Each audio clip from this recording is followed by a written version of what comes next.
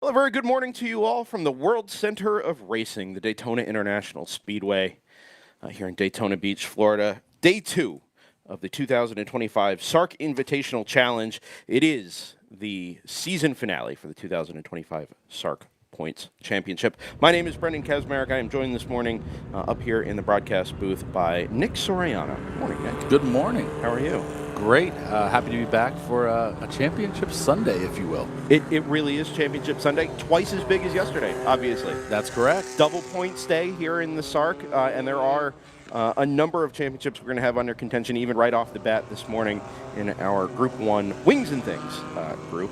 And it is truly and things this morning. A number of classes, both the winged formula and the non-winged, FF, F6, FV, there at the tail end. We'll get to some of those points chases as we roll on throughout the day. The double points, Nick, we'll just touch on this right off the bat. Double points today, it doesn't count as 2 finishes. Today still counts as 1 finish, but it is quite literally a doubled points total. So even if you're at your maximum of 150 points, based on your 6 best SARRC finishes, you can increase your total today. Correct, yeah. We are going to try and cover as many of the points battles as we can. Now, everything we do say is very unofficial. We're going to try and give you an outline. We can't guarantee the accuracy of any of this. You'll have to wait until the official points are released after tech and anything like that. But we will do our best to highlight those battles in the fields for all the classes today. Let's get right to it off the bat. Group 1 starting grid, we begin with open wheel. On the pole, the number 99, Store WF1. It's your prototype pole sitter of A.J. Snyder. That'll be on the outside of row number 1. That's what they've chosen to start the race this morning. Sherman Chow, remember, did not take the start yesterday. Ended up pulled off over there at turn 5 on the pace lap. It's your P2 pole sitter, the number 3, the lap time of 1:58.253. That'll be the inside line going into turn number 1. Peter Shadowin in the number 12 prototype to start in P3 alongside the FE2 pole sitter. It's the number 62 of Will Franklin. We get to FC next. It's the 5th place starter, Justin Smith, in the number 44, Elon RF10. He'll be locked in one of the points battles today, already tied at 150 points with Paul Douglas, who's starting a little bit further down in the FC field. So let's keep an eye on the 44 of Justin Smith, starting P5. He'll be alongside Carl Wingo in the number 16. That's your FE2 second place car. Nicholas Zaretic in the number 37 starts P7. That's an FC car alongside the other FC, Stanley Hallett, number 23. And we get to row number 5, David Wilklow in the number 89 FC alongside Paul Douglas. Again, that is the car locked in that championship fight with Justin Smith. So FC pole sitter and FC last place starter, that number 21, Paul Douglas. We anticipate, unofficially again, that being a winner-take-all fight in Formula C. In P, it's Wade Richardson in the number 56, starting 11th alongside H. Neil Lund. In the P2 entered number 36, March Apache 86S. Will Franklin will start 13th. That's an SR1 entry, an SRF3 Ford as it's entered here. Was a DNF yesterday. Should start on the 7th row alone in group number 1. Then we get to the unwinged formula group, things without wings. Daniel Thorogood, after an excellent fight yesterday with John Schmeny, locked in an FF championship fight as well. We expect that to be winner-take-all between Daniel Thorogood and the 79. John Schmeny to start alongside in the number 69. That'll be the championship fight. Neil Radloff in the 96 alongside Alan Oppel, 16th and 17th overall. Again, that'll be row number 2 here in the second group. The Club Ford entry of Kevin Brumbaugh, the number 86, alongside Harry Bradley, the first Formula B in the number 77. John Fuchs, number 94, starting alongside Mike Schiffer in the number 29. A pair of Formula V's there on the 4th row of the second group. And then Bill Dennis to start alone in the number 67 on the final row of the grid. 14 laps, 40 minutes on the clock as we get ready to roll from the Daytona International Speedway. The green flag waves, and the jump straight off the bat is the number, is that the 12 of Peter Shadowin, who's jumped straight into the lead in the West WX10. Around the outside to turn number 1, gets a couple of car lengths as they all jump on the brakes down into turn 2. Big jump there, in a good way. Anticipated the start really well, and he was able to make a great move to take that lead, and already putting a couple of lengths on that front group. And I think he's going to be very comfortable out there. He's not going to have any complaints about it. But the green flag waves on group number 2 as our wingless things come on through. And that looks like the 79 is going to be your leader as they head down into turn 1 of Daniel Thorogood. again, part of that points battle that we have, and they make their way single file up until the third row, too wide there, and then they spread out a little bit. Eyes on the second place car, though, Nick. It is Neil Radloff in the white number 96, who's jumped in between the championship scrap of Daniel Thorogood and John Chimeni. It's the first time we've seen somebody other than Chimeni or Thorogood up into those top two positions. They were at it basically right from the off yesterday. It is possible here that Chimeni's gotten by, because that third place car now drops to fourth on the run out of turn number 3. Also important to remember, early in the morning, it's not cold out by any stretch of imagination, but these are the lightest cars we run in the SCCA. It does take some time to build some temperature into the brakes, into the tires, and as soon as they get up onto the banking, tires begin to cool down again. You're running straight for long periods of time. It does take some time to build the temperature and the pressure in these tires off the bat. It does, and that's important for these guys, because with how light they are, without that heat, without that grip, the cars can be a little unruly. They just want to slide all over the place. So we'll see how everyone handles the warm-up part of this race. 40 minutes, so plenty of time to get some temperatures into everything. But as the first group comes back under the start-finish line, it remains the number 99 of A.J. Snyder out in front by 10 car lengths or so. He's really put a gap on that first lap. If you're watching along live timing over on Race Monitor, doesn't look like the session's been set to. There we go. We just got the update now. Finally catches up here. Snyder, Shadowin, Franklin, and Chow are your top 4 cars. So Will Franklin in that FE2 car has done a really nice job to get up amongst some of the prototype cars. Your FC leader is Justin Smith in that number 44. Remember, we're watching Smith and Paul Douglas in the number 21, but still waiting on timing to update here with yeah, I'm not sure Paul Douglas has started. Interesting. So it may be an easy one today for Justin Smith and his SARRC championship dreams, but as we're seeing the unwing things coming through, it's a big lead from Daniel Thorogood, as he is out in front by 3 seconds over Neil Radloff.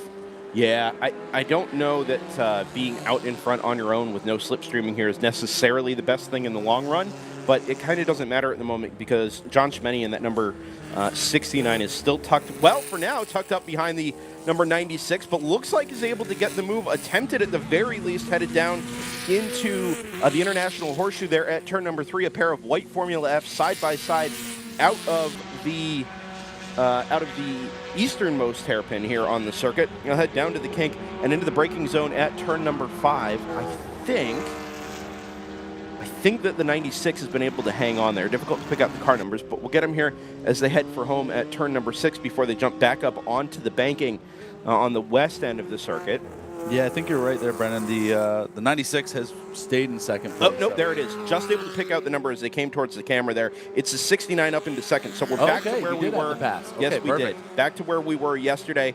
It'll be 79 from 69. Thorogood from Chimeni down in Formula F as they work now halfway through lap number 2 out of 14.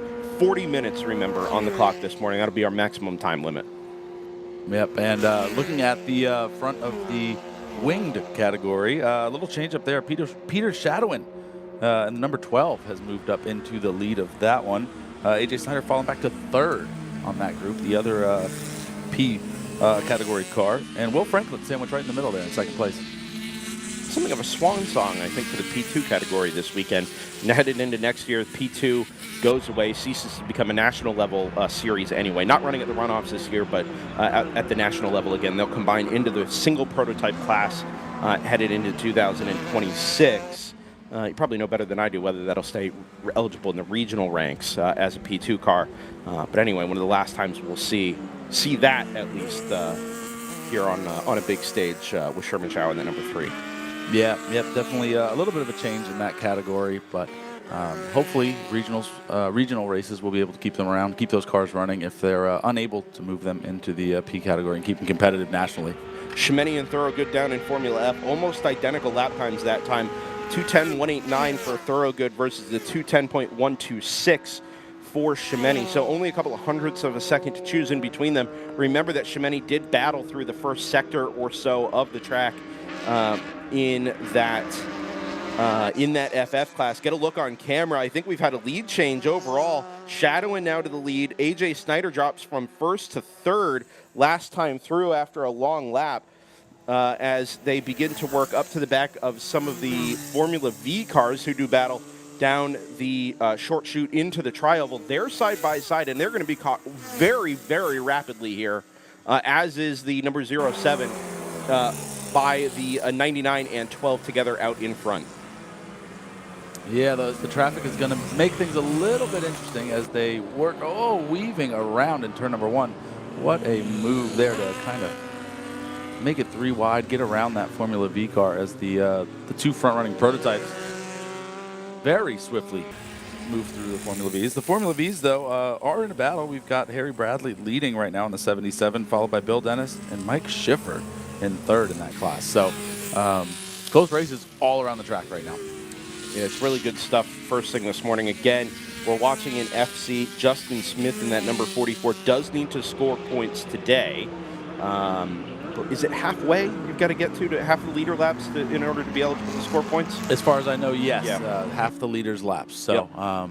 So that's the target for Justin Smith. Remember, tied at 150 with Paul Douglas in the number 21, who is a DNS this morning. Did not take the green flag.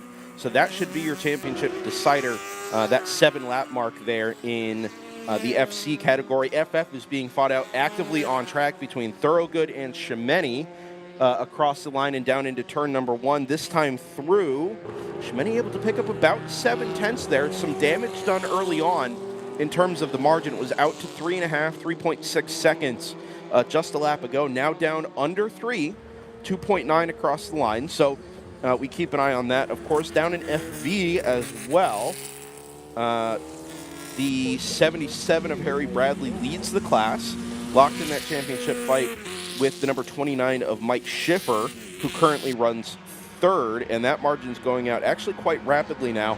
6.1 seconds last time across the line between Bradley in the 77 and Schiffer in the 29. Yeah, their points battle is coming down to this race, it appears, and right now, Harry Bradley really getting the best out of his car, making it work early on, maybe able to get some temp into the tires and brakes a little bit quicker, but we'll see as the race develops. Maybe we can have a little bit of a comeback, and we'll see Mike Schiffer or Bill Dennis challenge them a little bit.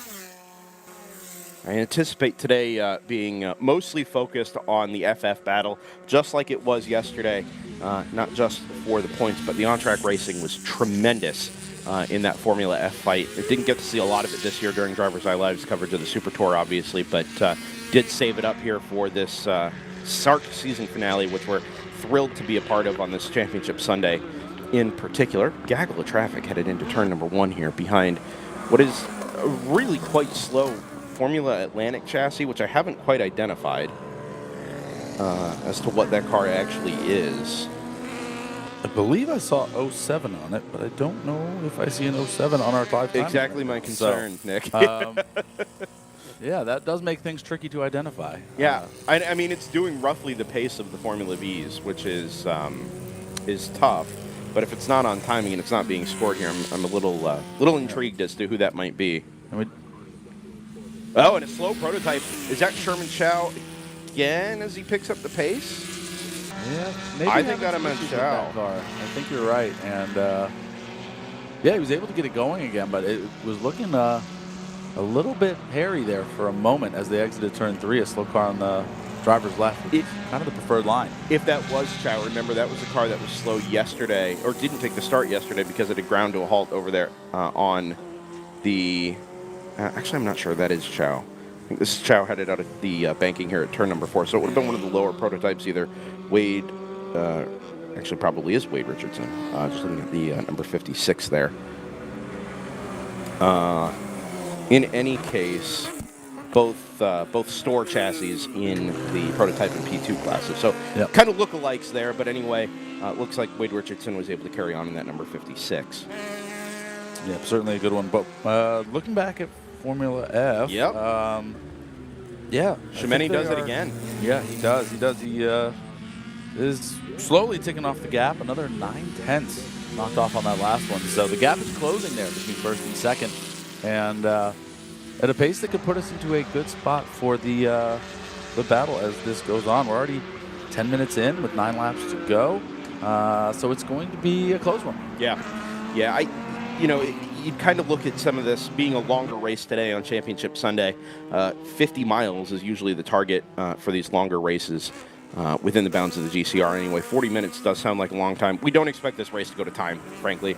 To under 2 minutes at the front of the field. We should be able to get this thing in under half an hour, which is excellent. But the nature of Daytona, with the high banking, the long straightaways, you don't anticipate tire wear really being a feature here. So I wouldn't have anticipated Chimene, maybe building that tire pressure and temperature very gradually, trying to save the life of the tire over the course of this race, because frankly, I just don't think tire wear is going to play a role like sometimes we see in longer races in Spec Miata, Spec Racer Ford, where for sure the handling is going to change pretty drastically over the course of the 50 miles. Yeah, I think it'll be pretty straightforward for him. But once again, we see the Formula Fords come through turn 1, and it's another gap closed by John Chimenti inside of 2 seconds now. About 1.6 seconds is the gap there.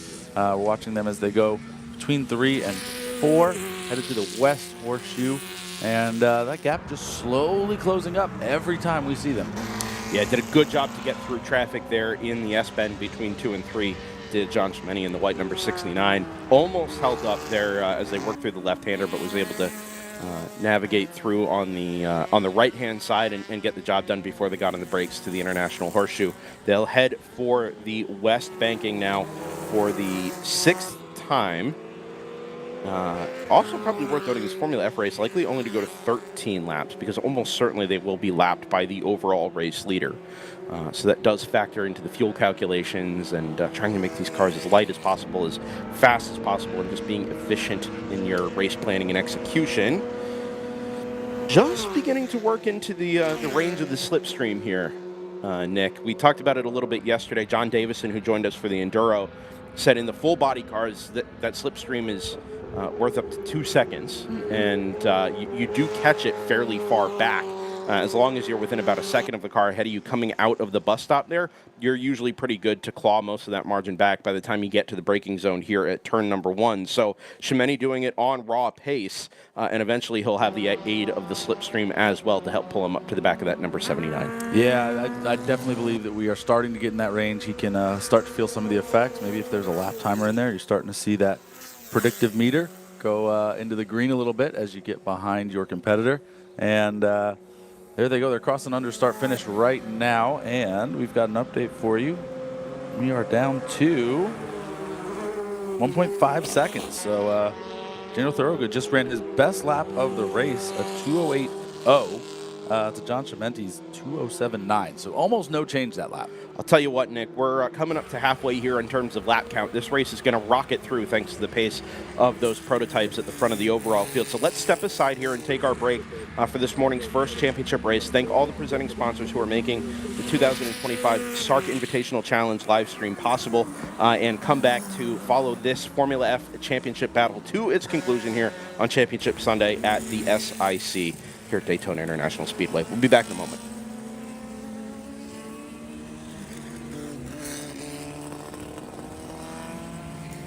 Want to race Spec Racer 4 Gen 3s with speed, style, and unbeatable support? At Apex Motorsports South, Florida's official customer service representative for SCCA Enterprises, we make it happen. Race-ready SRF3 rentals, full arrive and drive packages, expert prep and top-tier trackside support, and a crew that treats you like family. From your first lap to the checkered flag, we've got your back every step of the way. Whether you're chasing the podium or the pure rush of racing, Apex delivers performance with a personal touch. Come for the competition, stay for the camaraderie.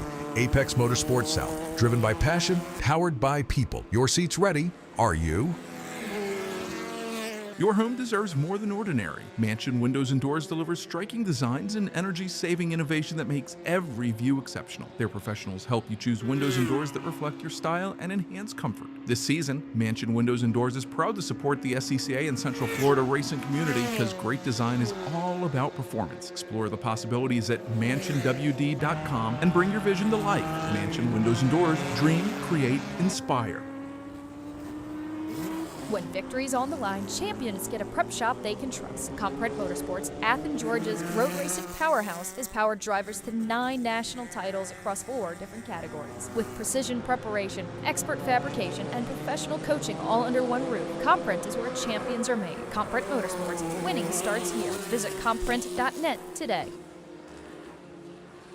Every great race needs more horsepower. It needs volunteers. At every SCC event, stewards keep competition safe and equal, judging the action and guiding drivers towards their best. CDIV's stewarding team, the Stewards of the Southeast, invite you to join their ranks at your next SCC event. Committed to racing, you can race and serve as a steward on the same weekend. Whether you're a veteran racer or an experienced volunteer, your insight can shape the future of motorsports. Step up, give back, become a steward, and help the next generation drive faster and fairer. Learn more at scca.com. Looking for precision that performs under pressure? At Tri-X Precision Manufacturing, we don't just machine parts, we engineer confidence. From aerospace to defense, our AS9100D and ISO 9001-2015 certified team deliver high-quality custom CNC components built to exacting standards. Fast turnaround, flawless execution. When your mission demands reliability, Tri-X delivers. On time, every time. Based in Sarasota, Florida, discover the power of precision at TriXPM.com. Bryce Kumis Racing is your home for American V8 performance modifications. Located in Palm Bay, Florida, just 3 miles from I-95, our speed shop houses a dynojet with load cell for precision tuning on most OEM ECUs, as well as Harley, Haltech, and Mega Squirt. Not in need of tuning? BKR's team offers the Central Florida motorsports community services ranging from suspension and brake conversions to corner balancing, pre-purchase inspections, and race prep services. To learn more, find us on social media by searching Bryce Kunis Racing or call 321-848-2280 today. Ready to live the thrill of motorsports? The Washington, D.C. region of the SCCA has it all, and that's why we were named the 2024 SCCA Jumbo Region of the Year. Wheel-to-wheel road racing, precision autocross, high-speed HPDE, heart-pounding time trials, dirt slinging rallycross, or feel the rush of road rally, virtual racing, or karting. Whatever you drive, there's a place for you in the SCCA and the Washington, D.C. region with over 50 events year-round so you can have fun with cars. And don't forget, it's our incredible volunteers who keep the action alive. Want to be a part of it? Step up and join the team. Get started today at wdcr-scca.org. Don't just watch racing, live it with WDCR.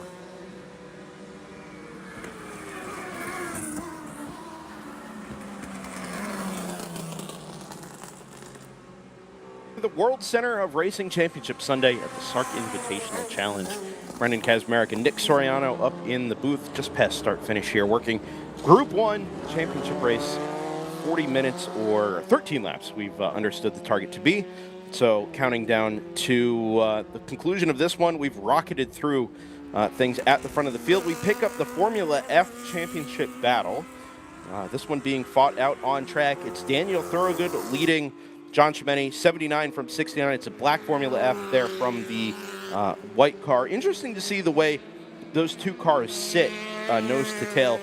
Slightly different profiles to them. Daniel Thorogood in the Swift LR23 seems to be a little bit wider, has a little bit more frontal area and kind of a wider stance on that car. John Chimeni in the number 69 looks a little bit narrower. It's like maybe it cuts through the air just that little bit better. And we saw yesterday, did seem to have a little bit of a straight line advantage when push came to shove, even though Thorogood ended up coming away with the win there yesterday. Yeah, we noticed that a couple of times, and I don't know enough about Formula cars to make a very accurate opinion of this, but I would imagine a wider front profile helps. You know, it feels like a little bit bigger hole to draft in.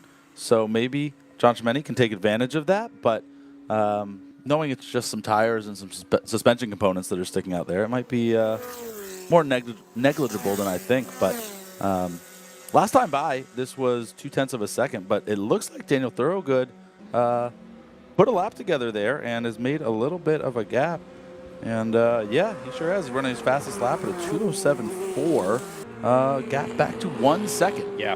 Chimeni's really good on the brakes down into turn number 1, the heavier braking zones there, but was a little bit more tentative back at the Le Mans chicane on the back straightaway. Just a little bit tougher time getting the car rotated from left to right through the first and second apices back there at the bus stop. And that seemed to be where it cost him the time from that transition all the way through the exit of the corner. And that obviously cost you all the way around the east banking there as well. Able to pick up some times and work back to the infield. But every tenth you lose out on track is time you're going to have to get back at some point if you're going to make a fight out of this thing. And we're starting to run out of time here if you're John Schmeny in that number 69. Yeah, and he unfortunately had some traffic to deal with in the International Horseshoe. And yeah, here again in turn 6, Thorogood, the same issue, just kind of getting beat to the apex by a car coming through. So both of them having some issues with traffic on the infield on this lap. So maybe negligible on the lap times when we come by, but that is part of multi-class racing. Absolutely. You've got to manage your race as best you can because there's multiple races going on track at one time. Up at the front of the field, AJ Snyder still leads Peter Shadow in overall and in prototype by 2.6 seconds. So this one stayed pretty close relative to yesterday, certainly up at the front of the field. Keeping an eye on that, Will Franklin leads FE2, just puts in a personal best on lap number 10. Justin Smith, unofficially, we think is going to clinch the FC SARRC Points Championship by virtue of having cleared halfway today in that number 44 car and the DNS from the number 21 of Paul Douglas this morning. Other than that, really, this FF battle is kind of the only one we have. We need to keep an eye on here. Formula V has gone out between Harry Bradley and Mike Schiffer in the number 29. That was the championship battle, of course, and Schiffer's done well to get up into P2 in the FV class. But unfortunately, the damage has been done as far as the margin goes. It's already out to 37 seconds. And actually, Schiffer and Dennis are kind of locked in a battle for a second there. They're headed down into turn 2, so just behind this FF battle. There they are. The blue and the black cars headed out of your screen through the S's there. We pick up the FF battle at the front. Again, this is not only a fight for the class win, but a fight for the class championship as well, as more prototype traffic comes up to the back of this scrap. Able to get through John Schmeny there, headed into the kink. Take the Western Horseshoe, and as they work towards turn number 6, bumps on the entry, so difficult to kind of send it up the inside if you don't already have a decent run. Just going to wait and try and get the move done on Thorogood as they head up onto the Western banking. Yeah, Schmeny may be able to use a little bit of a tow from the prototype to get some of that top speed going. But it doesn't appear to be the case. That prototype seems to have gotten out of there fairly quickly. No help for really either of the Formula Fords in that battle. And they'll continue on. It looks to be about the same gap we saw last time as they headed into the Le Mans chicane on the backstretch here at Daytona International Speedway. White flag in the hands of the starter here in the tri-oval. Nick waves that flag over the number 99 of AJ Snyder to begin the final lap of 13. Here in the SARRC Invitational Challenge for group number 1. Leads Peter Shadowin across the line by 5.4 seconds. So that margin has gone out here in the late stages and begins the final 3.5 miles of racing of the 2025 SARRC season. We'll put that to one side and keep following this Formula F battle. Is this Schmeny onto the back of Daniel Thorogood in that number 79? I think it is. Schmeny has kind of bided his time really well here, and now as they begin the final tour of the Daytona International Speedway, it's all to do for John Schmeny within 2 car lengths headed down into turn number 1 and 2 for the final time of asking. No move on there, but important to get a good run out of the left-hander at turn number 2, accelerate up through the gears and come into the International Horseshoe where Nick Soriano, they're going to meet some Formula V traffic. Does this hold up Daniel Thorogood at all at the apex? Doesn't look like it. No, it looks like they both made it through fairly clean with the traffic, which is great because last lap they are within striking distance for either of them to come away with this championship, and it'll be if John Schmeny is able to get close enough to make a move. Right now, looking a bit too far away to go for anything. That would be a monumental kind of attack if they were to try and make a pass here into turn number 6. So maybe anticipating some drafting on the back straightaway, maybe making a move into turn 7, or biding their time and just wants to be in the draft, exiting the Le Mans chicane. Key here is to focus on the exits if you're John Schmeny. Squares turn 6 off really well and accelerates in mostly a straight line up through the transition into oval turn number 1, gets into the slipstream there of the 79 of Daniel Thorogood. It has been all 79 in Formula F so far this morning, led from the green flag. The checkered flag waves over the 99 of AJ Snyder here at start finish, but never mind that. Let's wait for the, that's the Club Ford there of Kevin Brumbaugh. We're waiting for the next Formula F. The pair there, it's Thorogood just a little bit wide at the first apex of the Le Mans chicane. Schmeny is going to follow him through, stays in the slipstream, but it's still just about 2 car lengths as they head into the shade in oval turn 3 and 4. They're going to reappear into the sunlight just as the transition into the final corner of racing in the 2025 season in Formula F. Thorogood leads Schmeny by 2 car lengths, car length and a half now as they head towards the tri-oval. Schmeny is going to tuck into the draft, then pull out to driver's right. Side by side, pass at the line. The checkered flag waves for John Schmeny. And just at the death of the 2025 season, John Schmeny takes the class win and provisionally takes the Formula F Points Championship. Wow, what a finish. John Schmeny, like we talked about, kind of biding his time, waited for the draft, used it perfectly, exiting the Le Mans chicane, coming around NASCAR 3 and 4, and was able to just make the move. Daniel Thorogood led almost wire to wire on that one, but in the last 100 feet or so, John Schmeny able to make the move and finish that off. What a race. About 200 yards too short for Daniel Thorogood. That was really all it took as they transitioned up onto the 18-degree banking here in front of us at start-finish. It looked like it was going to be tight between Thorogood and Schmeny. Schmeny just seemed to have that little bit of extra power when he needed it. As you said, bide your time. Wait to put yourself in a position to win. I think he knew he had it all along if he wanted it. We're going to go side by side in Formula V here coming into the tri-oval as well.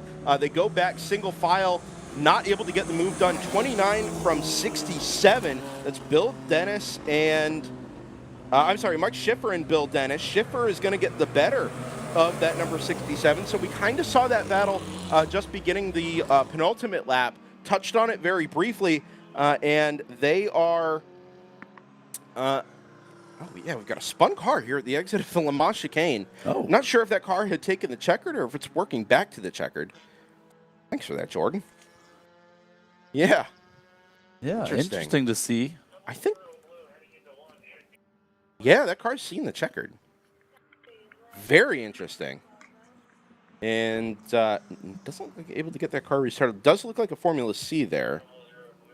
Does have that profile, and all right. Hopefully they'll be able to get them back either under its own power, or we'll have the safety crews come pick them up and bring them back to what I guess we would call Victory Lane. I'm not sure if we're using Victory Lane today for any of these races. They did last night for the Enduro, so I guess we'll wait and see. Well, you can see here on pit road, they are giving a checkered flag to your overall winner, the 99, and he is going to take a victory lap. Very cool. Let's see, are they going to do more class champions? It looks to be so. They are waving some back into the paddock, some continuing on pit road to pick up their checkered flags. So very cool. Hopefully everyone had some fuel saved for this victory lap. I know with these formula cars, sometimes they are very precise with the amount of fuel they run. So, put it in fuel save mode and jump it into high gear as soon as you can, coast around the track. With our class winners and potentially some class champions here as well, beginning their victory lap of the Daytona International Speedway. We're going to take this opportunity to run through your class winners and podiums, and then we'll step aside, pay some bills, and get ready for group number 2. Starting a little bit early this morning. Tell your friends, tell your family to join us if they weren't planning on joining us till around 9:20. Probably starting this one just a touch early. So in group number 1, we'll start at the very top of the alphabet, actually. We're going to start with Club Ford. Kevin Brumbaugh, the number 86, takes the class win there as the only starter. FE2, Will Franklin by 1 minute and 4 seconds over Carl Wingo, 62 from 16 there in Formula Enterprises 2. Formula V, it's Harry Bradley in the number 77, we think, potentially there. also coming away, actually, we don't know the championship status there. We'll let Nick take a look at that in FV. Does take the win from Mike Schiffer on the road anyway. 41.5 seconds is your margin there.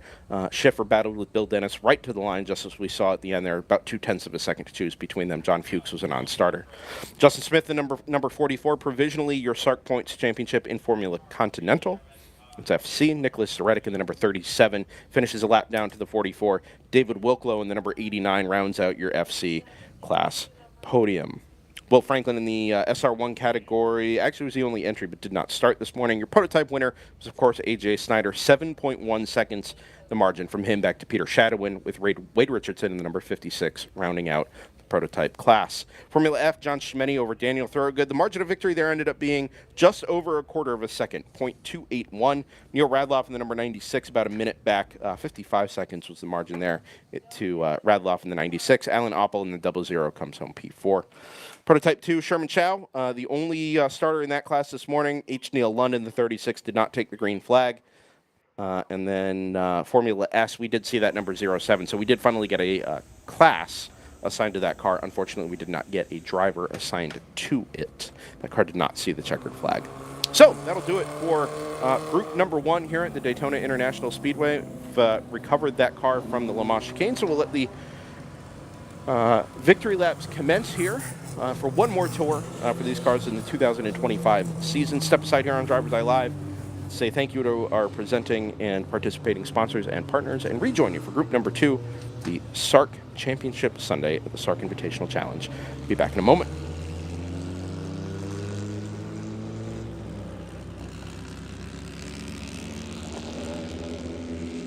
Utilizing advanced CNC machinery and software, the team at Silver Horse Racing and Space Coast Precision proudly manufacture products in the USA, right on Florida's Space Coast. They take pride in supplying companies such as Shelby American, Magnuson Superchargers, SpaceX, and more, producing components for some of the world's fastest and most recognizable vehicles. From deep-sea water testing to parts for America's space program and everything in between, they are ready to tackle your manufacturing needs. Check them out on the web at silverhorseracing.com or spacecoastprecision.com to learn more. Babyface Fabrication is the product of years of NASCAR and road racing fabrication experience by SCCA B-Spec driver Josh Schmidt. Our website has dozens of existing products and custom solutions for your current or next race car build. Visit babyfacefabrication.com to learn more. At SpeedTech Automotive, our mission is to deliver unmatched performance, innovation, and reliability to every vehicle we service and modify. With over 20 years of experience in the automotive industry and 15 years of racing expertise, we're driven by a passion for precision engineering and cutting-edge technology. Our goal is to push the boundaries of automotive excellence, offering our clients high-performance solutions that enhance both the speed and safety of their vehicles. Whether on the track or on the road, we are committed to exceeding expectations, fostering lasting relationships, and setting the standard for performance and service in the automotive world. For more, find us on Facebook at SpeedTech Automotive and SpeedTech Motorsport. From kart to car, the path to pro racing starts here. The Kart to Car program by Willie and Abel Racing, the Spec Racer 4 Gen 3 and Spec Miata rental specialists, teams up with Low Key Racing, your trusted Sodi kart dealer and premier coaching team. With expert instruction, proven trackside support, and licensing guidance, we help karters 14 and up make the leap into pro racing. Learn more at WNARacing.com or lowkeyracing.com. And a big thank you to all the volunteers who make this weekend's SARRC Invitational Challenge possible.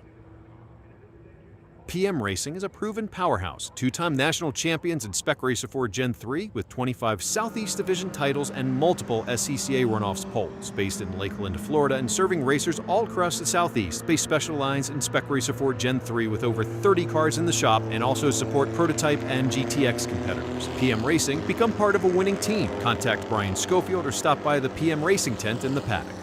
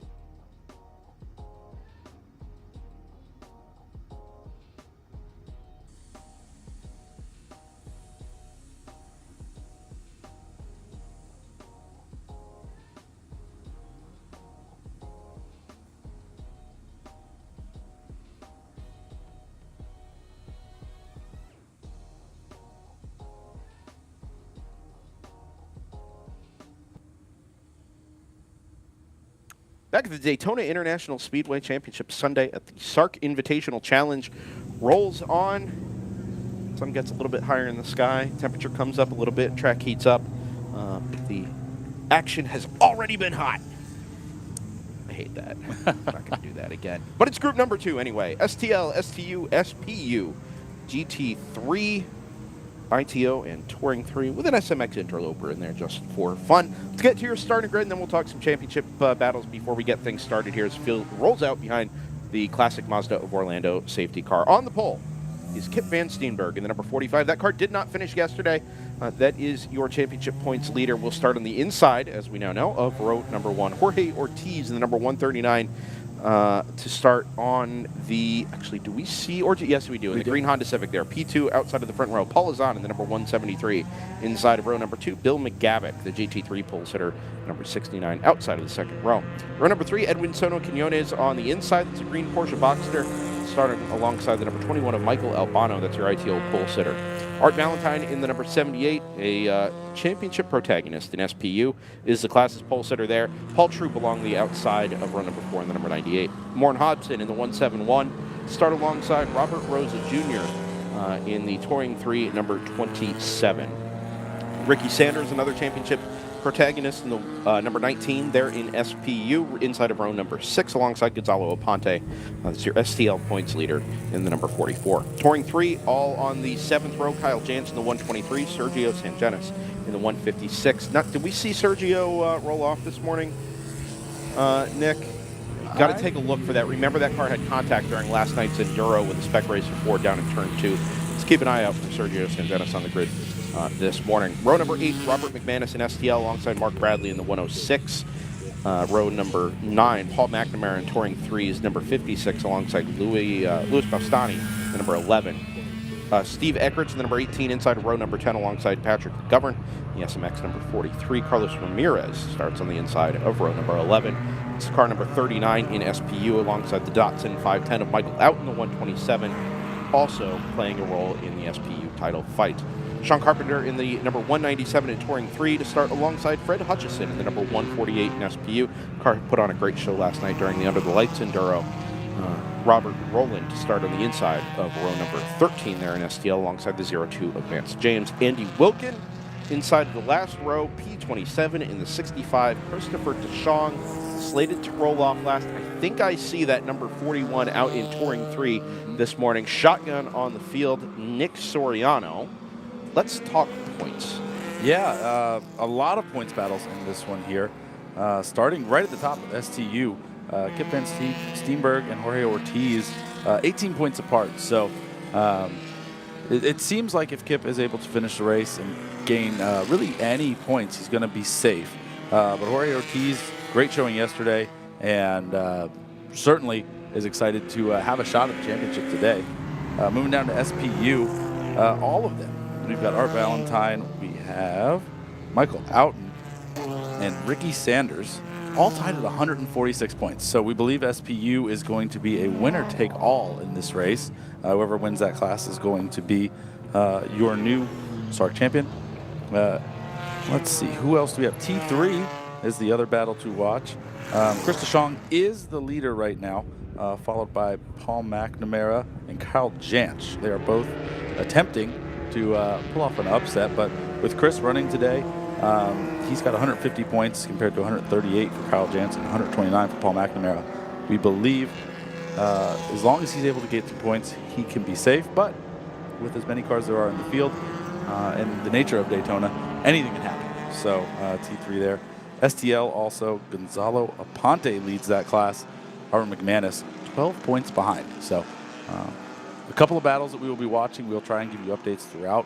We'll have the abacus out, sliding the beads left and right to make sure that our points are somewhat correct. But very exciting to see all these points battles. Wish we had an onboard for that Chris DeShong car starting in P28. The Skip Barber Racing BMW 330i. Would be tremendous to watch Chris work his way up through the field. Nice to see Chris out racing. He used to flag with his late father, Dana, many, many years ago. Cool to see the name carrying on here in the Central Florida region. The classic Mazda of Orlando safety car pulls off to driver's left down the pit lane, and we get set for 13 laps or 40 minutes of action. Group number 2, the green flag waves at Daytona, and we are ready to crown some champions. The 2025 SARRC Points fight. Kip Van Steenberg to the inside, Jorge Ortiz to the outside in the green Honda Civic. Dead even as they head down into the braking zone at turns 1 and 2 before Van Steenberg is able to pull just about a car length or a car length and a half clear, working through the second corner. 2 and 3 wide deeper in the field, all trying to work their way cleanly through the first couple of corners. Now Ortiz comes under attack from Paul Lizan in the number 173, defends well at the inside of the International Horseshoe. May go up through the gears, headed out of 3 towards the kink for the first time. Yeah, great battle up front. All 3 cars really going after it. Paul Lizan aggressive on the brakes early on. A bold move when you're still building temperatures like we talked about in the first session, but he was unafraid. He went for the move right away and is just all over the back bumper of Jorge Ortiz right now as they head into turn number 6 out onto the banking. Art Valentine in the number 78 is going to be an easy one to pick out for us in SPU. That's the Thunder Roadster car you see just about P10 at the moment. Wait for him to head out of turn number 6 and head for the banking here. His championship fight today is going to be the 1973 Ford Escort. That is a red and white colored car of, I'm sorry, it's not the Ford Escort. In SPU, Morn Hobson is in second place. But the championship fight will be Ricky Sanders, we think, in the number 19. First up on the list before we get a little bit further down to Michael Outen in the Datsun 510. That car had problems yesterday, remember, so Michael will need to be reliable, certainly more reliable than he was yesterday. Top 3 come a little bit closer together as they work through the Le Mans chicane for the first time and head towards the east banking. Cars drafting nose to tail. It's about 2 car lengths for Kip Van Steenberg. That's going to close to 1.5. It's 1 car length between Ortiz and Azan as they work up into top gear, headed towards the exit oval, turn 4, and the tri-oval to complete lap 1 out of 13. Wow, look at this group as they come across start-finish line. They are tight together as Paul Lizan, again, aggressive on the brakes, moves past Jorge Ortiz and looks to make the move stick. He's on the outside of that crown there, so going to be interesting to see if he holds grip, but he does. And now Kip Van Steenberg under attack by Paul Lizan in the white BMW there behind him. So it's going to be a all-out attack, I think, from all 3 drivers at the front. They're going to be defending, making moves the whole time. Not much between them at this point. Yeah, remember, we didn't see much tire wear playing a factor in the earlier race, the open wheel race. These cars a lot heavier, do tend to move around a little bit more, and the temperature is beginning to climb in the later part of the morning here in Daytona Beach, Florida. So let's just watch how hard Paul Lizan is pushing in these early stages and see if it gives him an invoice for later on, at least as far as the car's pace and consistency is concerned. Absolutely getting after Kip Van Steenberg for the overall and STU race lead, however. Paddock caller appears to be, is that the 65 of Andy Wilkin, Nick? Yep, sure is. Okay. Looks like an early retirement for them, unfortunately. Now that the first lap is complete and the cars head to the banking on the west side of the circuit here for the second time, a quick recap of where things stand in the other classes. Robert Rosa Jr. leads T3 after 1 lap. That's 8th place overall. Art Valentine is now back to 2nd in SPU behind the 19 of Ricky Sanders. Remember, we think SPU is going to be a winner-take-all scenario this morning where we're watching Art Valentine and Sanders along with Michael Outen. So good job for Ricky Sanders to take advantage here early on, moving up from 3rd place in that class on the grid straight to the point after just the first lap of racing. Outen, for his part, way back in 19th overall at the moment. That Datsun 510, remember, had trouble yesterday with reliability. So this one may end up being fought out here just between Valentine and Sanders up at the front. Yeah, and as we watch the overall leaders in our TU class, Kip Van Steenberg continues to lead by just under a second over Paul Lizan, who is tailed again by under a second by Jorge Ortiz. So all 3 of them still nose to tail running at the front, followed by Bill McGavick in 4th, that lone GT3 entry, I believe. And the race continues on. They are working their way through. Eyes out on the tri-oval here from the left side of our perch up here by start finish, looking for the number 41. Christopher DeShong did not take the start. I could have sworn we saw the Skip Barber colors at the tail end of the field. That red BMW 330i, but not scoring laps this morning. No, I don't see any Trouble lap in pouring timing. 3. Yep. So right now we think it is going to be a new points leader by the end of this race. Kyle Jansch currently in second behind Robert Rosa Jr., but has the opportunity to come away with the win. He's still battling against Paul McNamara, though. They are just separated by a few points. So not over yet. We could have a new points leader / champion in the T3 category, as we're going to continue watching that race for the next couple of minutes here. We've got 11 laps to go, 34 minutes on the timer. A lot of racing still. Yeah, absolutely. Oh, we've got a car around on the motorcycle circuit there at the exit of turn number 5. I believe it's, let's see, is that the 120? He drove all the way there from the exit of 4. I wonder if he just kind of held the wheel straight once he got it wrong over there and aimed for the motorcycle course. He actually ended up between the motorcycle course and the racetrack proper, which is, yeah, it's a long ride out through the grass there. Silver BMW, was that Jansch? It is Kyle Jansch. Oh, my goodness. Just talking about had a potential to become your T3 leader. Doors wide open for Paul McNamara now. They were separated by 2 points coming into this, so a mistake could be costly here. I believe that went out to 9 points based on our rudimentary math after yesterday. That does make sense. 2 points before the weekend out to, yeah, it would have been a win for Kyle Jansch yesterday. Paul McNamara finishing 3rd in the Touring 3 class behind Sergio Sandenis. So that makes some sense. But anyway, I mean, if that flips and McNamara is able to get back up to the top, double points being scored in this final race. I think, like you said, we're going to have to get the abacus out and do some really, really quick math at the checkered flag of this one, because there's a chance that long off and re-entry for Kyle Jansch in the 123 has turned the Touring 3 race on its head.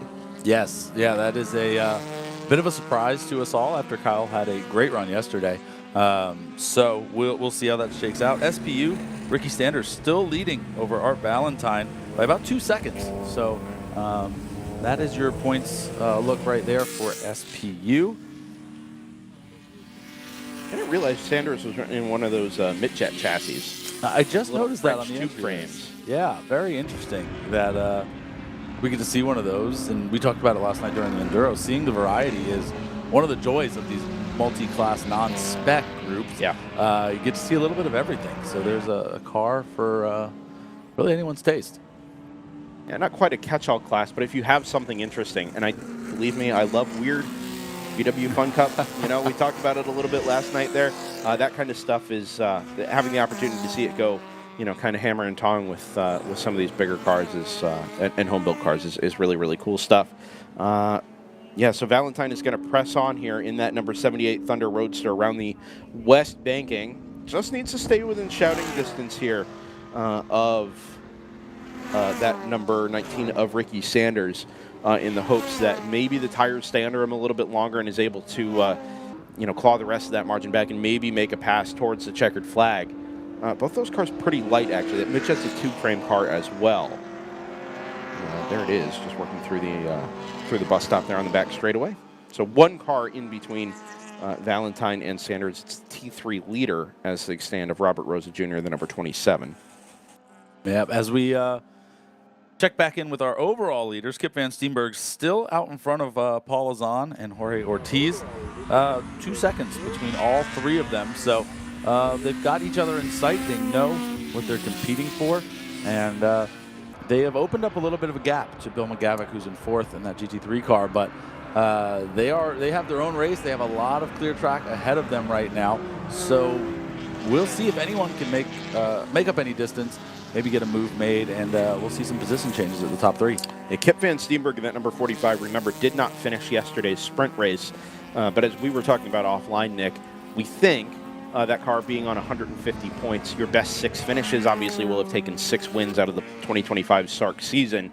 That car was maxed out on points. No reason to finish the race. And if there's any question mark about reliability, or you don't want to put the miles on the tires or on the engine or on any components, you're better off retiring the car, putting it back in the paddock and saying, yep, we're in good shape for tomorrow, let's go win a title. So that doesn't yesterday's DNF doesn't mean there are any necessary concerns over that number 45. But does need to be able to finish the race today and take the points home in order to claim that title. Yeah, it sure does. And we with the double points today, this one obviously more important. And Kip Van Steenberg's been around SCCA for a long time, and so I think he knows exactly what needs to happen to make sure that car finishes and he holds on to his championship. So I'm not surprised if that was their plan yesterday and they knew, hey, let's just get a little test in, let's see what happens. So as they make their way out of NASCAR 3 and 4 across start-finish, Kip Van Steenberg continuing to lead overall with Paul Azan and Jorge Ortiz in tow, very close behind. The lap times all really, really close together. Kip Van Steenberg does a 2:05.2, Paul Azan a 2:05.7. Jorge Ortiz actually closes down just a touch with a 2:05.3, so it stays there right in that 2-second window. Bill McGavick did not recover the hood on the number 69 GT3 entered Mazda RX-7. I just noticed that as he came by. We mentioned it earlier while we were in the break. Curious if he would have all of that machine back on track, but no, looks like the hood is off. Maybe helps with cooling on a warm day. Who knows? The next group of cars we're watching here in SPU comes through start-finish. Ooh, passing SPU. That's the 171 of Warren Hobson, who's actually cleared the number 78 Thunder Roadster of Art Valentine as they jump onto the brakes down towards turns 1 and 2, and just able to get another car now in between the midjet number 19 of Ricky Sanders. So that Ford Escort Mark I, not a part of the championship fight, we think, in SPU, but to some degree playing the role of spoiler here a little bit. Valentine goes up the inside at turn 3, but then washes out at the apex, pushes them both wide, and Hobson is able to get the run down the chute towards the kink at turn number 4. All this battling is exactly what that number of 19 of Ricky Sanders wants to see in his mirrors. Yeah, he's happy to see that battling going on. Slow him down, give me some breathing room. I want to be able to run free and clear out in front if I'm the leader in that class. That's the only thing I'm really hoping for. I don't want to caution. I don't want things to slow down and come back to me. Let me run my race. Let me be in clean air. And car off and around in the grass there at the exit of turn number 2. Does a nice 360 in the grass and carries on. Oh, no 360. Yep. Wow. Is that? Well, there I go with the announcer curse, too. I had mentioned. I think that's out. In the Datsun. The blue Datsun number 127. I believe you're right. I think that was Michael Outen. So maybe pushing to try and keep touch with the rest of the SPU field. Really just needs to be consistent more than anything else. Stay on the track and just hope that attrition is going to work in your favor. Again, the longer race this morning does open that possibility even just that little bit slightly more. Off tracks and spins that are not necessarily helping. But yeah, anyway, gets back in the running, and we'll press on in the hopes that good fortune should fall his way there competing for that SPU points title. Yeah, a little update on your front runners as they go into turn number 6 right now. Kip Van Steenberg still holding about 2.5 seconds between the top 3. But Paul Azan may have made a mistake, falling back a little bit, giving Jorge Ortiz a striking chance here. He's got a good draft. He's going to be able to use some of this on the banking. So maybe the battle for second is the one we're going to be watching in that front-running STU group. Down in Touring 3, Kyle Jansen at 123 has recovered to sit 5, standing yellow at 1. Let's see. Maybe a car stopped right by our Hoosier Racing tire truck. Yep, sure is. Oh, yeah, look at that. 68 green is the number I'm hearing. That would be Edwin Soto Quinones in the 2000 Porsche Boxster. Car was running 4th in STU. No, that would be I'm seeing the number 98. That's a Camaro. Oh, so that's different. Yeah. Okay. A different car, and it's got some rear end damage, so maybe a loop and some contact coming through turn 2.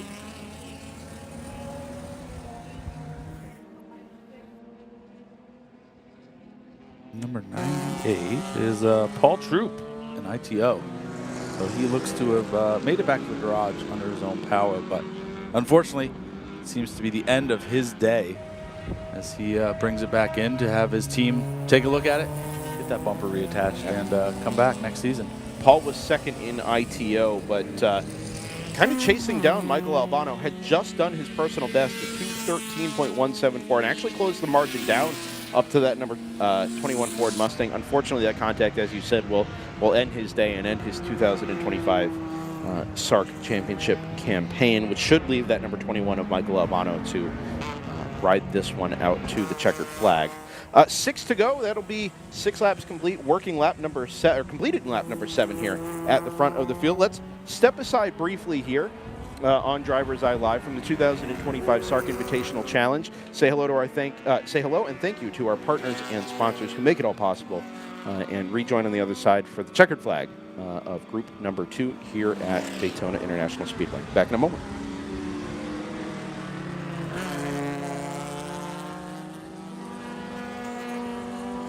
At SpeedTech Automotive, our mission is to deliver unmatched performance, innovation, and reliability to every vehicle we service and modify. With over 20 years of experience in the automotive industry and 15 years of racing expertise, we're driven by a passion for precision engineering and cutting-edge technology. Our goal is to push the boundaries of automotive excellence, offering our clients high-performance solutions that enhance both the speed and safety of their vehicles. Whether on the track or on the road, we are committed to exceeding expectations, fostering lasting relationships, and setting the standard for performance and service in the automotive world. For more, find us on Facebook at SpeedTech Automotive and SpeedTech Motorsport. Silver Horse Racing and Space Coast Precision sponsors the father-daughter race team of Marcello and Alyssa Canatano, racing in the number 03 and 04 Spec Miatas. Based on Florida's Space Coast, the companies provide precision CNC machine components for everything from deep-sea water testing to components for America's space program and everything in between. With their roots in SCCA competition dating back to 1991, they understand precision and performance and are ready to help you with your manufacturing needs. Check them out on the web at silverhorseracing.com or spacecoastprecision.com to learn more. Babyface Fabrication is the product of years of NASCAR and road racing fabrication experience by SCCA B-Spec driver Josh Schmidt. Our website has dozens of existing products and custom solutions for your current or next race car build. Visit babyfacefabrication.com to learn more. When it comes to getting race cars ready, PM Racing does it all. Welding, fabrication, composites, paint, race car prep, setup, and data services. With decades of experience and championship results to prove that their Florida-based team supports drivers at events all across the Southeast, keeping cars fast, reliable, and race-ready. PM Racing, we are driven. Contact Brian Schofield or visit the PM Racing tent in the paddock. From kart to car, the path to pro racing starts here. The Kart to Car program by Willing and Able Racing, the Spec Racer 4 Gen 3 and Spec Miata rental specialists, teams up with Low Key Racing, your trusted Sodi kart dealer and premier coaching team. With expert instruction, proven trackside support, and licensing guidance, we help karters 14 and up make the leap into pro racing. Learn more at WNARacing.com or lowkeyracing.com. And a big thank you to all the volunteers who make this weekend's SARRC Invitational Challenge possible.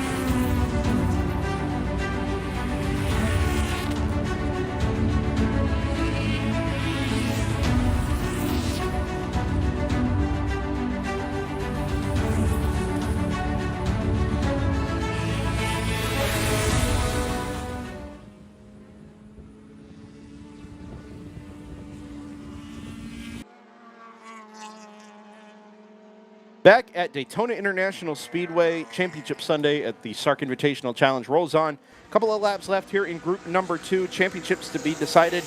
And Nick Soriano changes in SPU. Yes, big shifts going on. Morn Hobson was the one we talked about playing spoiler. Now leading SPU as they come across start-finish right now in that number 171. And another shift here, the 19 of Ricky Sanders moves into second on that lap. They were third in class, but a lot of shifts going on. Art Valentine now in third, all within about a second of each other. So that is probably one of the most energetic battles on the track right now, along with the battle for second in STU. Jorge Ortiz and Paul Azan really locked in on a couple tenths apart. They have been trading back and forth, seems every corner, not even every lap. So a lot of good racing going on right now. Yeah, interesting to see the dynamic between that number 19 of Ricky Sanders and the 78 of Art Valentine. Those cars clearly making their speed in slightly different ways, although it does look like Ricky Sanders in that midjet number 19 is kind of beginning to claw his way back up to the number 171 of Morn Hobson. Sorry, that's the Ford Escort Mark 1. Morn Hobson not playing a role in the championship as far as we can tell there in SPU. This one is more of a straight fight between Valentine and Sanders. So, so far, for whatever caused Sanders to fall back in that midjet two-frame chassis, Valentine took advantage, and then immediately Sanders back on it. A great fight for second overall, headed down towards the kink. With Paul Azan and Jorge Ortiz now no longer in that order. Looked like Ortiz made a move going into the International Horseshoe. Azan is going to follow him up the inside of some lap traffic on the way into turn number 5. And absolutely nose to tail headed out of the Western Horseshoe and working their way back towards turn number 6. They're going to go single file headed back towards the West Banking. Yeah, Azan has been really good under braking. That's where he's been making most of his attacks, going into 1, into 3. So we've seen a couple of times trying to stick the nose in, get that advantage. I feel like the Honda, though, of Jorge Ortiz, that VTEC kicks in, and I think it's just got a little bit of power, and it's able to keep that BMW at bay on the straightaways for the most part. So like we talked about in the SPU battle, there's, the cars make speed in a little bit different ways. Same thing happening in STU right now. Yeah, it's all happening about 6 3/4 seconds behind Kip Van Steenberg in the number 45, and that battling is not doing them any favors. In reality, I think Ortiz kind of needs Van Steenberg to have trouble within the last 2 or 3 laps here in order. Yeah, that was Paul Azan who missed the bus stop. So maybe cooked it in a little bit too quickly. He did come out ahead of Jorge Ortiz, but gives the spot back on the banking as they come.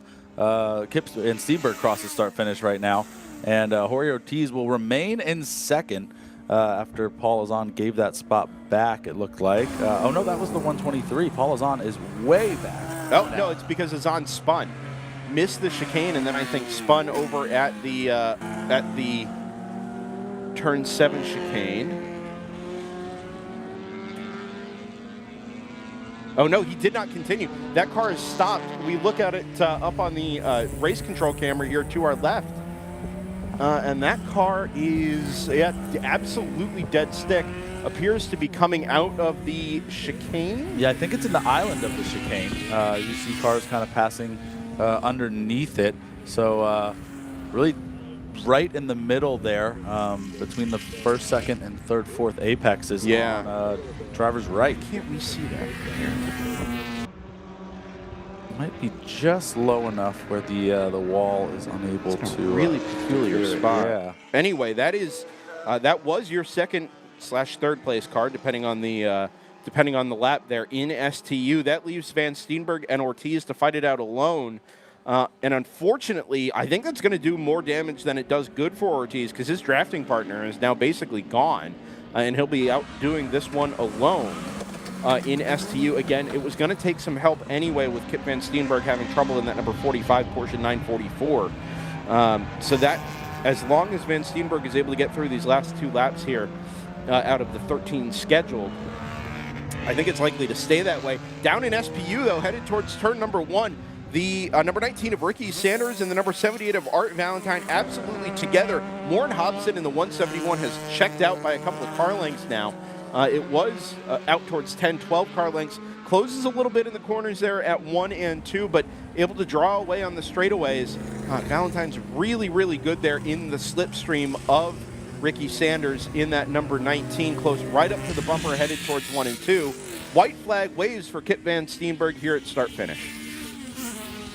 Yep. Unfortunate to see Paul Ozan. I checked with the binoculars. The reason we can't see him from here, we are blocked by 2 palm trees.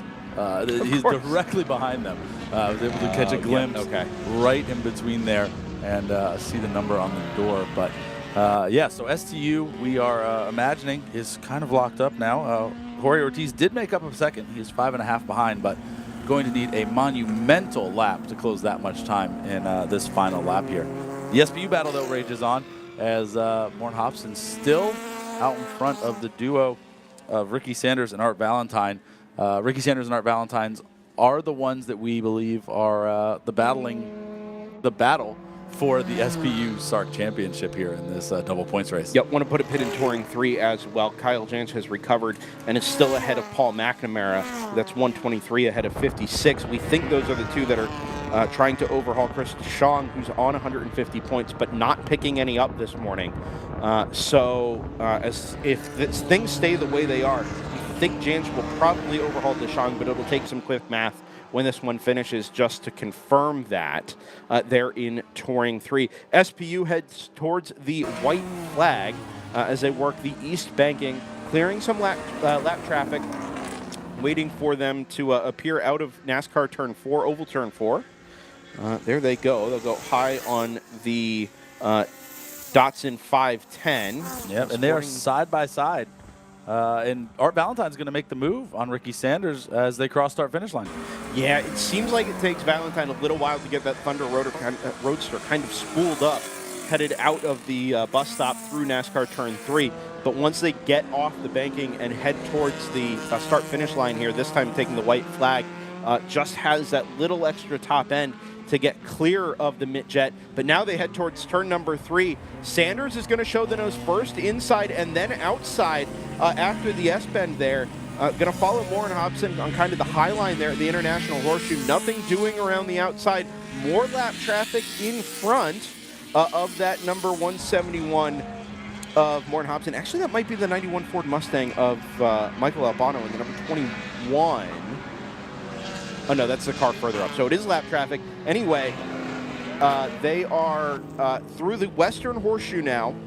Yep, they go side by side. Oh, is that Art Valentine that drops a wheel it is. exiting turn 5? Kind of got pushed out there by the number 19 of Ricky Sanders, and it's going to allow Sanders to carry the momentum towards turn number 6. Valentine with a little lockup and goes wide through 6. That might have been Art Valentine's chances there at turn number 6. It wasn't so much the shove-off, although it will not have done his tires any favors. Now can he use the top end of that narrow-profile Thunder Roadster to get back up to the number 19 of Ricky Sanders? Sanders has to deal with lap traffic headed down the super stretch and into the bus stop for the final time of asking Morn Hobson in the 171. Well clear as they come into the braking zone, but again some traffic, and that is the Mustang actually. So this is a battle for overall position. Valentine in the Roadster is able to really keep the momentum up through the bus stop while the other two were working traffic. Watch Valentine, he's got to run as they head out of the bus stop through NASCAR Turn 3, Oval Turn 4. Valentine is going to go high early on in the banking around Ricky Sanders. They're side by side in the tow of Morn Hobson in the 171. Hobson is going to lead them towards the checkered flag. Valentine has cleared Ricky Sanders coming to the checkered flag in SPU. The top 3 covered by a blanket. And provisionally, we think, in the final corner, again, Art Valentine will take home the 2025 SARRC Points Championship in SPU behind the race-winning number 171 of Morn Hobson. Wow, everything came together on that one. There was lap traffic and a little bit of elbows out. We saw Art being defensive. We saw Sanders get defensive and really hold his position. And a great last lap for all 3 of them to end up within a second of each other as they cross start-finish line. An incredible finish for the SBU class there. And congratulations, Morn Hobson winning the class. But Art Valentine, an incredible last lap to lose the position and then gain his composure, regain the position on that last straightaway. A great run, using traffic effectively. Fantastic stuff. I like that word, Nick, composure. It seemed lost just half a lap earlier down at turn number 5. Kind of got pushed out wide over the exit curb and then out into the grass. Dirty tires at turn number 6, saw a lockup and then that car run wide. But held it together, came back to the bus stop, and was able to really keep the momentum up, headed down into turn number 7 for the final time, get back into the throttle. And yeah, sure enough, had the legs around oval turn 3 and 4 coming back to the checkered flag, enough to get by. All he needed was to get by that number 19 of Ricky Sanders. Had it done, and in the end, they all come home covered by 0.6 of a second. I'll run through your class winners here and what we think, again, is the points total. If we could do some maybe quick math on McNamara, Janch, and DeShong, with Janch taking home what should be a 42-point finish there in... Oh, no, he ended up third behind Sangenis, so it's actually going to be a 36-point gain for Janch in the number 123. McNamara will take home 34, and obviously DeShong at 0. So we'll let Nick do the math on that one while we run through some of the class finishers, winners, and podiums. Oh, as interesting. Sorry, a couple of runners here. It's Sanders and Valentine. It is. Yeah, interesting. Wow. I don't know that they... interesting. And there's a Civic pulled off there at turn 1. Okay, well, let's go through the class finishers here. I'll let you do the math while this all kind of sorts itself out here at Daytona. In SMX, car number 43, Patrick McGovern, the only car to start in that Spec MX5 category. Also, obviously, the class winner. ITO, Michael Albano, ends up being the only finisher after 13 laps of racing there. Paul Troop in the number 98 obviously had the damage and pulled off at the exit of turn number 2. Andy Wilkin was an early retirement in the 65. In SPU, that battle we just talked about coming to the checkered flag, the 171 of Morn Hobson ahead of Art Valentine in the 78. Ricky Sanders in the number 19. Again, we think Art Valentine provisionally is going to be your 2025 SARRC Points Championship winner. Carlos Ramirez in the number 35 ahead of Fred Hutchison in the 148. Michael Outen rounds out the field in SPU in P6. Touring 3 won by Robert Rosa Jr. in car number 27.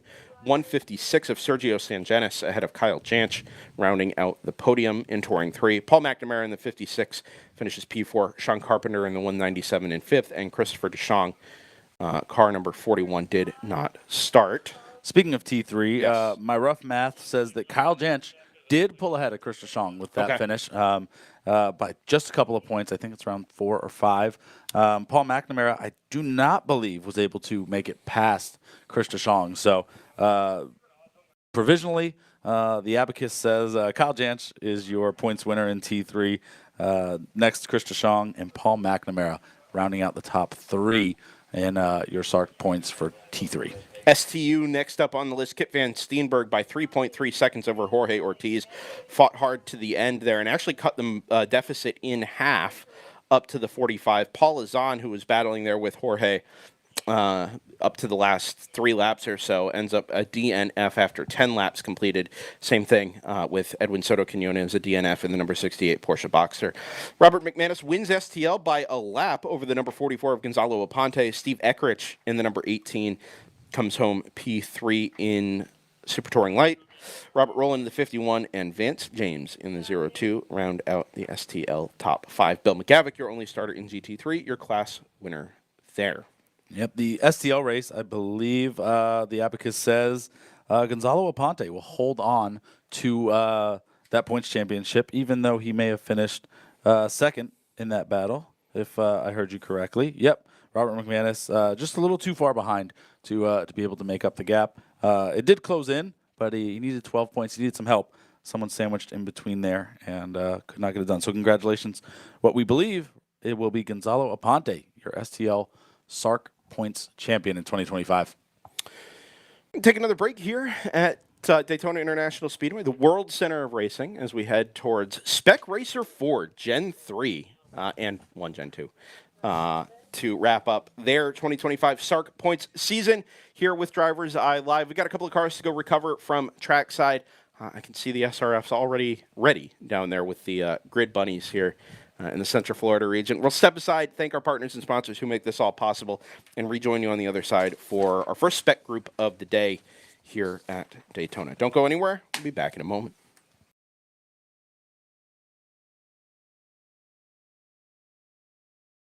When it comes to your home, details matter, and that's why there's Mansion Windows and Doors to help you create a space that's beautiful, energy efficient, and built to last. From elegant entry doors to custom windows, their expert team guides Central Florida homeowners every step of the way. Proud to sponsor this year's SARRC Invitational Challenge, Mansion Windows and Doors celebrates craftsmanship and community. Discover the difference quality design can make. Visit mansionwd.com to dream, create, and inspire your home today. At Comprint Motorsports, no detail is too small when it comes to race prep. Their services include pre-event preparation, transmission repair, composites, welding and fabrication, data system installation, repair, paint and bodywork, and shock dynamometer testing. Add in coaching, trackside support, and rentals, and you are race ready. With 9 national titles across 4 categories, Comprint knows how to win. Whatever your race car needs, Comprint delivers. Visit comprint.net today.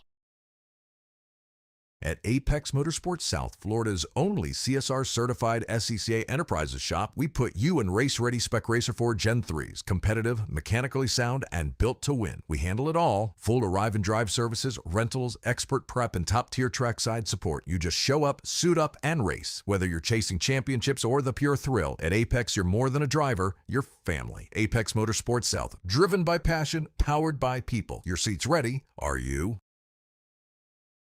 Every great race needs more horsepower. It needs volunteers. At every SCCA event, stewards keep competition safe and equal, judging the action and guiding drivers towards their best. CDIV's stewarding team, the Stewards of the Southeast, invite you to join their ranks at your next SCCA event. Committed to racing, you can race and serve as a steward on the same weekend. Whether you're a veteran racer or an experienced volunteer, your insight can shape the future of motorsports. Step up, give back, become a steward, and help the next generation drive faster and fairer. Learn more at scca.com. PM Racing is a proven powerhouse, 2-time national champions in Spec Racer 4 Gen 3 with 25 Southeast Division titles and multiple SCCA runoffs poles. Based in Lakeland, Florida, and serving racers all across the Southeast, they specialize in Spec Racer 4 Gen 3 with over 30 cars in the shop and also support prototype and GTX competitors. PM Racing, become part of a winning team. Contact Brian Schofield or stop by the PM Racing tent in the paddock. In need of a specialty tune for your American V8? Brace Kumis Racing is Central Florida's solution. Our speed shop, conveniently just 3 miles from I-95 in Palm Bay, houses the professional tech you need to succeed. We tune most domestic OEM ECUs as well as Holley, Haltech, and Megasquirt, and maintain an in-house dyno jet with load cell. No tuning or dynoing your domestic muscle? PKR offers other race-related services including pre-purchase inspections, suspension and brake work, scaling and corner balancing, and much, much more. To learn more, find us on social media by searching Brace Kumis Racing or call 321-848-2280 today. Get ready for pure adrenaline. Since 1977, the Mars Series has been the beating heart of SCCA club racing, bringing wheel-to-wheel action to legendary tracks from Summit Point to VIR to Watkins Glen and everywhere in between. On October 11th and 12th, the 2025 season finale hits Summit Point Raceway, and you can watch every lap live on the Washington, D.C. region's YouTube channel. And racing right alongside Mars since 2018, the Sprint Bracket Road Racing Series, with the motto, any tire, any motor, any suspension, welcomes racers with most any race car for close competitive races 3 times a weekend. And none of this happens without the incredible volunteers who power events like this weekend's SARRC Invitational Challenge. Thank you. Don't just watch racing, feel it. Scan the QR code and subscribe now at youtube.com/@WDCR.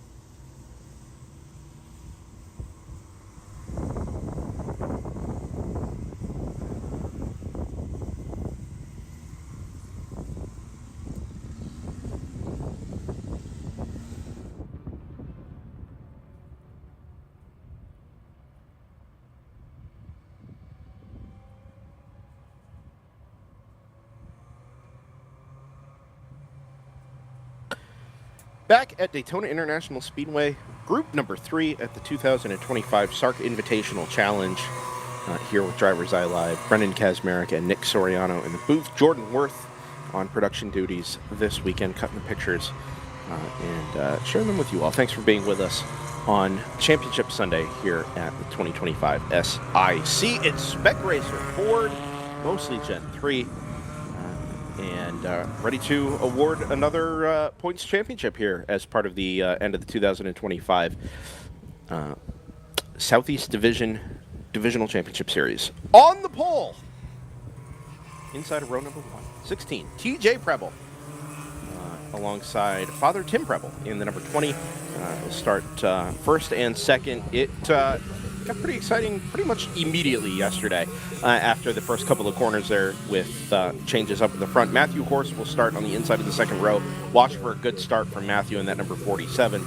He'll start alongside Trey Ayers in the number 7 on the second row. Arvid Albanese, yesterday's winner, by just half a tenth of a second. We'll start on the inside of row number 3 alongside Rob Clifton in the number 33. Rob put in a great fight yesterday as well. Ended up coming up just a little bit short, but still on the podium yesterday. Inside of row number 4 being the number 41 of Adam Wright, alongside the number 56 of Sean DeCole. Sean has an outside chance at the championship this morning, so keep an eye on that. Otherwise, we expect it to play out between Trey Ayers and Arvid Albanese in the 7 and 77, respectively. Row number 5 is Thomas Weir in the number 10, alongside the number 4 of Steve Zemaitis. Ryan Stark inside of row number 6. We talked about Ryan a lot during last night's Enduro in that number 19. He'll start alongside Wade White in the number 59 in P12. Car number 66, Adam Fetterman, starts inside of row number 7, alongside the number 107 of Cliff White. Steve Clifton inside of row number 8 in the 04, alongside the first of 2 Grinders, Adam, in the number 35, start P16, just ahead of Scott Griner in the number 30, who will start P17.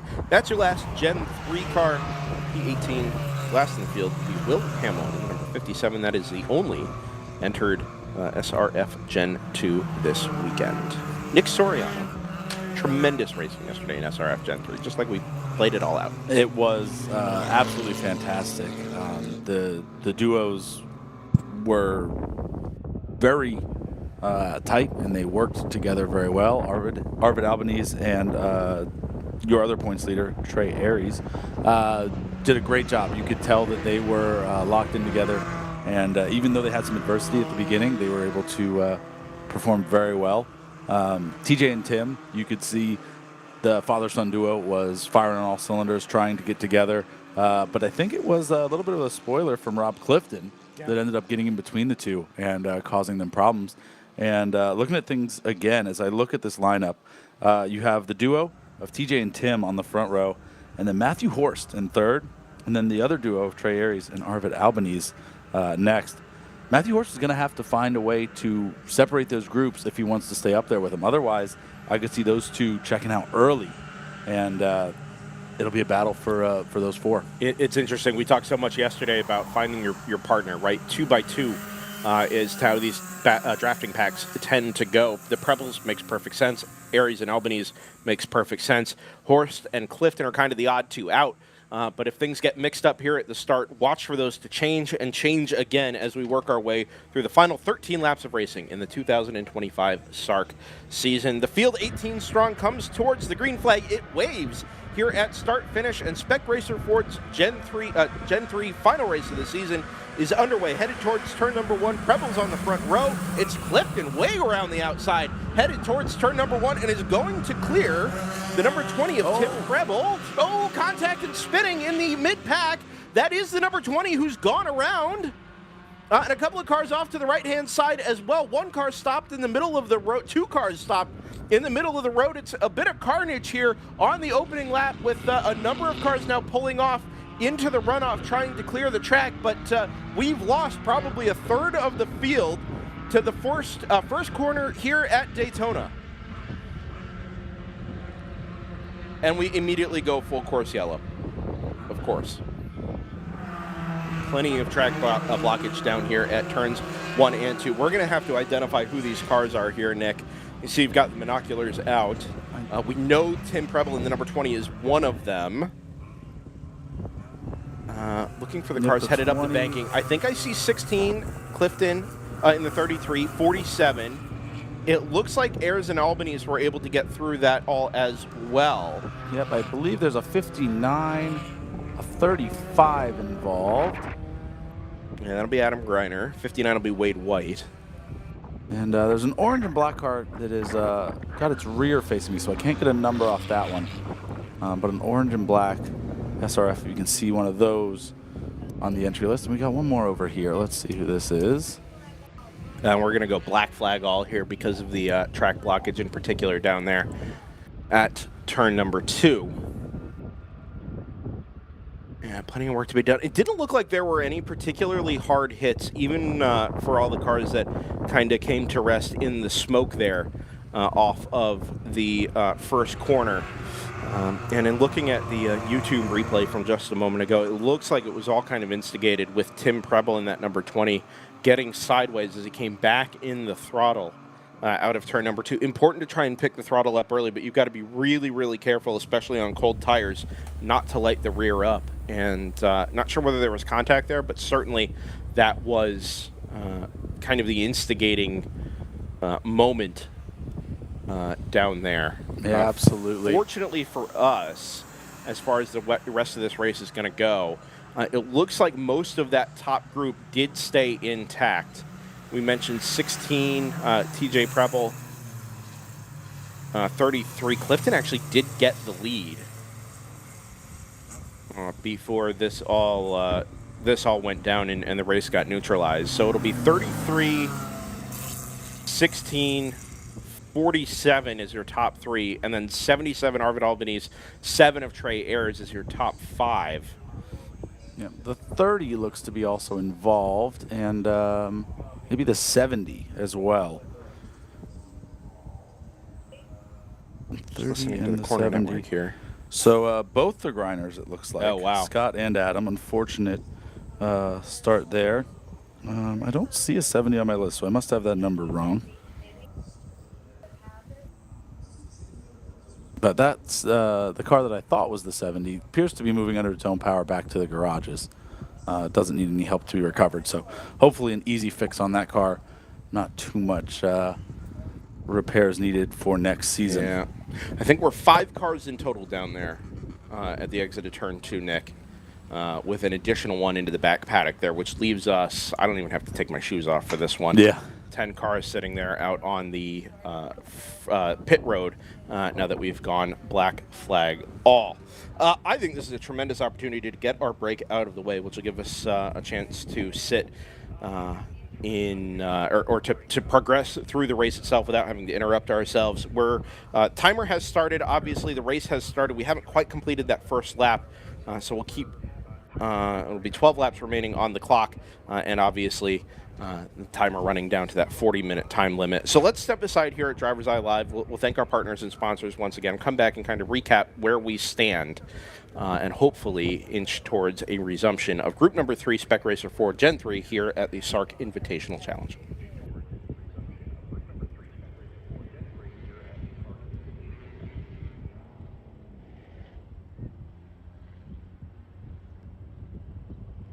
Winning starts long before the green flag, and that's why Comprint offers race car preparation, transportation repair, and fabrication services so you and your car are ready to win. Need custom composites? Their CNC router prototyping facility builds molds, patterns, and composite parts up to 10 feet long and is authorized dealers for SCCA Enterprises, AIM, Lifeline, and Penske, as well as being a major supplier for the Elan DPO2. They'll get you the quality parts you need. Preparation, parts, precision, Comprint Motorsports. Visit comprint.net today.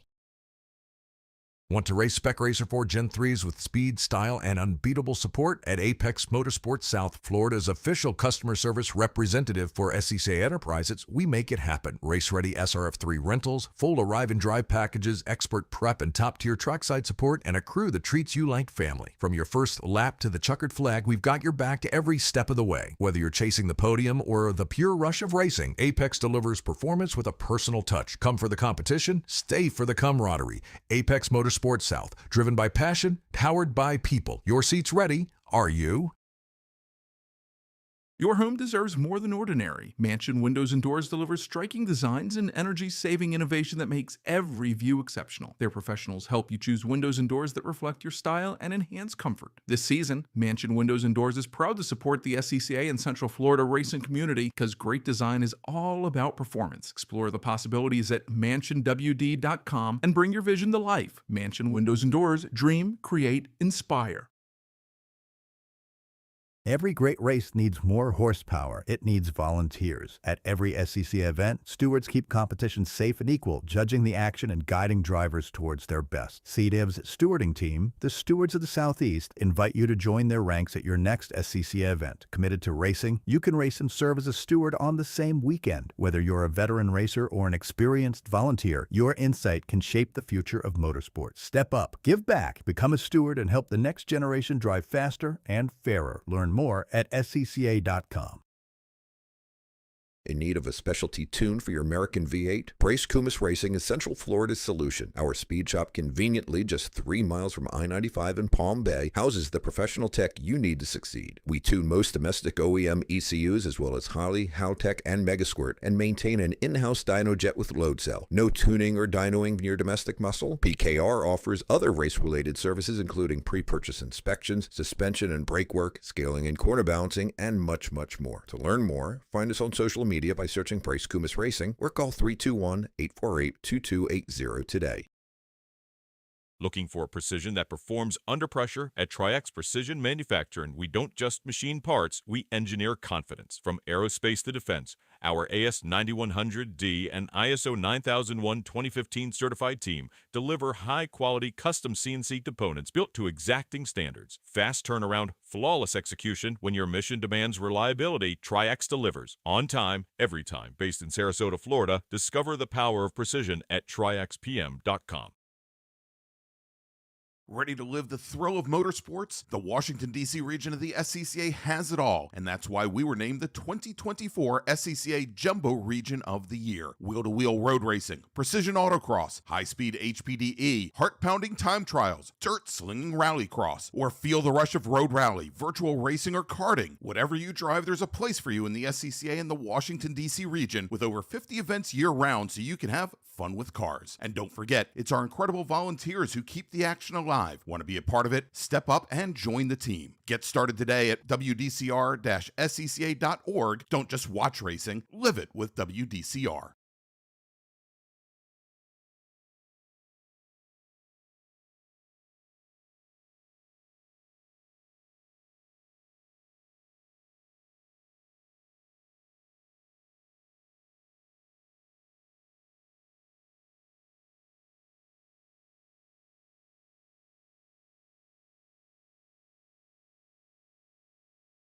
Back at the Daytona International Speedway, the 2025 SARRC Invitational Challenge rolls on. Group number 3 under a hiatus at the moment, in black flag all condition here at the Speedway with this extended cleanup down at the exit of turn number 2. We think at least 6 cars involved. Certainly 6 cars came to rest down there on or just next to the racing surface, and 2 more exited the track under their own power. It's going to leave us with about 10 cars when we go back to green flag racing action here with the lineup sitting down there on pit lane. We're just going to stay kind of quiet up here as far as the DriversEye Live booth goes. Let this one run its course and play out. And once we get everything squared away down there at turn number 2, we'll come back once we have some more information regarding the projected race time, lap count, and anything else that might be relevant to the way this one pans out before we can award some points titles as part of the 2025 SARRC. So we'll be back here with DriversEye Live in a moment. Brendan Kaczmarek, Nick Soriano, and Jordan Worth guiding you through the action this morning here at Daytona.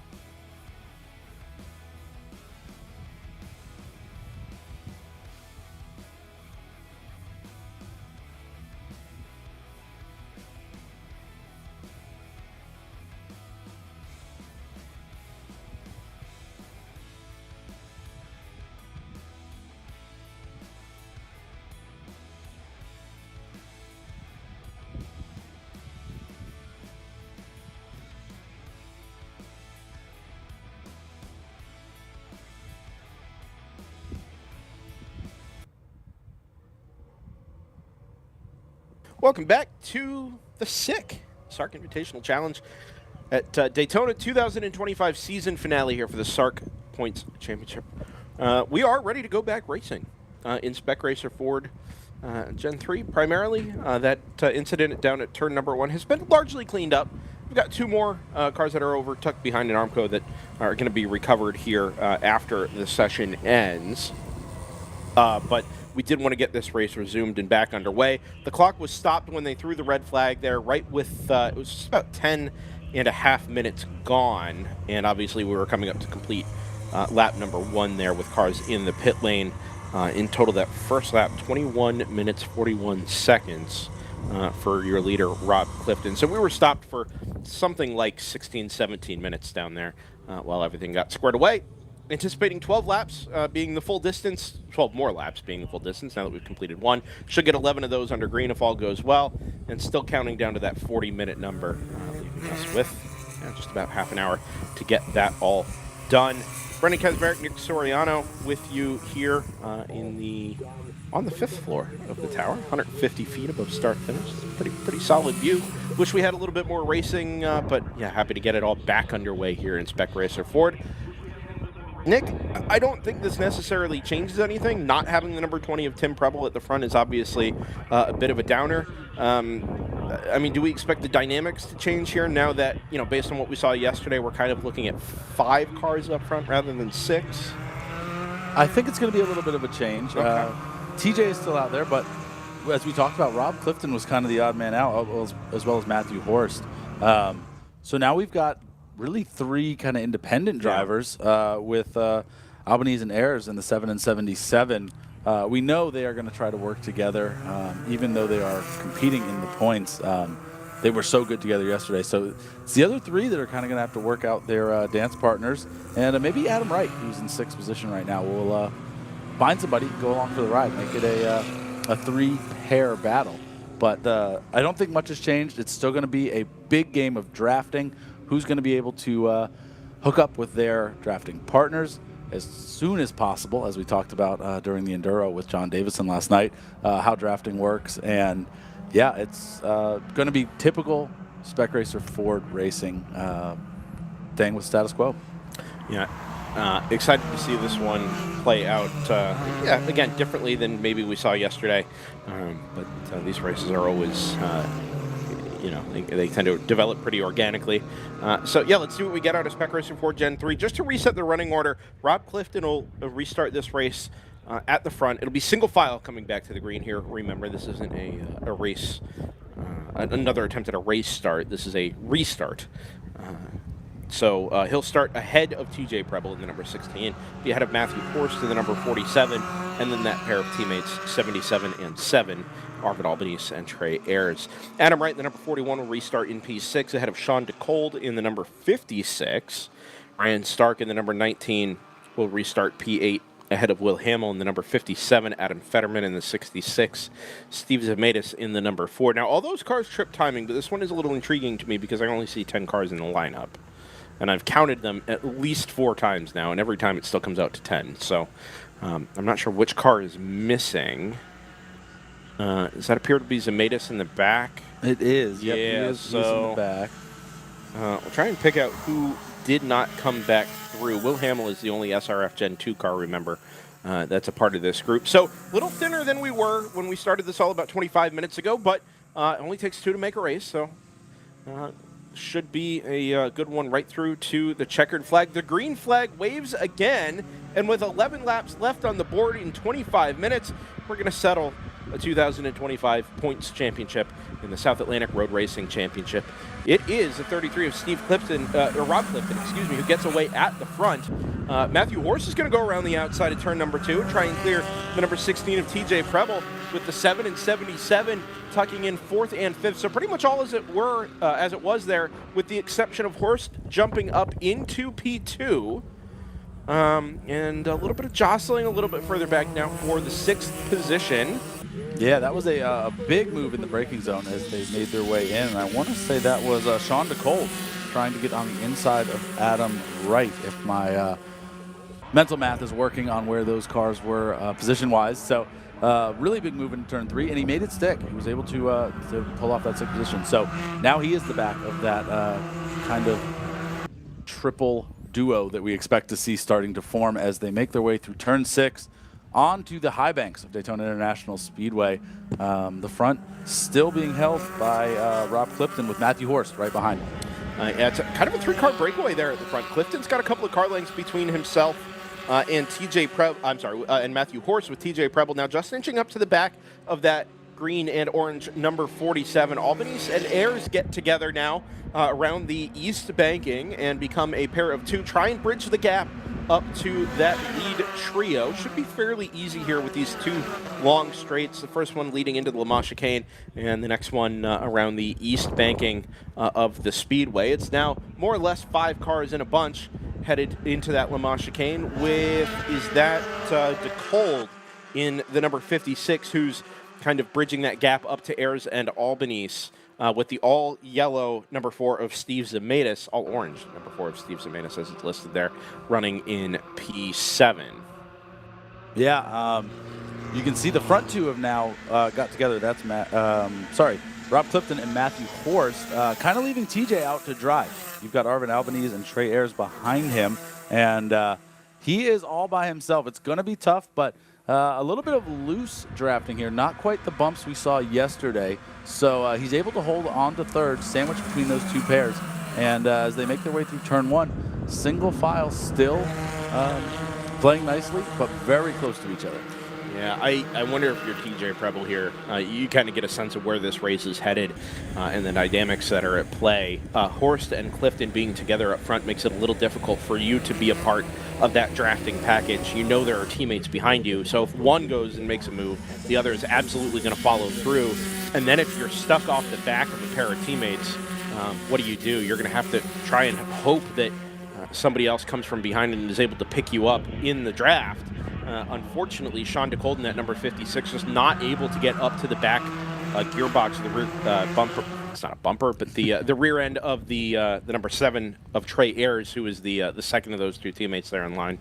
Yeah, if I'm TJ Preble, I'm really working to get back to the back of that 2nd place car of Matthew Horst, and hope that if I can get him to push, he's going to go around Rob Clifton at the front and keep me in this thing. That is the big thing. If Clifton and Horst get together, it's going to be a tough time for TJ to stay in this group. Really interesting as the cars came out of turn number 6 there and on to the west banking. Something that John Davison told us last night during the Enduro.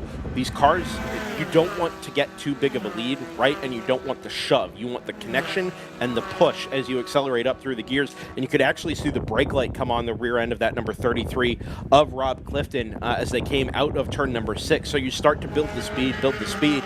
But then once you realize you've got 3 or 4 car lengths to Matthew Horst behind you, you want to allow Horst to close in gradually and for the 2 of you to get together. I got to say here, Nick, TJ Preble in that number 16, hanging with this front 2 and actually helping to build the gap back to Arvid Albanese and Trey Ayers in the team cars behind him. He's doing a really nice job to stay a part of this fight. He is. He's doing the best he can, but you can see that train, the duo of Arvid and Albanese and Ayers, able to get a great run out of the Le Mans chicane, and there they go past TJ Preble. So TJ Preble, again, holding on to the back. The front pair not drafting quite as well, maybe not teammates, so not as familiar, or different regions, as they all come here to meet for the SARRC Invitational. So they may not have the rapport that a duo like Albanese and Ayers have. But TJ Preble has stuck himself in the middle of those 2 as they go through turn 3. He's in 4th place right now, which is good. Keep them separated. If you can grab one of them and take them out of that competition together, hold yourself in this race. And it's part of the chess game that is spec racing here at Daytona, especially when it comes to drafting like this. Yeah, TJ Preble, they're kind of playing the role of disruptor or spoiler, getting amongst the 7 and the 77. That's good, at least for the next couple of long straightaway stretches here, acceleration zones around the banking, preventing those 2 cars from getting together. Additionally, that jostling that he's doing, kind of slowing the whole group down, is allowing Sean DeColden, the number 56, to begin to close the gap back up to that lead group of 5, which, yeah, another couple of laps here, and we may have a group of 6 and kind of creating that drafting partner that I think TJ Preble is going to need to hang with this group right to the end. Yeah, it looks like TJ was able to grab one of the pairs. I believe that is Arvid Albanese. Yeah. So he's going to find a new dance partner. And look at them go. They're going to move to the inside as they go towards the Le Mans chicane. And another shuffle. I think it's going to be Rob Clifton staying in front. Arvid Albanese in second. And then it's going to split. And Matthew Horst in third. TJ Preble fourth now as like a deck of cards. They just shuffle their way through. Yeah, much different than the race we saw pan out yesterday, which was a lot more orderly. You could see the communication going on. You could see the groups and the agreements beginning to form in a way that made it clear how the end of the race was likely to pan out. Much, much more chaotic this morning. Clifton loves it, though, happening behind him, even without the drafting help, able to stretch the margin around the east banking on the beach side there. Back to the tri-oval. Horse gets a big shove from TJ Preble in the 16. Clifton is going to go high out to driver's right, headed in towards turn number 1, and Matthew Horst in the number 47 will show the nose in the braking zone. They all back out of it and go single file through the left-hander at turn 2. Yeah, more shuffling. This is so different from what we saw yesterday, where it was very clearly defined who was working with who. This has now become a game of I'm going to use you when I can, and it seems almost every man for themselves, just trying to get the best lap time they can out of their drafting partner. Sean DeCold in that number 56 has caught, and at the line anyway, was past Trey Ayers. I think Ayers has gotten back by in the number 7. Don't lose sight of that last group there, by the way, as well. So we've got 6 cars at the front. The last 3 Gen 3 cars of Steve Zemaitis in the number 4, Adam Wright in the 41, Adam Fetterman in the 66 are together before you get the dropped SRF Gen 2 of Will Hamill. Yeah, as they come up onto the banking here, it's going to be interesting to see how they've really split into 2 groups of 3. So no one really hooking up at the front 3, but there is a pair forming in the cars in 4th and 5th, which is Albanese and Ayers. They work their way back to each other. You can see those yellow stripes coming together, looking like one very large Spec Racer Ford. They draft very well together, and the appearance on the banking is very cool to see as they go up onto those, 29-degree bankings? 31-degree bankings, yep. Yeah. More racing there for second. Horst and TJ Preble side by side headed towards the bus stop. Horst backs out of it, allows Preble to go into the second spot and to begin chasing after the lead car of Rob Clifton in that number 33 without a partner of his own. And as second and third, fourth and fifth begin to pair up. Actually, I think this might be a mistake from Horst here to go to the high side of Preble, who immediately tucks back in behind the green and orange. He knows that the 7 and 77 have hooked back up and are coming to try and overhaul those cars for second and third. Looks like they're going to have the move done as they head into the tri-oval. Ton of speed headed into the braking zone at turn number 1. DeCold is watching this, and this is where, as much as the racing side-by-side helped him to catch the pack earlier on, now that it's kind of 2x2 over behind, still 2x2 now, through the S-bend there, behind Rob Clifton, it's going to be tougher without help for Sean DeCold there to catch that group. Yeah, very interesting move by Horst to go around TJ Preble instead of pushing and working back towards that front car of Rob Clifton. You could see how big of an advantage the duo of Albanese and Ayers had because they worked together, and maybe that's a learning experience, and he got away with one because it didn't do too much damage. Still holding on to that second spot, and maybe he'll learn from this time, and he'll go for the push instead of going around the outside. You can almost see the thinking happening and the pre-planning happening in real time there. Preble and I think Albanese is it's Ayers is the first of those 2 cars in the number 7 headed out of turn number 6. Oh, it is Albanese on the high side there. Yeah. So you could see that happening as they went towards turn number 4. TJ Preble and Arvid Albanese side by side going towards the kink. Albanese had the head of steam and probably could have made the move, but that would have put Preble in between himself and his teammate. Better to back out there, hook back up with the number 7 of Trey Ayers, get together, run through 5 and 6, and then, just like you see it, nose to tail through the banking, use that draft to catch back up to the lead, and then you're working with your preferred partner there rather than, dancing around with the cars that are racing around you there. Sean DeCold hanging on pretty well there back in P5, excuse me. Yeah, you can tell that Albanese and Ayers are comfortable biding their time because they know the disorganization in the front three is going to help them out. If they are organized and they know what they're going to do, having that shuffling going on, those decision-making, interesting decision-making happening, they've got their opportunities because here they come. They've got a full head of steam going around the outside of TJ Prep. No, they're going to back off. out of it, yeah. They very did. clearly backed out of it. Yeah, they are comfortable staying in that kind of, I want to call it a third group, but that would make TJ Preble a group of his own. So Party of one. yeah, it is interesting to see how it works. And even the back three that we talked about are still holding on. As wow, very wide goes, I believe that was Ryan Stark. I think he dodged a cone actually going into turn one and ran a little wide. But no harm, no foul there. They all made it through cleanly. And two kind of distinct groups forming, the front six and then the next three.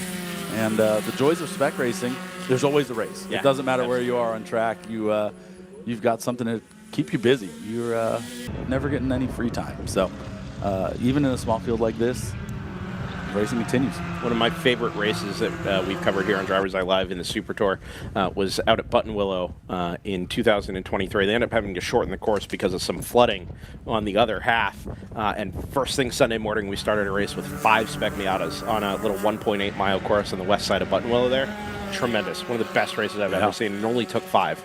That's what we've got here at the front. 5, I think 6 cars in there if you're going to include Sean DeCole, just really tugging onto the coattails of that lead group of 5, let's call it. Horst is going to bump onto the back of the 33 of Rob Clifton. I thought Preble might have a head of steam there that he could work with if he wanted to try and jump Matthew Horst on the way into the braking zone at the Le Mans chicane. That doesn't pan out, so they'll go single file through the left and right first, and then right and left. Ooh, wide and out over the curb is Arvid Albanese in the 77. Kills his momentum as they head on to the east banking again. Fortunately, Trey Ayers in the 7 is there to help push the number 77, but you can see the damage that or you will be able to see the damage that it's done as they re-enter our frame here. Now probably 10, 12 car lengths between the group of 3 at the front and the 2 teammates there, 77 and 7. It doesn't take much.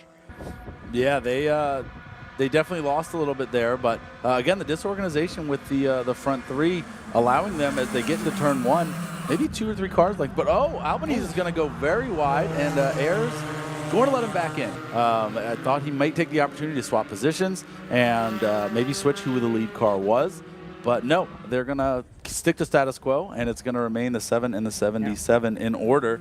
No changes, or sorry, the 77 and 7 in order.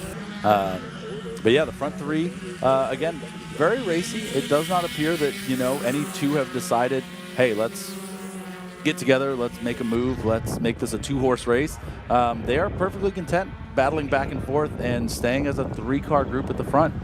Surprising that Ayers and Albanese have not been able to catch them with that disorganization. It's just been a little ragged, Nick, for the last half a lap or so from Ayers and Albanese. I don't know if Albanese is feeling a little bit of pressure to not let that front group get away and making little mistakes.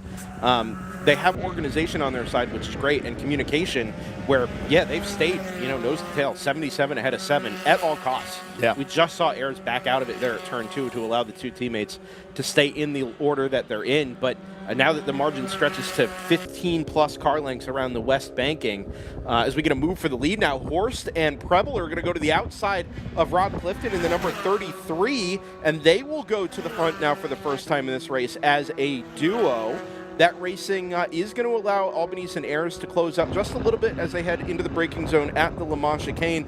Goes from 15 car lengths down to maybe a dozen. Albanese is again wide at the entry to turn 7 and goes, Ayers is going to miss the chicane, or the last apex there at the chicane, and that has really, really hurt Ayers' run. Oh, no, you know what? Ayers has a problem. Yep, he has stayed low. Yeah. He has not re-entered. So Albanese all by himself now. Going to be tough. He's going to need those front 3 to really put some elbows out and get racy if he's going to get back to them.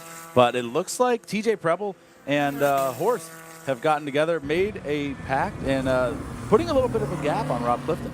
Yeah, that's dangerous for Clifton, too. He's going to really have to work hard. His horse locks up going into turn number 1. Clifton is way out wide, out in the dirty stuff there on the concrete. Gets it turned back towards turn 2 and accelerates away. Clifton's going to have to be really careful here because if Horst and Preble can keep their act together nose to tail, Clifton's going to be kind of left alone there, the way that Arvid Albany's now has been left alone, just maybe within a sniff of the draft. Slow down. Oh, no, that's the Gen 2 car. Sorry. Okay. Sorry, everybody. It's okay. It's okay. We're okay. The lead trio stays a lead trio. Clifton there about 4 or 5 car lengths off the back of the second place car of TJ Preble. But yeah, if those two can keep their act together, it's going to be hard for Clifton to stay with them, being that Arvid Albanese is, I think, probably too far back to catch a whiff of the slipstream around the banking from that 33 of Rob Clifton. Yeah, and just to confirm, the 7 of Ayers has pulled into the paddock, came down pit road, so he has retired for today. And as we see them on the banking, it looks like TJ Preble and Matthew Horst are going to start to build that gap over Rob Clifton in the 33. So they have decided to come together. One thing I did notice, though, this time they came by, it was the most hooked up I had seen any of the front 3 as they passed right underneath us as we watched from the 5th floor. And that's what caused the lockup. I think that lack of a relationship, maybe driver-wise, maybe TJ pushed him a little bit deeper than he was comfortable with. He had the front and rear connected a little bit longer than he was expecting. So maybe as they get into the last couple laps, we've got 4 to go, 3 when they hit the stripe. If they can build that and be a little more confident about how far you can push them into the braking zone, when I'm going to back off, it'll be a little better. But right now, I think that lack of a relationship is allowing Rob Clifton to stay in the draft and keep it a 3-car race at the front. TJ Preble, Matthew Horst still nose to tail. Horst still leading. But Rob Clifton not far behind at all. You can see them a little bit more separated this time as they get into the braking zone of 1, which allows Rob Clifton to close right back in. Almost thinks about going around the outside. But, yeah, they are nose to tail at the front. The draft not quite working as well as they would like for those front 2.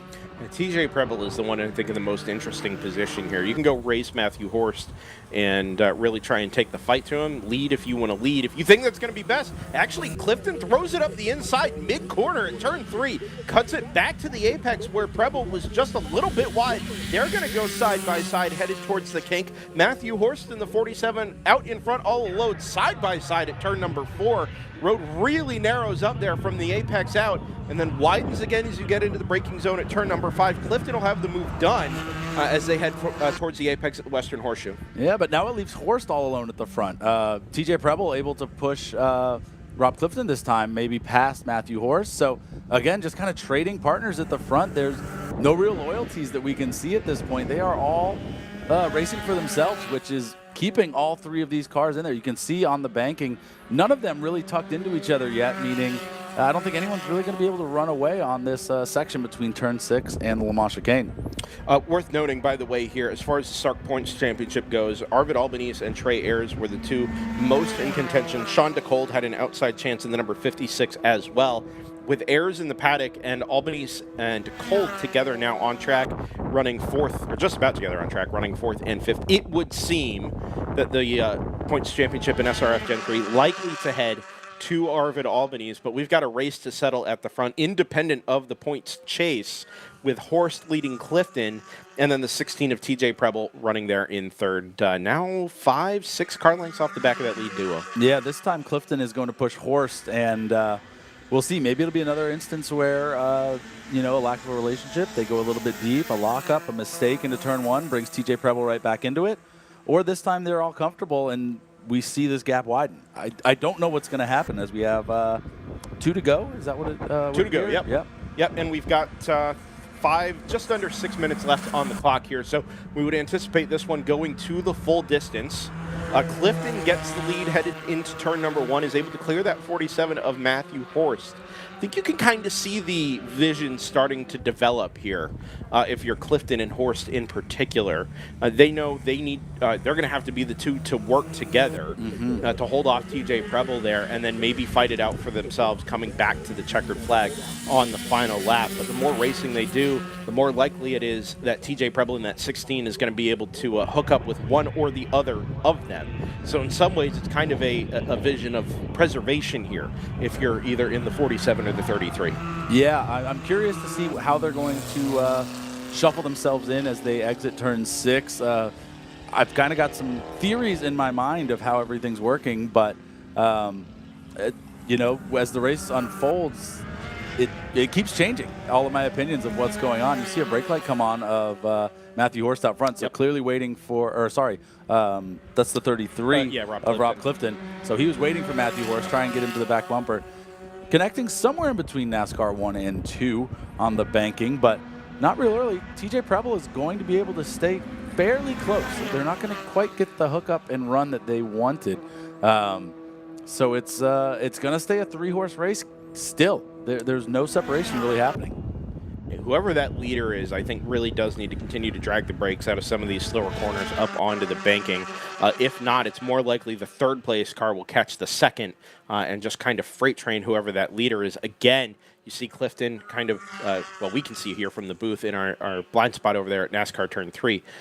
Clifton rolls out of the throttle or drags the brake just enough to allow Horst to catch the back, and it leaves TJ Preble without any help. Draws 3 car lengths out in front of that number 16 as the field heads towards the white flag to begin the final lap of the 2025 SARRC season. Yeah, there they go. They are they've built a probably 5 or 6 car lead. We've got the front 2 there, and they are separated going into turn 1. So maybe drama free. TJ Preble drives real deep into turn 1, trying to make up as much ground as possible with those 2 working together. Try and just grab a sniff as they make it through the infield, running down into turn 3. TJ Preble again, heavy on the brakes, working as hard as he can. Looks like he was able to hold it that time. He's trying to get to the back of Horst to shuffle things up a little bit and make a difference in this race. Yeah, it's going to be Horst's decision as to what to do here.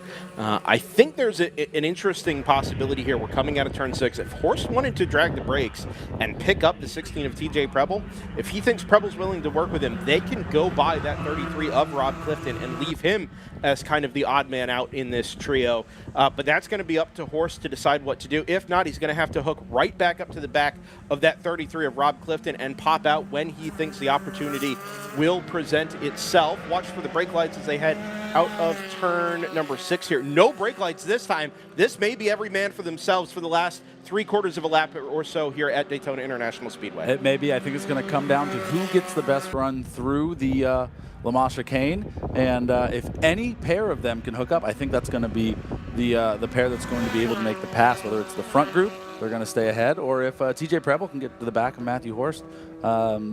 Could be a little bit of a shakeup. So let's see as they come down into there. It looks like everyone is clean so far. Good apexes. A little bit of a slide from Horst, but no, looks like the gaps have all stayed about the same through the Le Mans chicane. So yeah, I wonder if Clifton's a sitting duck here. Horst is going to get a run as they accelerate up through the gears on those SADEF sequential gearboxes through to oval turn 3. Clifton's going to go high just to draw the distance out a little bit. Horst is closing in the draft. 3 car lengths becomes 2, becomes 1.5. As they work off of NASCAR turn 4 for the final time, Horst continues to close on the 33 of Rob Clifton. Draws up to the gearbox, will pop out as they reach top speed, coming to the checkered flag, the tri-oval, side by side at the line. Rob Clifton hangs on by 0.5 of a second to take the final checkered flag in the 2025 SARRC Championship season here at Daytona. He clears Matthew Horst by 47 thousandths of a second in the number 47 car. TJ Preble will finish alone there in third, a second off the back of those 2. Fourth and fifth plays out. Sean DeCold was able to get Arvid Albanese on the last couple of laps there and finished just 0.2 ahead of the number 77. We've got maybe some fun car. Yeah, some extracurricular activities in turn 3 after the checker. It's Rob Clifton. What's all that about? Yeah, went around there at turn number 3. We think the points championship here is going to go to Arvid Albanese in that number 77. Even though he finished behind Sean DeCold in that number 56, we don't anticipate even the double points there being enough to change those places at the front of the standings. Steve Zemaitis in the number 4 will finish in P6. Adam Wright to finish P7 in the number 41. Adam Fetterman finishes P8 there in that number 66. Will Hamill, the only SRF Gen 2 in the field, and then the non-finishers, Trey Ayers in the number 7, Ryan Stark in the number 19. That rounds out the cars that did complete that first lap. That's the top 11, and then obviously the cars involved in the incident earlier: Tim Preble, Thomas Weir, Wade White, Steve Clifton, Adam Greiner, Scott Greiner, and Cliff White, all listed as DNFs.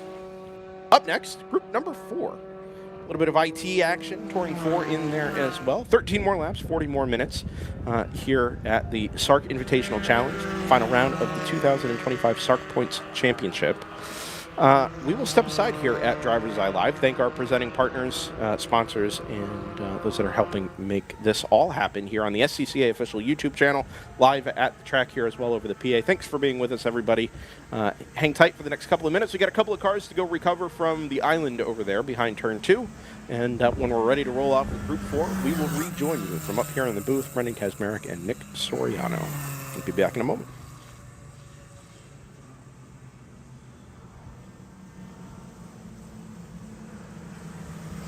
Babyface Fabrication is the product of years of NASCAR and road racing fabrication experience by SCCA B-Spec driver Josh Schmidt. Our website has dozens of existing products and custom solutions for your current or next race car build. Visit babyfacefabrication.com to learn more.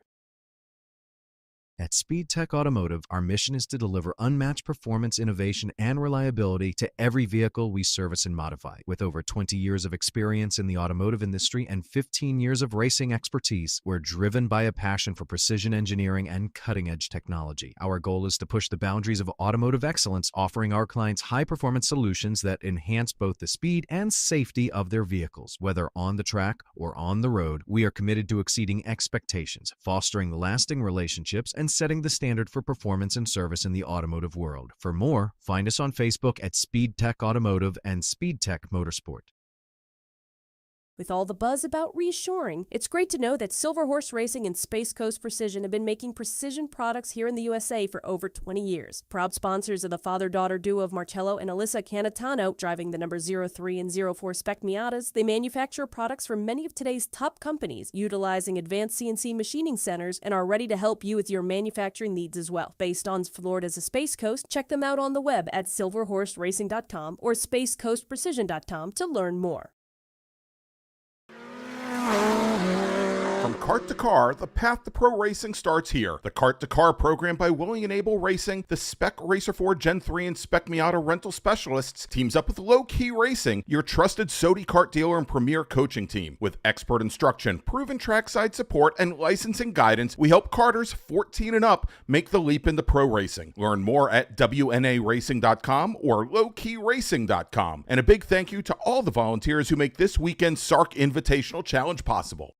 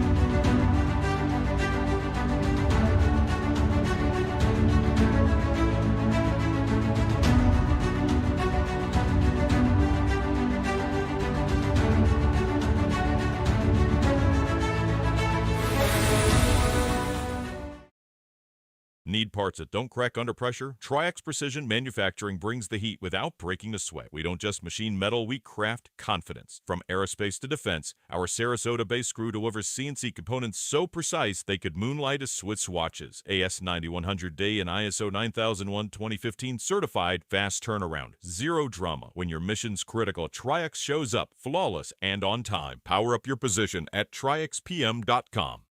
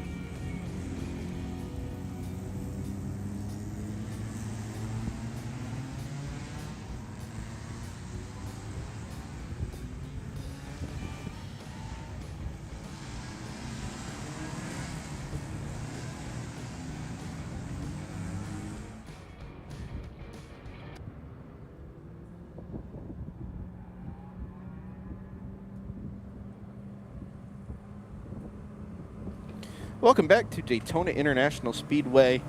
DriversEye Live coverage of the 2025 SARRC Invitational Challenge. Final round of the 2025 South Atlantic Road Racing Championship. Brendan Kaczmarek and Nick Soriano with you here in the booth. Get ready to start our last group before the lunch break.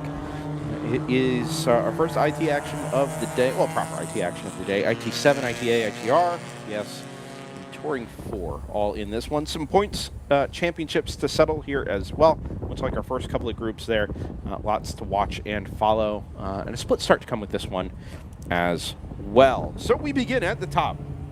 On the pole, inside of row number 1, it'll be Steve Ty in the number 3, 1984 Chevy Corvette. Start alongside Mary Roney in the number 20 BMW 328IS. Also that blue car, part of a championship fight with the car starting directly behind her. Get to him in a moment. Graham Partain in the 106 starts inside of row number 2. Matthew Fritz in the 14 doing battle with Mary Roney in that 20 car. Start directly behind her, and that we believe is a winner-take-all situation in ITR. Partain is your T4 pole sitter. Second in T4, directly behind him, will be Nathan Pring in the number 88, part of an T4 championship battle. More to come on that. He'll do battle with Charles Habiswerdinger, who will start on row number 4. Pring inside row number 3. Paul Roney in the number 11 outside row 3. James Bailey inside of row number 4 in Touring 4 in the 03, starting alongside that number 91 of Charles Habiswerdinger, currently your T4 points leader on 150 points. Alec King in the number 84, ITA pole sitter, ITA championship leader, at least for the moment, on 150 points, starting alongside Albert Lazo, his closest competitor for the championship in that number 22 outside of row number 5. Herbert Gomez, yesterday's winner in ITA, inside of row number 6 in the number 37 Acura Integra, alongside Patsy Thomas in the number 122. That is a 1999 NB Mazda Miata. 92 Acura Integra of Roger Heaton, car number 9, starts inside row number 7, alongside Cesar Ochoa in the number 64 Dodge Neon ACR. Inside row number 8 is Grant McDonald in the Touring 4 Mazda MX-5. It's an NC. Car number 50 alongside John Paul Easy in the ITA, car number 75. That is a Mazda Miata. Steve Maholius, P17 inside of row number 9, alongside Steve Knob in the number 77. Both ITA cars, both Mazda Miata NAs. Richard McLean and John Morrison, IT7 cars at the back of the first group. Rounds out the top 20 there, both Mazda RX-7s, of course.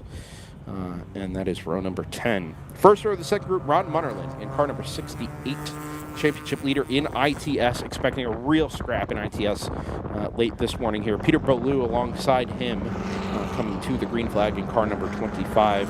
Ballou, Keith Golden, and Nathan Jackson all tied on points at 142 there in ITS. Keith Golden is on the inside of, sorry, it's not Keith Golden, it's William Fee who's in that ITS championship fight. Keith Golden inside of row number 2.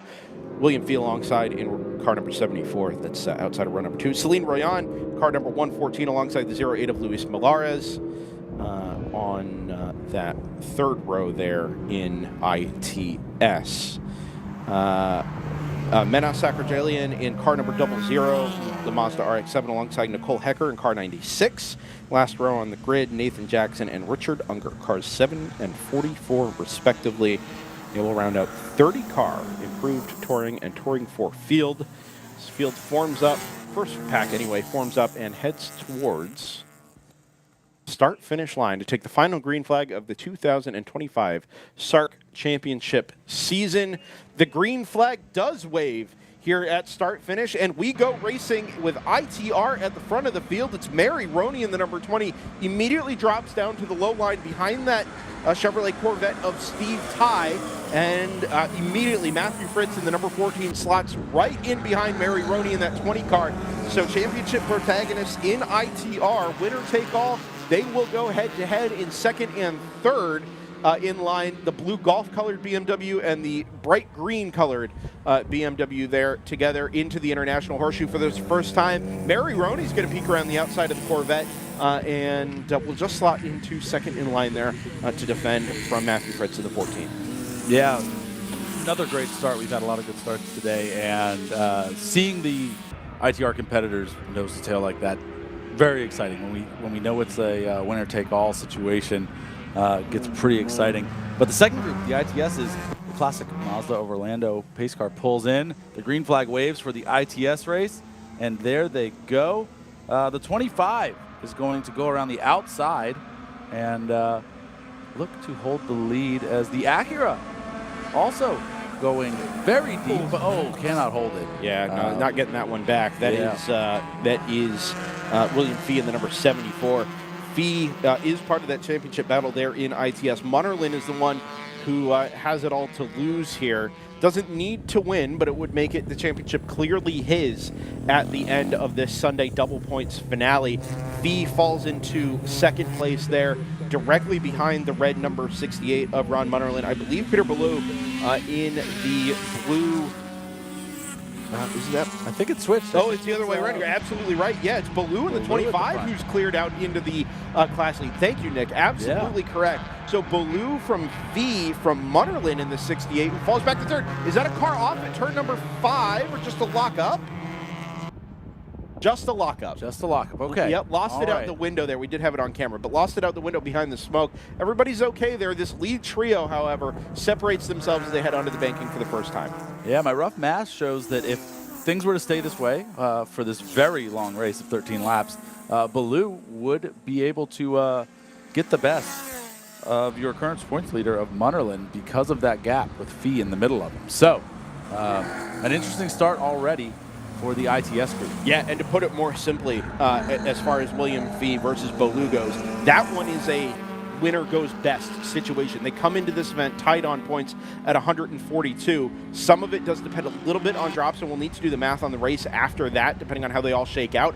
But if Fee can overhaul Ballou, which he has done, headed out of the Le Mans chicane for the second time, a change in the ITS lead as now the Acura TSX goes to the point, leaving the Mazdas to scrap it out behind.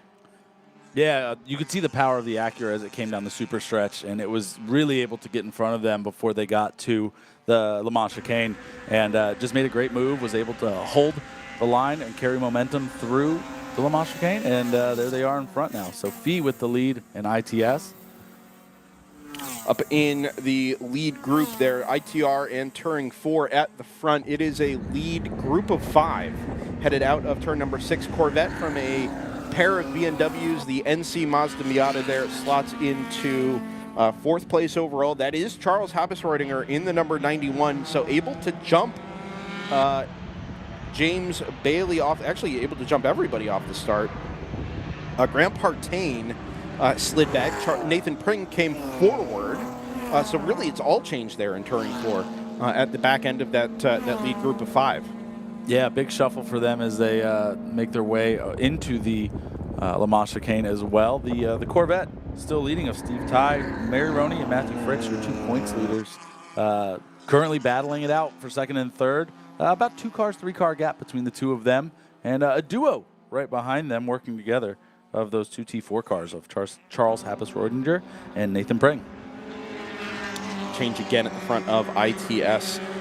Believe, as I pick them up out the window here, it is the blue-colored, black-colored number 68 of Ron Munnerlyn who's gone to the point there, cleared the number 74 of William Fee, and also, more importantly, or as importantly, cleared the red number 25 of Peter Ballou. So it was kind of a slowish start for Ron Munnerlyn in that number 68 off of the pole position, but able to get back into the lead as they work down towards turns 1 and 2. But the Acura just begins to draw up to the rear bumper there as they hit top gear headed towards the Le Mans chicane. Yeah, and the Fee is going to make the move to the inside as they go to the Le Mans chicane, but on the outside battling back is Munnerlyn, not ready to give up that spot. Going to slow them both down. Yeah. So going to be interesting to see what that does for the pack behind them of the 25 and see if it's going to bring them back to it. But Fee pulls right back up to the bumper, goes to the outside, and I think the power of that Acura is going to come alive as they go to the banking here. I was really surprised there to see the Mazda not relinquish control headed into the Le Mans chicane there. It's a long race. We know that. Yes, the chicane is wide enough for 2 cars, but as you said, the first thing you said, really going to slow both of those cars down. That was absolutely the case there, and it didn't matter because I think he knew Fee was going to outdrag him on the straights anyway. In any case, they've gapped now the number 25 of Peter Ballou by a good 7 or 8 car lengths as they work down towards turn number 1 once again. Yeah, Munnerlyn's going to go around the outside into turn 1 to retain that ITS lead. I think the move may have been to disrupt the momentum of Fee's Acura and allow him to not use as much of that power on that straightaway. In an adverse situation for the Mazda and the Acura, the Mazda is going to carry more speed than the Acura will when they are offline. So maybe it was strategic to go side by side, maybe take a little bit of the advantage on the straightaway away from Fee and that Acura, and it looks like it's paid off. He has pulled 3 or 4 car lengths in the infield as they go into turn number 5 now. Yeah, I suspect Munnerlyn's concern is that, well, if he doesn't lead him through the infield and is going to be balked at all by that number 74 of Fee, who's not quite as quick through the twisty stuff, that he's just going to get out-dragged on the straights and lose touch by the time they get to the braking zones once again. So if they can keep this back and forth up, it allows Munnerlyn to be quick where he's quick. It allows Fee to be quick where he's quick. And they can all together kind of draw away from the number 25 of Peter Ballou. Up at the front of the field, it's still the Corvette of Steve Ty, car number 3 up at the front of ITR, leading Mary Roney in the number 20. Roney still leads the number 14 of Matthew Fritz, but is a little wide there at the exit of turn number 2, and just allows that bright green number 14 to close in a car length or 2 as they head towards the International Horseshoe. Dive on the brakes, and Fritz inches up closer to that rear bumper of the number 20. Again, we think this is winner take all in ITR, so the result of this race should determine the champion. If Fritz is able to just hang out there for the next, 9 laps and really make a run at this here at the end of the race, that may be the best opportunity. It's certainly what we've seen through the first 3 groups. Bide your time, build a plan, figure out where you're faster, and then on that last lap or 2, you make the decision and really start to make the moves to put yourself back at the point. Yeah, all the groups we've seen today have master level chess going on when it comes to making your moves and biding time. So I expect nothing different from the ITR group or the ITS group, which has another lead change as Fee and the 74 Acura has come through on the inside of turn number 1 with the MX-5. They're going to go side by side here on the exit. They are. Munnerlyn is going to try to hold it. He knows he's got the advantage on the infield, and he's not willing to give it up yet. So Munnerlyn back to the lead, but allowing Peter Ballou to stay with those front 2. The side-by-side action really hampering the overall lap times and keeping it a 3-car race at the front of the ITS field. Racing room asked for and given there as they work through the S-bend towards turn number 3.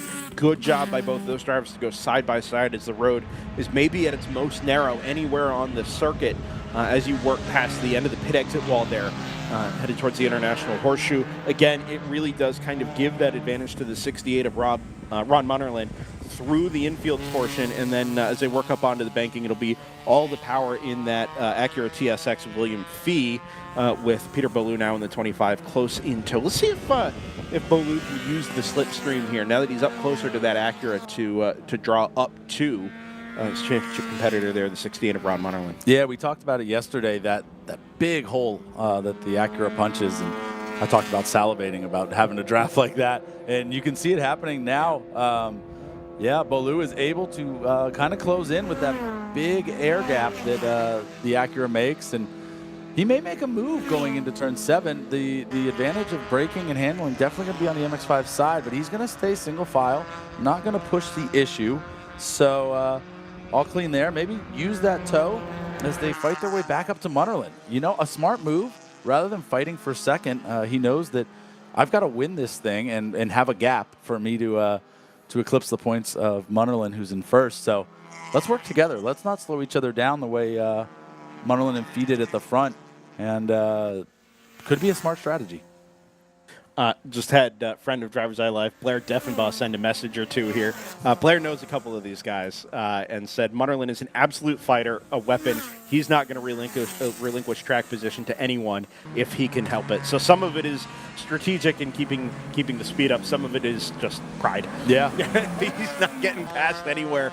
Certainly not where he knows he's going to be quicker around the infield portion of the Daytona International Speedway. Well, so far it's been working out. Yeah. He's been able to draw a little bit of a gap, but Baloo playing nicely with Fee is going to help on the straightaways. If he's going to be able to, they're going to work together, have a little symbiotic relationship where the Acura punches a hole and the Mazda doesn't slow him down in the corners. They may be able to fight back in this one. They're working through some lap traffic right now, and I think they're both going to get by cleanly as they go to turn number 5. So shouldn't have any problems there, which is good for that front battle in ITS. Up at the front in ITR, Mary Roney, Matthew Fritz together. Fritz putting in a personal best last time around, drew within half a second again of Mary Roney. And as they work towards start-finish line here again out of oval turn number 4, Roney's just put a couple of car lengths this time around between herself and that number 14 of Matthew Fritz. Fritz himself has got a little bit to do here with the T4 leader of Charles Habisreutinger in the number 91 with just the worst font I've ever seen for a number panel on the side of that car. Unbelievable. He's defending from Nathan Pring in the number 88. This pair of NC MX-5s together there. So it's allowed Steve Ty in the number 3 to break away at the front of this lead group of 5. And then it's all 4 cars together here doing battle in ITR and Touring 4. Yeah, it has. Going into turn 1, though, it looks like a little bit of ground made up by Matthew Fritz on Mary Roney. And I'm curious if Charles Habisreutinger is going to play nicely and let the ITR race play out in front of him until the issue is pressed by Nathan Pring behind him, or if he's going to start getting antsy and maybe insert himself into the overall lead there of the top 4 cars. Looking right now, he's going to stay out of it as they go into turn 6. So at least for another set of corners, the ITR race between Roney and Fritz is going to stay alive as they make it onto the high banks.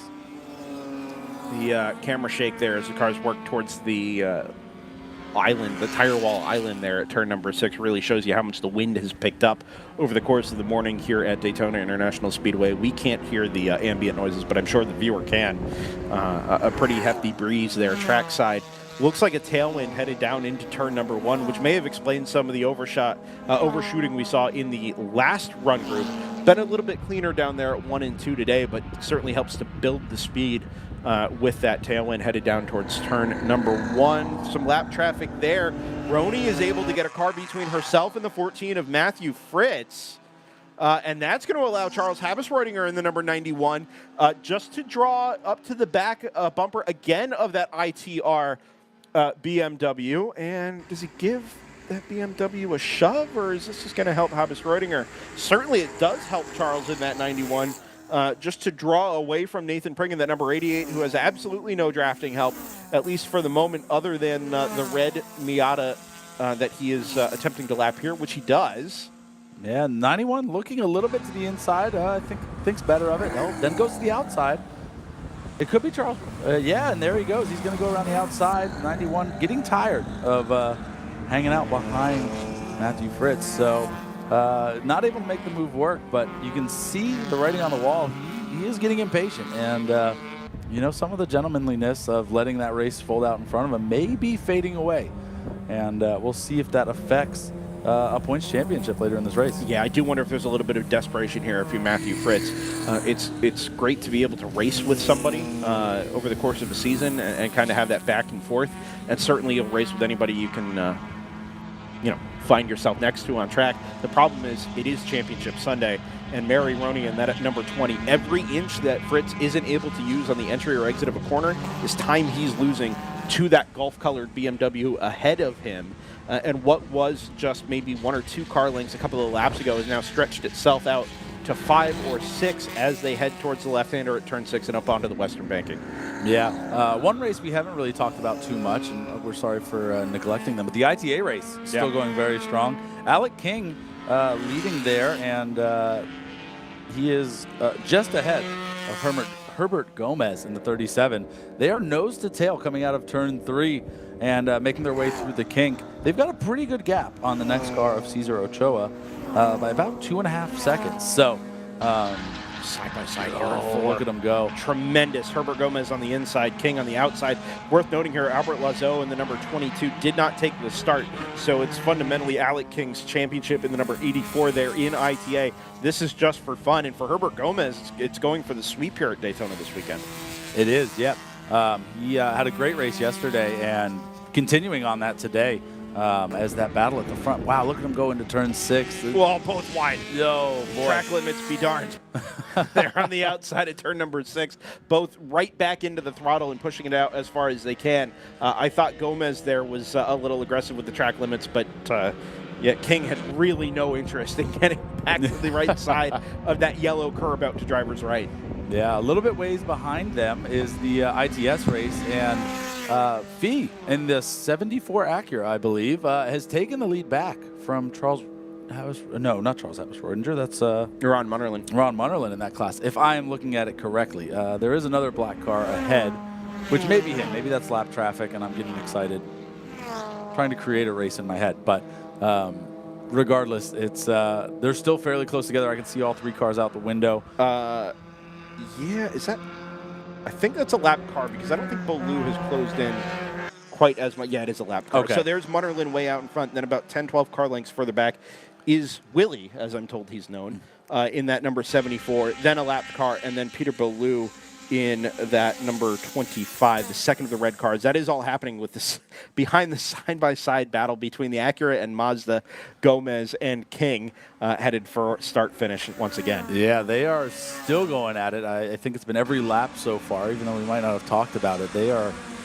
It seems like every corner they're changing positions and seeing who's going to be the lead car for that ITA race. King carries so much speed on the outside of that crown there, from 1 into 2, and if you have the trajectory of the car right, yes, it looks very dramatic, and yes, it looks like you're off camber and way out wide, but the arc of the car just sets you up so perfectly to come back in the throttle early and accelerate down towards the International Horseshoe. Really, really nice line and rotation out of that number 84 Mazda for Alec King. Yeah, and as soon as they come out of it, though, you can see the power of the Acura on the straightaways. Again, another situation where the cars make their speed in different places, and I think both drivers are doing everything they can to maximize the advantages of each of their cars, which is turning into a very fun race to watch as they go through turn 5 and make their way down to turn 6. Herbert Gomez making a move on the inside. He's going to make it stick.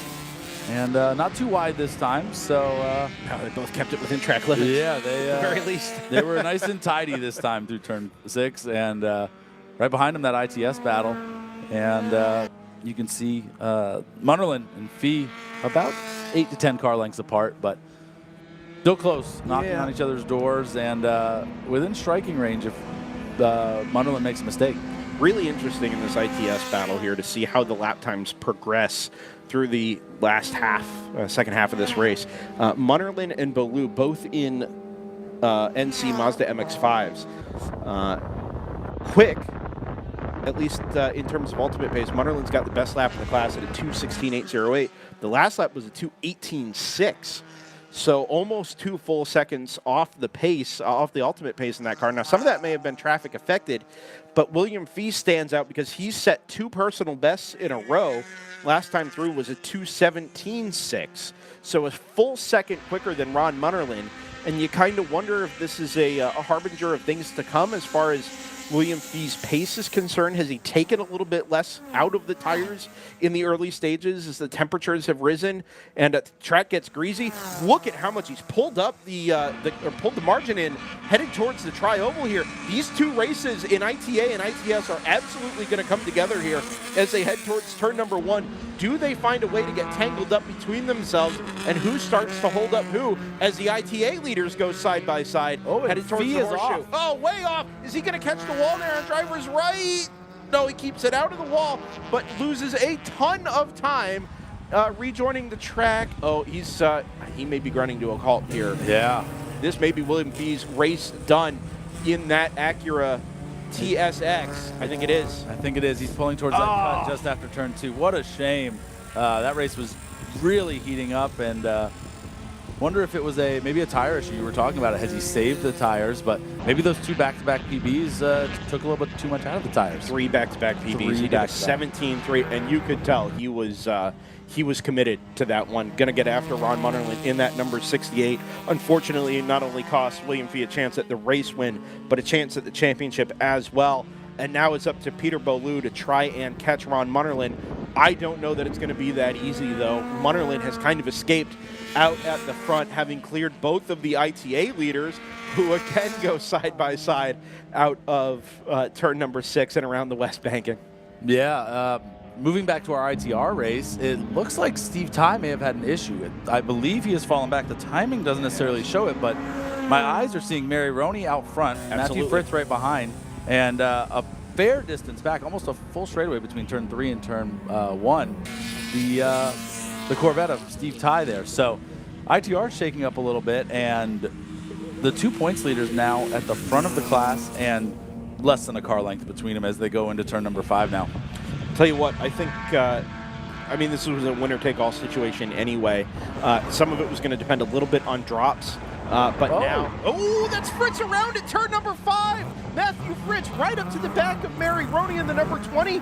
Got it all wrong on the way into the Western Horseshoe. The car slides around and comes to a stop in the paved runoff and carries on. But that will have done a ton of damage to the chances we were just talking about for Matthew Fritz to go chase the ITR SARRC Points Championship. Wow, what a big shakeup there. They had been nose to tail for most of the race, and now a huge gap between Mary Roney and Matthew Fritz.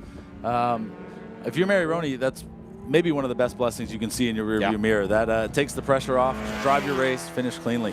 It really is remarkable how much these extra, let's say 15 minutes, these extra 5, 6, 7 laps can make a difference relative to the sprint races we saw yesterday. Very straightforward. It all kind of happens quickly in those 20-minute sprints. Here, you've got to stay consistent. You've got to stay eyes forward and minimize those mistakes as much as you can. That one is going to cost Matthew Fritz dearly. Now that we've had things settle down just a touch and some gaps go out in our championship classes in particular, we're going to take a late break here in group number 4 and come back for the checkered flag here in just a couple of moments' time with DriversEye Live. Group 4 rolls on here at the SARRC Invitational Challenge at Daytona International Speedway. Back in a moment.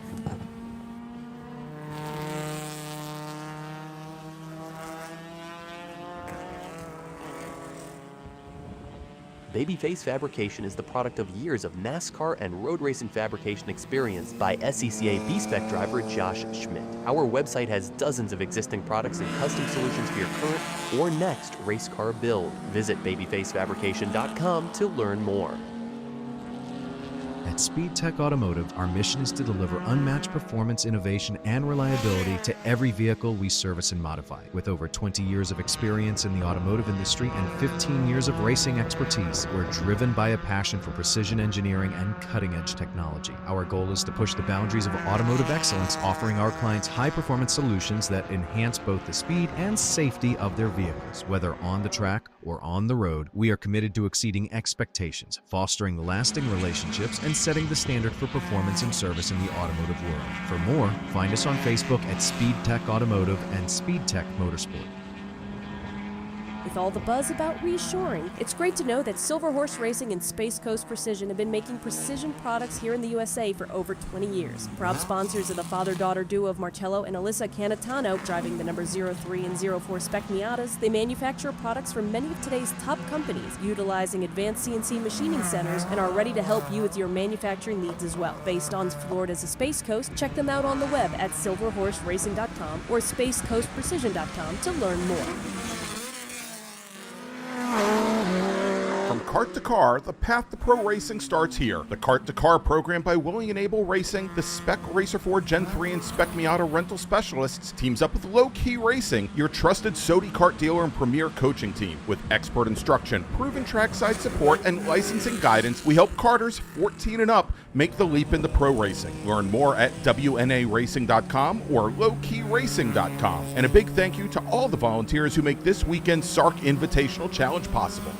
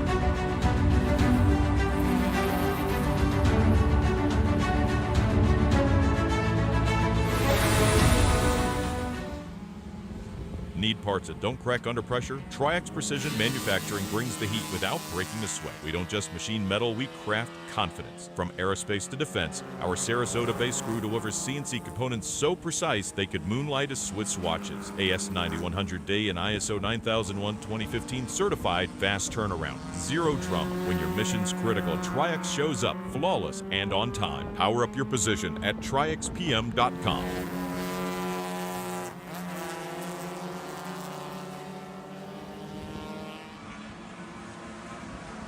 Back at the Daytona International Speedway, the 2025 SARRC Invitational Challenge, with about a lap and a quarter left here for your overall race leader, Mary Roney in ITR. We are picking up the ITA battle, just like we left it. Alec King and Herbert Gomez going hammer and tong right to the death of this one.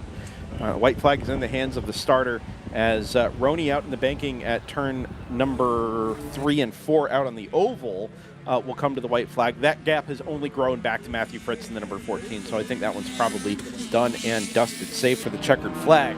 But Nick, you were saying offline here, this is the kind of race that you come to the track for here in ITA. Just back and forth. You get out sweaty, dripping, miserable, stinky, whatever.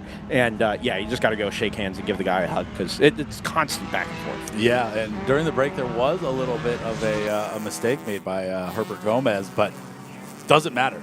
Within a lap and a half, they had brought it back bumper to bumper. And the battle rages on as they go through turn 6. Nobody's giving up an inch here. They are fighting it out every corner. It is truly a battle in ITA right now, and no points implications like we talked about. But they're out here having fun. They paid for a race. You might as well get one. The Touring 4 battle, by the way, which we hadn't really mentioned recently, Graham Partain kind of able to close down to Charles Habisreutinger over the last couple of laps. It's still over 2.5 seconds between the two of them, but he's done a really good job to separate himself from Nathan Pring, has Graham Partain. And yeah, if you were just about a second or a second and a half closer, you'd think maybe there's an opportunity in the slipstream here. But for now, Habisreutinger does kind of have the handle on things. Gomez goes over the curbs at the last apex there of the chicane, and will try and draw level with Alec King in that number 84. Not able to do it, however, and they're going to slot nose to tail around the bank. First time we've seen them nose to tail running side by side over the last couple of laps. They're going to begin working their final lap of the 2025 SARRC Championship season here in it's a couple of moments. Interesting to see here, Gomez doesn't really have the legs on the straightaway compared to that little Mazda. Yeah, kind of surprising to see. I wonder if it's strategic. Maybe he's pedaling the car a little bit or running up as close behind as they have for so long. Maybe temperature issues, trying to find some clean air. It is warm out today in the mid-80s, so it's definitely not easiest on the cars, especially when all you're getting for an intake is hot exhaust fumes from the car in front of you. Yeah, that number 37 now, actually out a little bit wide at the International Horseshoe, and it's the largest separation we've seen before between the 84 and 37 cars over the last half of this race. I wonder if this is now just beginning to go the way of Alec King in that 84. Yeah, you have to think maybe there is something going on. But Mary Roney in the 20 BMW takes the checkered flag, and she will win overall and ITR in what we believe is the ITR SARRC Points Championship. Absolutely, Nick. Yeah, Mary Roney pretty commanding there once Steve Ty kind of went by the wayside in the middle portion of the race. Actually looks like he ended up retiring that, oh no, there he is, P7. Slipped all the way to P7 overall in that ITR Chevrolet Corvette. So it's Roney from Fritz in ITR. Charles Habisreutinger able to hold off a charging Graham Partain in the number 106. Habisreutinger, we expect to take the points championship there in Touring 4. Graham Partain came up just 1.6 seconds short of the class win there in Touring 4. As we pick up the IT, is there a battle to be played out here in ITS? No, there is not. Ron Munnerlin in the number 68 should be one of the next cars across the line. In fact, the next car across the line here, headed into the Tri-Oval with, 7 or 8 seconds in hand over the, blown up on the back straightaway. It's Herbert Gomez in the 37. Oh, man. You knew that you could see the car beginning to lose power as it got out of the banking here at turn 4. We called it when we saw it. Kind of surprising he wasn't able to draw a level. Yeah. And you could hear it. Yeah. Yeah, well, it looks like he did a tough. good job of getting off the racing surface. So hopefully cleanup will not be too much of a factor. Luckily, I believe we're going to lunch next. So yeah. We've got some time to get that cleaned up. Shouldn't affect the schedule. As everyone else finishes up, it looks like our IT7 cars cross the line fairly close together. Yep, that'll hand ITA to Alec King just to put a point on that. IT7, it's McLean over Morrison, 146 ahead of 52. And then ITS, Munnerlin ahead of Baloo by 8 seconds. Golden, number 2 car, Keith Golden finishes third in class. Another 22 seconds or so further back. So with a little bit of cleanup to do there on the back straightaway and us all headed to lunch here, let's run down through the finishing order in our group number 4 results, and then we'll step aside till around 1 p.m. Oh, Gomez made it all the way back around. He did. Very impressive that he was able to make it back. Maybe a tire issue rather than an engine issue, but that was a lot of smoke for and it's still a lot of smoke. Yeah. That was certainly an engine issue. You could tell by the type that billowing of the smoke down there at the bus stop there. That certainly was the result. So let's run through our results. We'll step aside for lunch and then plan to be back around 1 o'clock p.m. Eastern time. Up in... we'll start with ITA. We'll go alphabetical this time. Alec King in the number 84 takes the class win from Cesar Ochoa in the number 64. John Paul Easy will round out the podium. Gomez did make it back around to actually take the checkered flag in the number 37, but had lost the spot only just to John Paul Easy. So it's no sweep for Herbert Gomez, unfortunately. Steve Maholius in the number 53 finishes in P5 ahead of Steve Knobb in the number 77. ITR won by Mary Roney, as we said, 6.5 seconds from Matthew Fritz. Fritz, of course, had the half spin over there at the Western Horseshoe that kind of cost Matthew the chance at the championship. Roney should take home that SARRC Points trophy and the race win today, obviously, as well. Steve Ty in the number 3 rounds out the ITR podium. McLean from Morrison in IT7, we just touched on that one. Charles Habisreutinger in the number 91 ahead of Graham Partain by 1.6 seconds. In Touring 4. James Bailey will round out the T4 podium in his NC Mazda MX-5. That car number 03, clear of Nathan Pring in what ended up being a full lap, although I think that was probably aided by having the overall leader between himself and Pring. Grant McDonald rounds out the top 5 in the number 50. ITS, Ron Munnerlin ahead of Baloo, 8.8 seconds is your margin at the front of the field there in ITS. Keith Golden in the number 2 rounds out the podium. Luis Malares in the number 08 to finish P4. And Minas Akarjalian in the number 00 Mazda RX-7 rounds out your top 5 there.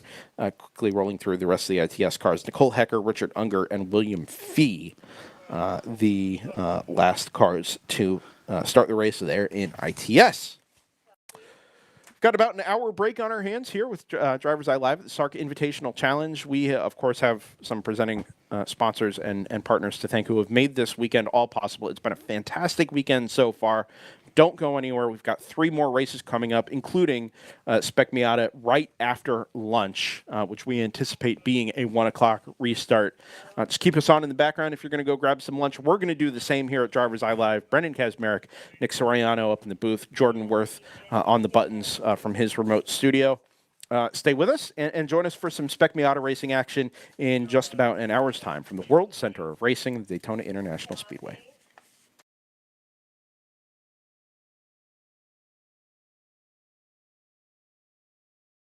Want to race Spec Racer 4 Gen 3s with speed, style, and unbeatable support? At Apex Motorsports South, Florida's official customer service representative for SCCA Enterprises, we make it happen. Race-ready SRF3 rentals, full arrive and drive packages, expert prep and top-tier trackside support, and a crew that treats you like family. From your first lap to the checkered flag, we've got your back to every step of the way. Whether you're chasing the podium or the pure rush of racing, Apex delivers performance with a personal touch. Come for the competition, stay for the camaraderie. Apex Motorsports Motorsports South. Driven by passion, powered by people. Your seat's ready. Are you? Your home deserves more than ordinary. Mansion Windows and Doors delivers striking designs and energy-saving innovation that makes every view exceptional. Their professionals help you choose windows and doors that reflect your style and enhance comfort. This season, Mansion Windows and Doors is proud to support the SCCA and Central Florida racing community because great design is all about performance. Explore the possibilities at mansionwd.com and bring your vision to life. Mansion Windows and Doors, dream, create, inspire. When victory's on the line, champions get a prep shop they can trust. Comprint Motorsports, Athens, Georgia's road racing powerhouse, has powered drivers to 9 national titles across 4 different categories. With precision preparation, expert fabrication, and professional coaching all under one roof, Comprint is where champions are made. Comprint Motorsports, winning starts here. Visit comprint.net today.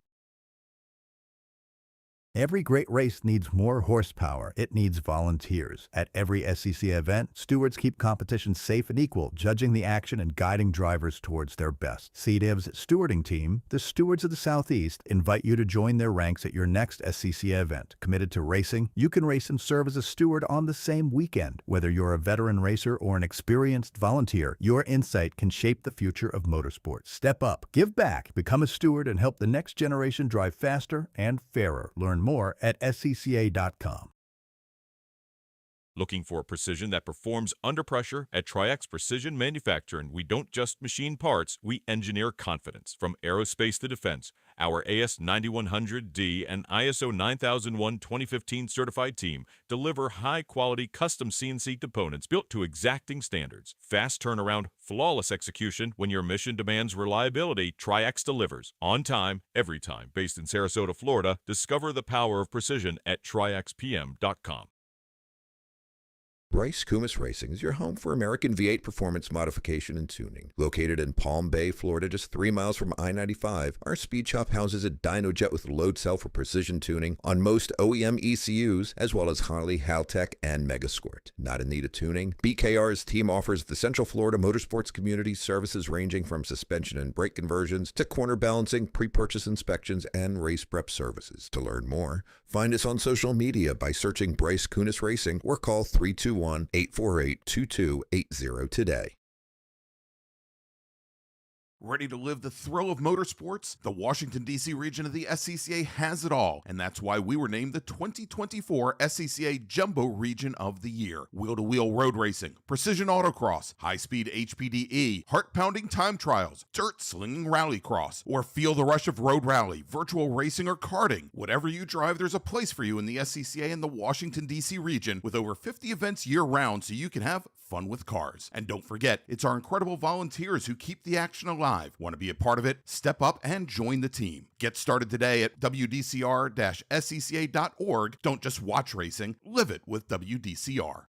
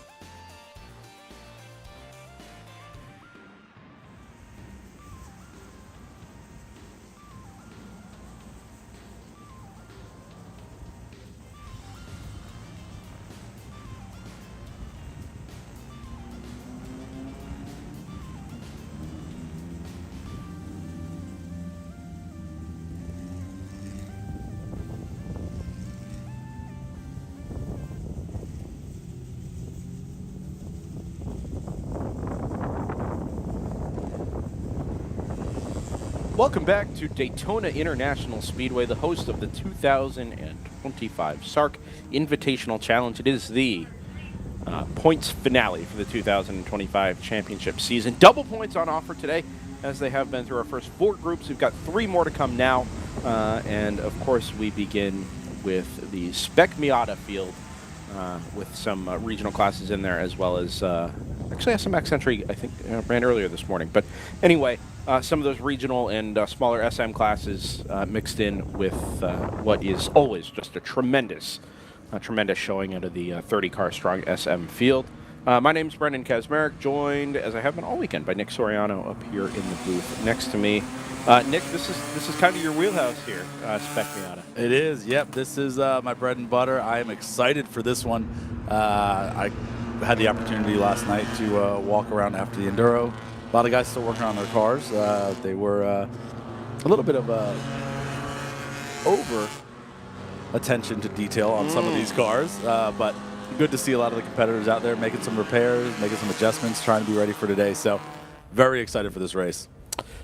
It was a tremendous race yesterday, 0.02 of a second between Bobby Gossett and Charles McTutis up at the front. Christian Meyer was a part of that as well in the 134. John Davison kind of got dropped right at the end, ended up out by his lonesome there for the last couple of laps. Came home in P4, but we head to the starting grid, and we do start at the top, just like we had yesterday. Gossett, McTutis on the front row, 44 and 66. Those are also your SARRC points leaders. Bobby Gossett on 150 coming into this afternoon's race. Charles McTutis in the 66 on 146. So the mission's pretty simple, Nick. You and I just talked about it. McTutis win, and you're the champion, basically. Gossett win, you're the champion. It is winner take all to some degree, but with that 4-point margin there, if they end up a little bit lower down the field, there may be some math to be done by ourselves before we can call anybody a provisional champion. That is your front row in any case. Second row, 134, Christian Meyer alongside the number 10 of John Davison.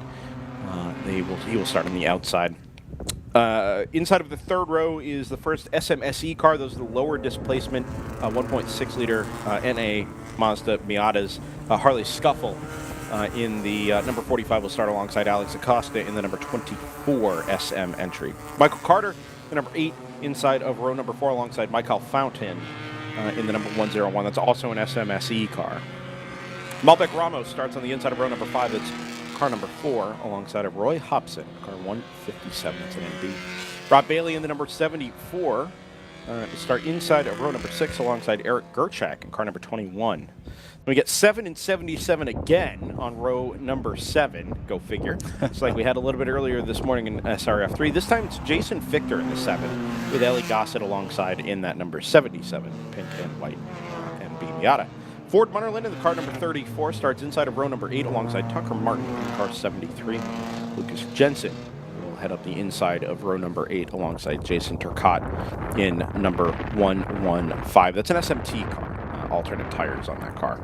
Todd Schirra, car number 22 starts P19. That's the inside of row number 10 alongside Frederick Baker in car number 12, another SMSE car. Christopher Giram in car number 14, an SM entry, will start alongside Adrian Hansen Jr., an SMT car, number 81. Cole Lucas, car number 11, I think had some issues yesterday during the Enduro from memory, Nick. We'll see if he was able to roll off this morning in his SM entry. He'll start alongside James Brown if he does. James is in car number 80, another SMSE car. Kaylin Kinley in car number 17. It's an SM entry. Will start inside of row number 13 with Owen Osseroff in car number 36. Start alongside. Last row on the grid, Peter Summerford in the number 33 alongside Ken Stiegel. Car number 64, an SMSE car off the back. Nick Soriano, rows of 2 all the way back behind the classic Mazda Orlando safety car, headed towards the front, the tri-oval here, where we'll take the green flag. SM always has the best formations coming to the green flag. This one, absolutely no different. Yeah, here they go. The green flag is waving, and it's going to be a great start from your pole sitter, the number 44 of Bobby Gossett.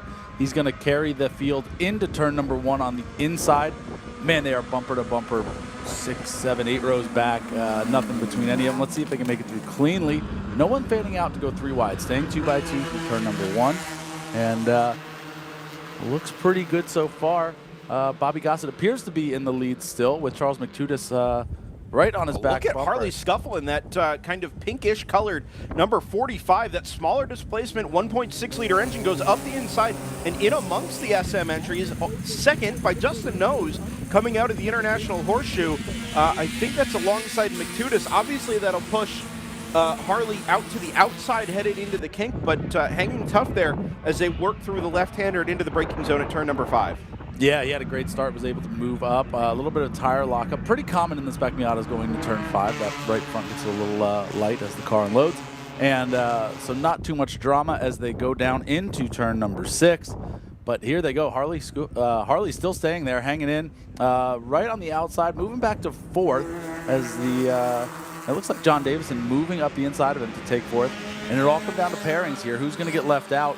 And we'll see how things shake out. It looks like Harley was able to file in, leaving John Davison in that kind of no man's land spot in 5th position again. I think that's McTudis actually all the way back. He got shuffled that far. Wow. Yes, he did. I think we saw him coming out at turn number 6.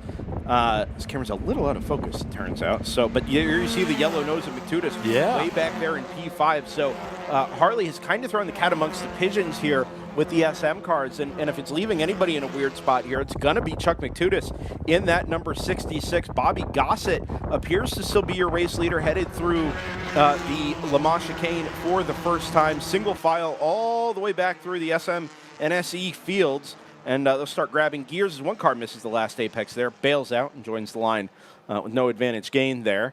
3 cars at the front, nose to tail around the east banking, with the Harley Scuffle car out very much in the no man's land now in P4, and McTudis is going to get swamped around the outside as they head for home for the first time. Yeah, Alex Acosta looks like he has grabbed Michael Carter, and they're moving their way forward.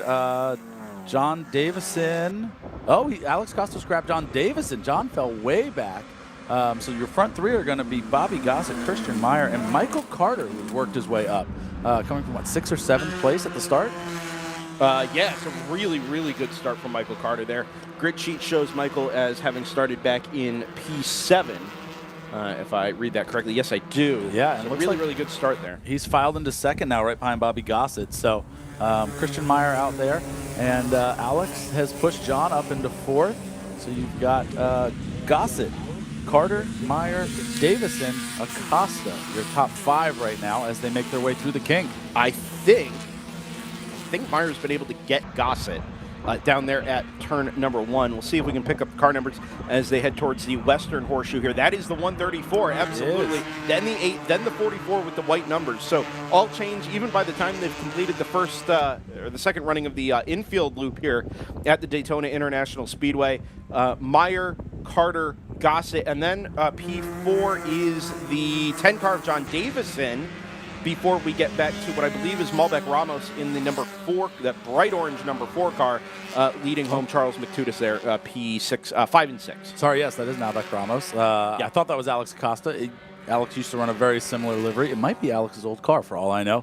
And so now we see the pairs really starting. It might be Malbec. Yeah, in that number 4 car. Yeah, it is Malbec. Yeah, and I think Alex is in the silver and orange. Yeah. It's old habits hard to change when you're used to seeing cars on track that you used to race with. The names get associated with the colors. So, here they go, making their way 2 by 2 into the Le Mans chicane.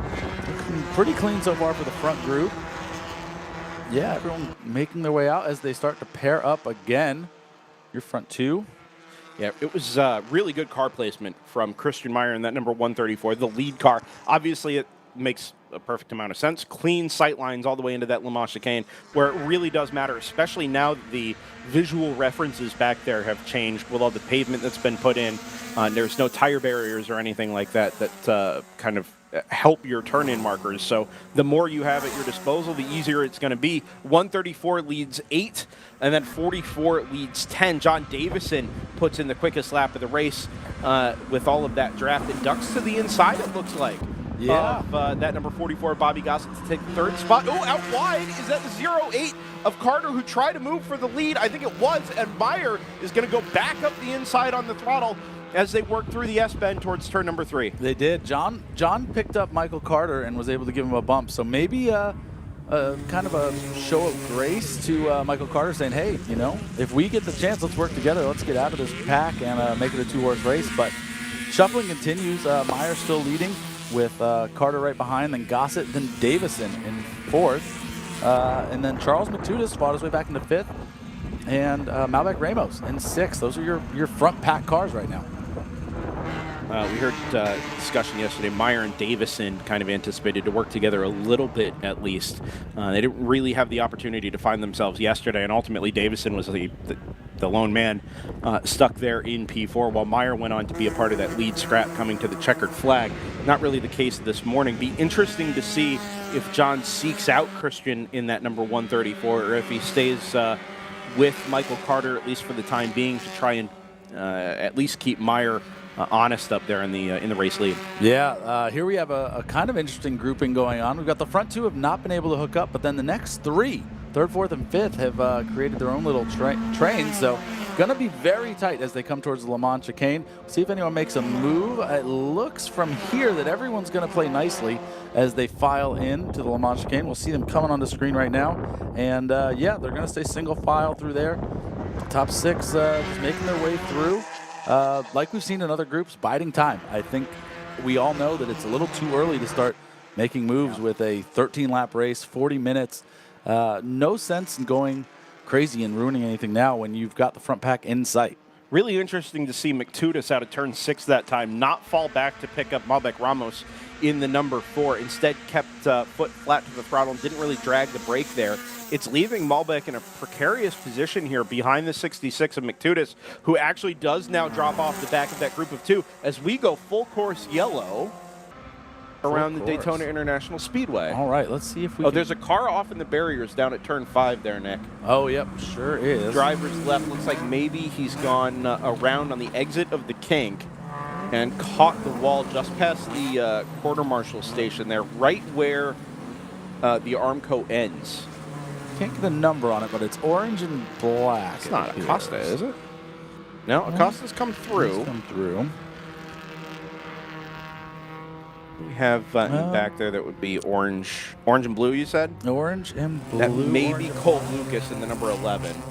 Yeah, Cole has not come through, and with nobody left, I think our process of elimination has played itself out here pretty early. I think you're right. I see the flat toe coming out to get him, so, the tilt back rather than the flat toe, so may require a little of extra cleanup, but being right by the cut is very helpful for the safety team. Should be a quick cleanup to get this race going again. But now the field's compressed. Everyone is back together. Some of the cars that have fallen off are going to be right back in the mix. So we basically got a new race on our hands. It's going to be time for maybe some drafting partners meet back up and maybe some new partnerships are formed. Who knows? I think maybe the big winner here is the number 24 of Alex Acosta, maybe the 101 of Michael Fountain, although that's an SMSE car. Acosta was the first SM that had lost that lead. A group of 5 running back through, group of 6, sorry, running back through the number 4 of Malbec Ramos. While we've got this full course yellow here, good opportunity to take our commercial break for group number 5. Say hello to the partners and sponsors who make this all possible with the Central Florida Region SCCA. And CDIV for this championship weekend at the SARRC Invitational Challenge. Nick Soriano and Brendan Kaczmarek up here in the booth. We will be back for a green flag here in a couple of moments' time from the World Center of Racing.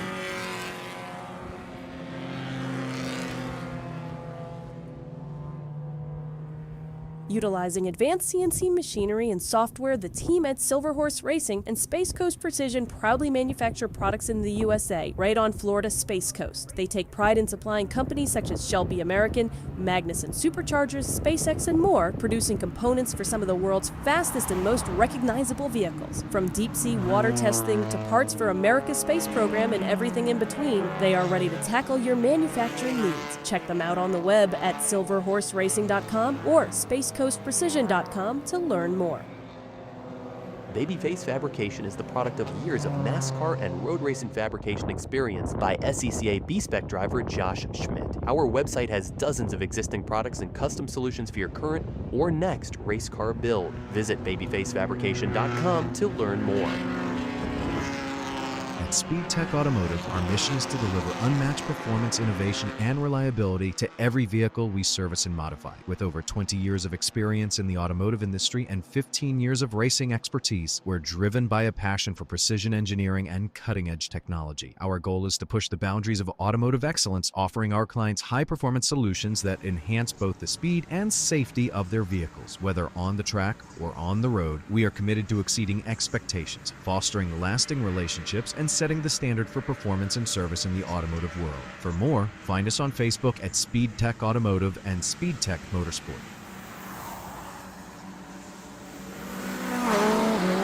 From kart to car, the path to pro racing starts here. The Kart to Car program by Willie and Abel Racing, the Spec Racer 4 Gen 3 and Spec Miata rental specialists, teams up with Low Key Racing, your trusted Sodi kart dealer and premier coaching team. With expert instruction, proven trackside support, and licensing guidance, we help karters 14 and up make the leap into pro racing. Learn more at WNARacing.com or LowKeyRacing.com. And a big thank you to all the volunteers who make this weekend's SARRC Invitational Challenge possible. PM Racing is a proven powerhouse, two-time national champions in Spec Racer 4 Gen 3 with 25 Southeast Division titles and multiple SCCA runoffs poles. Based in Lakeland, Florida, and serving racers all across the Southeast, they specialize in Spec Racer 4 Gen 3 with over 30 cars in the shop and also support prototype and GTX competitors. PM Racing, become part of a winning team. Contact Brian Schofield or stop by the PM Racing tent in the paddock.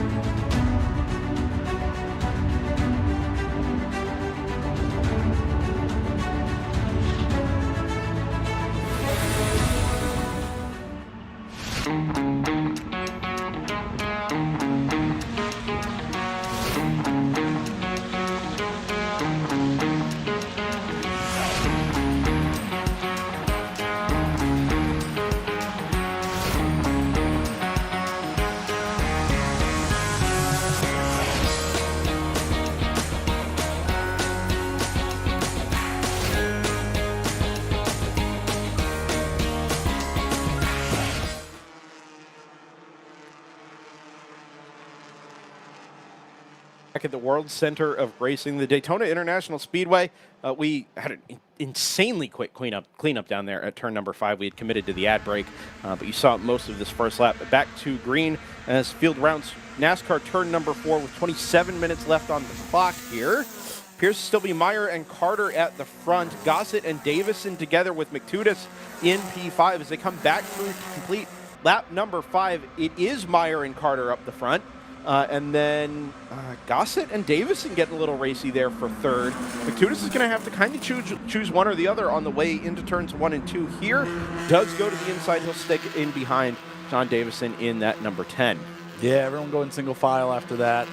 The restart was very interesting. I'm sure you guys may have saw it on the screen while the ads were playing, but yeah, everyone stayed single file. There were a couple of cars that jumped out of line, but I don't think any advantages were made. So we heard some chatter on the radio, but I don't think any penalties will be handed out. So that's good. The race continues on as you see it, and they worked their way towards turn number 5. Top 5 just the same as they were when they cross-started finish line. Yeah, we talked about the big winner there potentially being Alex Acosta in the number 24. Malbec Ramos is kind of in that in-between spot, just like he was earlier. Acosta is stuck behind the 2 SMSE cars of Michael Fountain and Harley Scuffle. We didn't really discuss it before the green flag, Nick, but we were talking during the break. There is a championship battle there, just the same as we've got between Gossett and McTutis, with 4 points separating the two of them, 150 and 146. It's the same thing there in SMSE. Fountain on 150 points leads Harley Scuffle in that 45 by 4 points at 146. So another kind of winner-take-all situation there. If Fountain can hang on to P1 in class, that should be enough to give him the championship over Harley Scuffle in the 45. Yeah, absolutely. So multiple championships up for grabs right now. The other classes with alternative tires or alternative tires and different displacement, no contest there. So we're looking at SM and SMSE for your points championships. So they make their way through the Le Mans chicane. Single file still. The front two of Carter and Meyer and Carter, continue to work very well together. They're able to put a couple of car lengths, but now that they're hooked up on the banking here, we could see third, fourth, and fifth make their way a little bit closer as we exit the turn 4 and move into the trial. Yeah, Carter had a really good run through the bus stop last time through. He was able to get right up to the back bumper of Christian Meyer in that number 134. They're going to be together. 44, Bobby Gossett is going to show high going into turn 1. Davison will stay low, and they'll slot back in single file 1, 2, 3, 4, 5. Right in the line as they make the arc into turn number 2. McTutis went in real deep. He had to jump on those brakes to stay off the bumper of Davison, but he does. He successfully was able to close the gap, and that's what you have to do when you're the odd man out. You've got to take advantage of every corner when you're by yourself. You've got a little bit more room to press to your limits, whereas when you're working with a partner in your close quarters with your drafting buddy, you have to be 9/10 of the car's ability just to make sure you have that adjustment room. So making the most of the car when you can, very important. But it may be strategic. It looks like John Davison has dropped back from third place, be a little closer to Charles McTutis as they go into 5. We'll see if that pattern continues on the short shoot between 5 and 6. Yeah, also interesting to note, 44 and 66 ought to be working together as teammates. That's Gossett and McTutis. Davison and Meyer, kind of the same thing there. You wonder if Davison is kind of thinking, well, I don't really want Gossett and McTutis to get together, but in order to prevent that from happening, he has to not be hooked up with Christian Meyer, his own teammate. Right. So there's kind of an interesting thing there where they're offset by a car each rather than both working together as sets of teammates.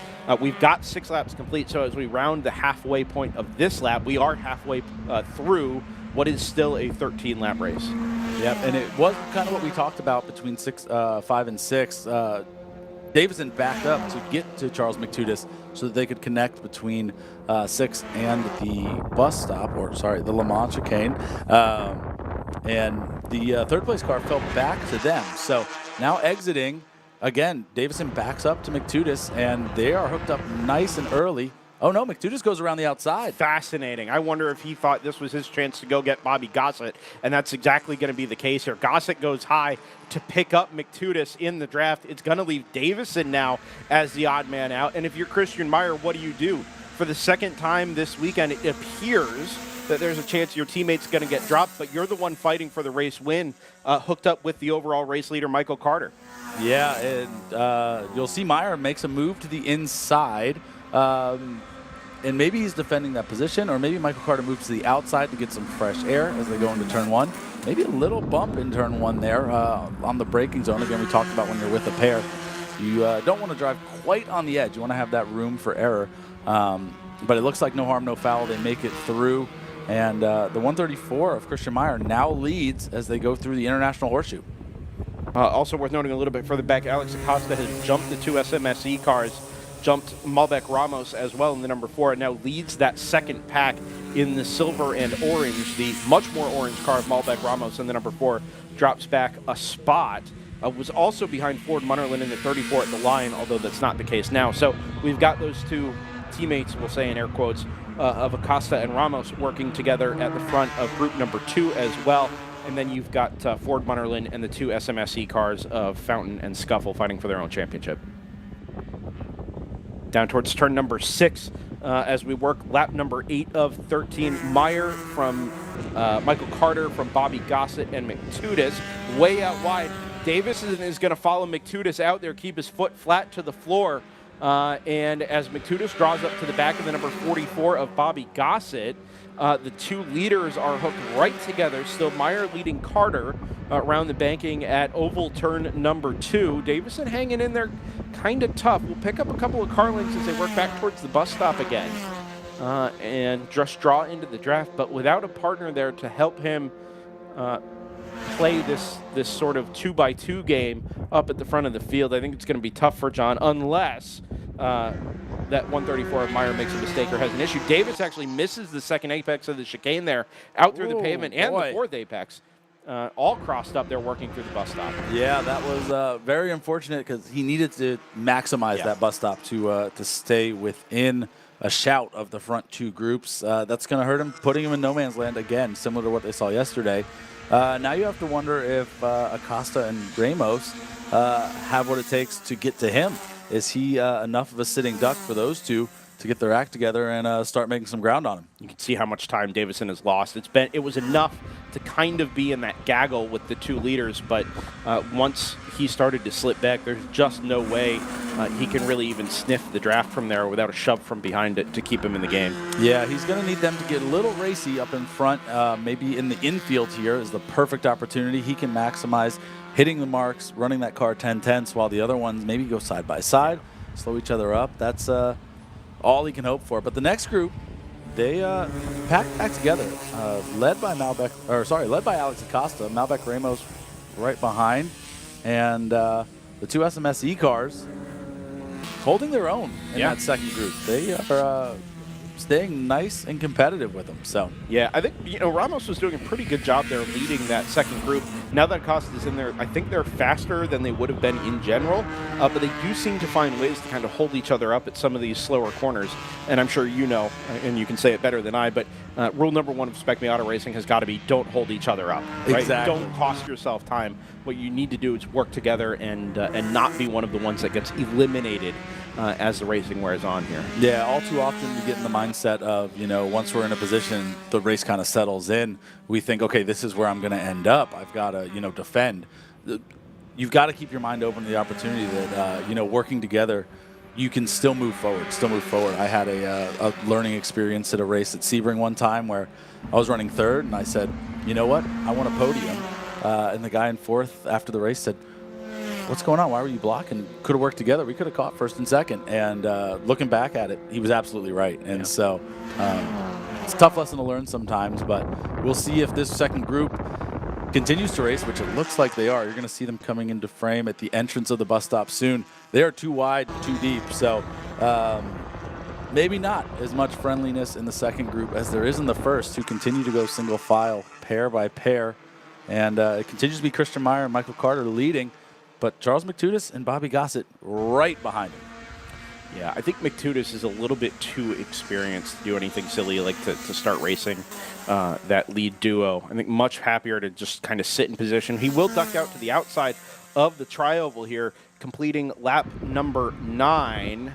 Does McTutis try and run around the outside of Christian Meyer here, or is this just a matter of trying to maximize that straight line speed? Late on the brakes for McTutis. Will go around the outside on the backside of that kind of crown here at turn number 2. Can he slot in between Meyer and Carter here and get that second spot? No, as a matter of fact, Meyer is going to back off going into the International Horseshoe. And again, experience kind of is king here. Knows it's better to just get in line and let them be 2 packs of 2 rather than to start racing and begin holding each other up and allowing potentially John Davison back into the mix here. Yeah, I think that was actually a pretty smart move by Meyer to back out. He had something working with Michael Carter. He realized that there was a potential of them being split by McTutis. He said, you know what, I'm going to back it out. I'm not going to lose too much time on this. We're going to keep the packs right together. Let's stick with my drafting buddy. I'm going to dance with the one who brought me. Yeah, McTutis leads the field down into turn number 6. Who rides with him in second? Is that the 8 of Michael Carter? I think it might be. They're going to go high coming off of... that's not Michael Carter there. Carter's leading the second duo there. I think it may be Gossett who's slotted there into second. Yep. Difficult to tell from this distance. Gossett and Meyer working together still. They have committed to their dance partners at this point, so I would be surprised to see if they trade out anything. But yeah, they're paired up, and let's see if they go side by side into the bus stop, the Le Mans chicane. A bus stop is fine also. Okay. And yeah, they do. They play nicely. They're single file. Looks like everyone makes it through fairly cleanly through the first 2 apexes. Third and fourth looking pretty good as well. 2 by 2 we go again. Mctudis leading the field in that group of Meyer, Carter, Mctudis, and Gossett, obviously not in that order. We'll reset it when they get back to the line here. Yeah, second group went through a single file this time, but you can see that their raciness, even though they have drafting partners and buddies, they're losing to John Davison, who's out there by himself. Yeah. So John in fifth, all by himself, but doesn't appear to be in any danger from that second group that is racing behind him. Gossett bailed on Mctudis there coming into the trial, but goes to the inside. So it's going to be Mctudis and Carter on the outside, Gossett and Meyer on the inside. Mctudis is just a little bit deep on the way into turn 2 and runs out a little bit wide. That's going to allow Gossett out at the front to just get a little bit of an edge there. Mctudis is going to fall into line behind as they go 2x2 for second. Well, not 2x2, but side by side for second.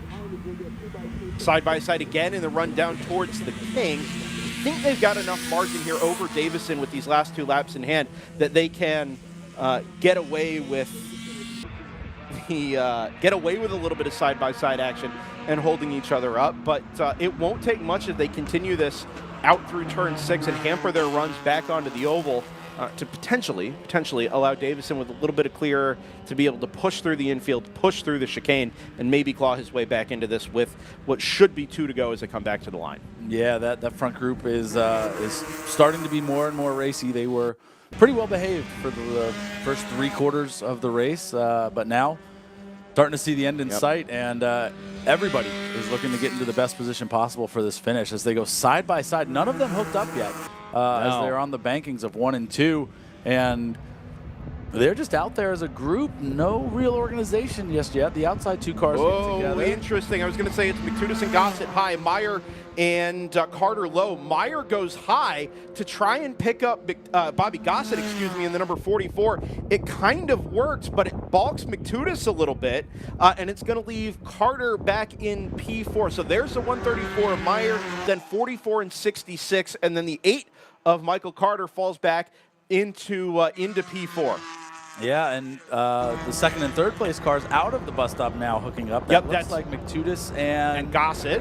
Yep, okay. Meyer is going to slide back, not having a drafting partner there, and is going to have to wait to be picked up by the number 8 of Michael Carter. So we go back to the way it was just a lap or so ago, with 44 and 66 together at the front, 134 and 8 together in the back. Those duos have swapped, but the partners go back to being the same. Mctudis will peek down to the inside, headed into turn number 1. I think Mctudis might be the faster car on his own, just maybe marginally, definitely quicker and more aggressive on the brakes into some of these slower corners, but doing a really good job of pushing Gossett when that's what the situation calls for. Yeah, he is probably the most experienced of the front group there, so that could be coming into play, knowing when to make your moves, who to pick out. Michael Carter obviously very experienced as well, being a Mazda scholarship winner at one point, and so there's a lot of experience up there, but a couple of young faces as well, and they are mixing it up very entertainingly right now. Yeah, so much of this is getting a sense of what works and what doesn't, right? A lot of these guys have plenty of laps around the Daytona International Speedway, so this isn't brand new to them by any stretch of imagination, but every race is different. It plays out under its own unique circumstances. You have your own drafting partners. A lot of these guys know each other. Obviously, it's a pretty small paddock, but at the same time, once the helmets go on and the racing starts, it becomes its own little period of discovery and feeling out what everybody has, what you got and what works and what doesn't. And at this point, it certainly seems to be that the duo of Mctudis and Gossett is one that works well. Meyer and Carter, who led the race through most of the first half, at the very least, playing well there in third and fourth. Going to be interesting to see if they have anything as a duo in their own drafting pack here to go get after Gossett and Mctudis up front. Yeah, a quick peek at the group behind there. Alex Acosta is leading Malbec Ramos, and they appear to be making a little bit of headway on the SMSC duo that is fighting out there.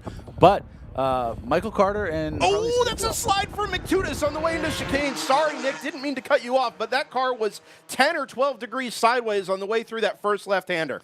Yeah, big slide, and it allowed that second group right back in there. They are nose to tail 4 deep in the pack now in that front group. Really interesting to see that the 134 of Christian Meyer didn't take advantage with that hiccup coming back to the start-finish line.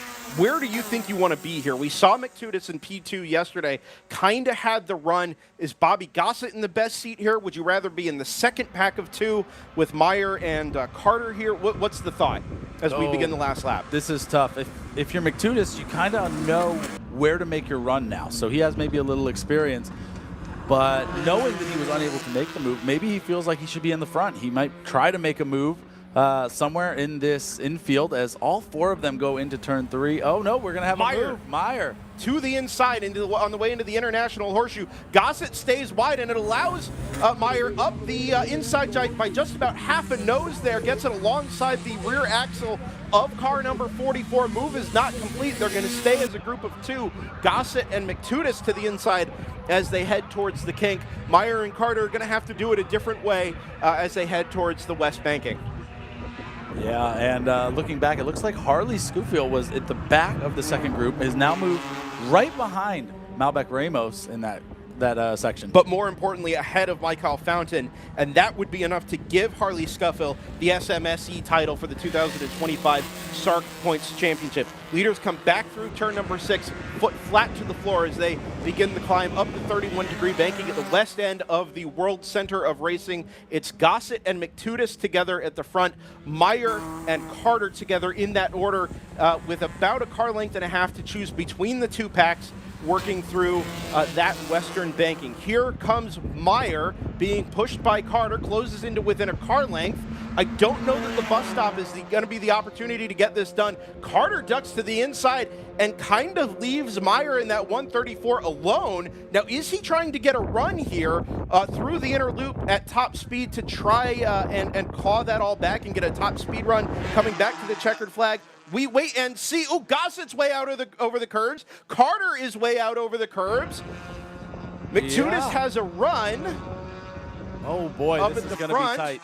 and Carter has left Meyer for dead there in third. Carter is going to end up P4, no question about it. I think McTutis and Gossett are going to be pushing each other home here. Does somebody duck out? Does Meyer have a case to make as they head out of NASCAR Turn 4 for the final time? McTutis ducks out, coming to the checkered flag, just like yesterday. Gossett goes to the apron. McTutis goes high. It was 2,000ths yesterday.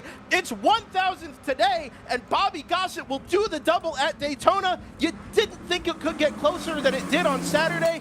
We did it. 1,000th of a second at the line. Gossett beats McTutis. Wow. You could see that McTutis pulled out a little bit earlier than yesterday. He knew that he was a little bit late on the move.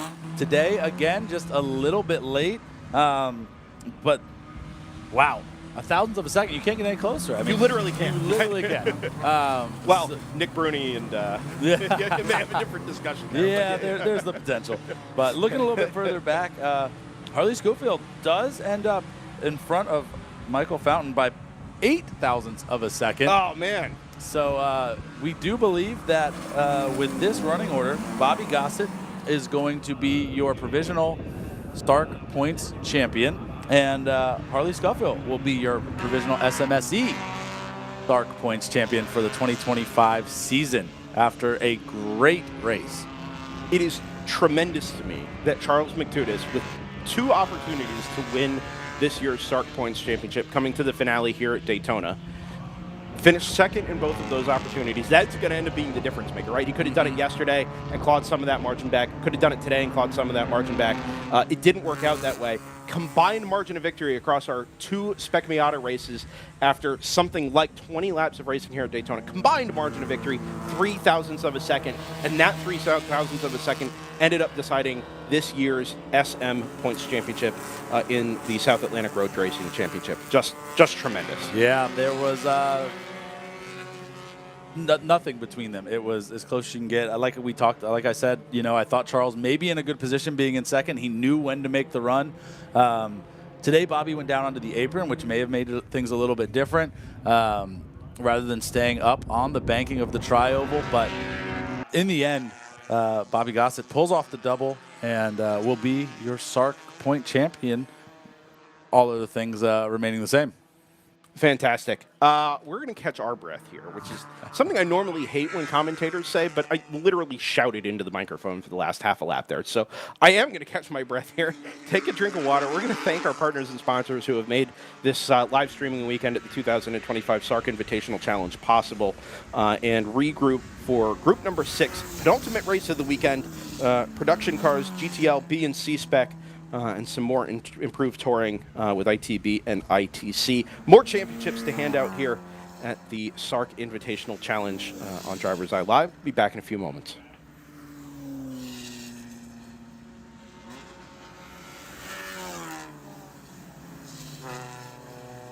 At SpeedTech Automotive, our mission is to deliver unmatched performance, innovation, and reliability to every vehicle we service and modify. With over 20 years of experience in the automotive industry and 15 years of racing expertise, we're driven by a passion for precision engineering and cutting-edge technology. Our goal is to push the boundaries of automotive excellence, offering our clients high-performance solutions that enhance both the speed and safety of their vehicles. Whether on the track or on the road, we are committed to exceeding expectations, fostering lasting relationships, and setting the standard for performance and service in the automotive world. For more, find us on Facebook at SpeedTech Automotive and SpeedTech Motorsport. Silver Horse Racing and Space Coast Precision sponsors the father-daughter race team of Marcello and Alyssa Canatano, racing in the number 03 and 04 Spec Miatas. Based on Florida's Space Coast, the companies provide precision CNC machine components for everything from deep-sea water testing to components for America's space program and everything in between. With their roots in SCCA competition dating back to 1991, they understand precision and performance and are ready to help you with your manufacturing needs. Check them out on the web at silverhorseracing.com or spacecoastprecision.com to learn more. Babyface Fabrication is the product of years of NASCAR and road racing fabrication experience by SCCA B-Spec driver Josh Schmidt. Our website has dozens of existing products and custom solutions for your current or next race car build. Visit babyfacefabrication.com to learn more. When it comes to getting race cars ready, PM Racing does it all. Welding, fabrication, composites, paint, race car prep, setup, and data services. With decades of experience and championship results to prove that their Florida-based team supports drivers at events all across the Southeast, keeping cars fast, reliable, and race ready. PM Racing, we are driven. Contact Brian Schofield or visit the PM Racing tent in the paddock. From kart to car, the path to pro racing starts here. The Kart to Car program by William Abel Racing, the Spec Racer 4 Gen 3 and Spec Miata rental specialists, teams up with Low Key Racing, your trusted Sodi kart dealer and premier coaching team. With expert instruction, proven trackside support, and licensing guidance, we help karters 14 and up make the leap into pro racing. Learn more at WNARacing.com or lowkeyracing.com. And a big thank you to all the volunteers who make this weekend's SARRC Invitational Challenge possible.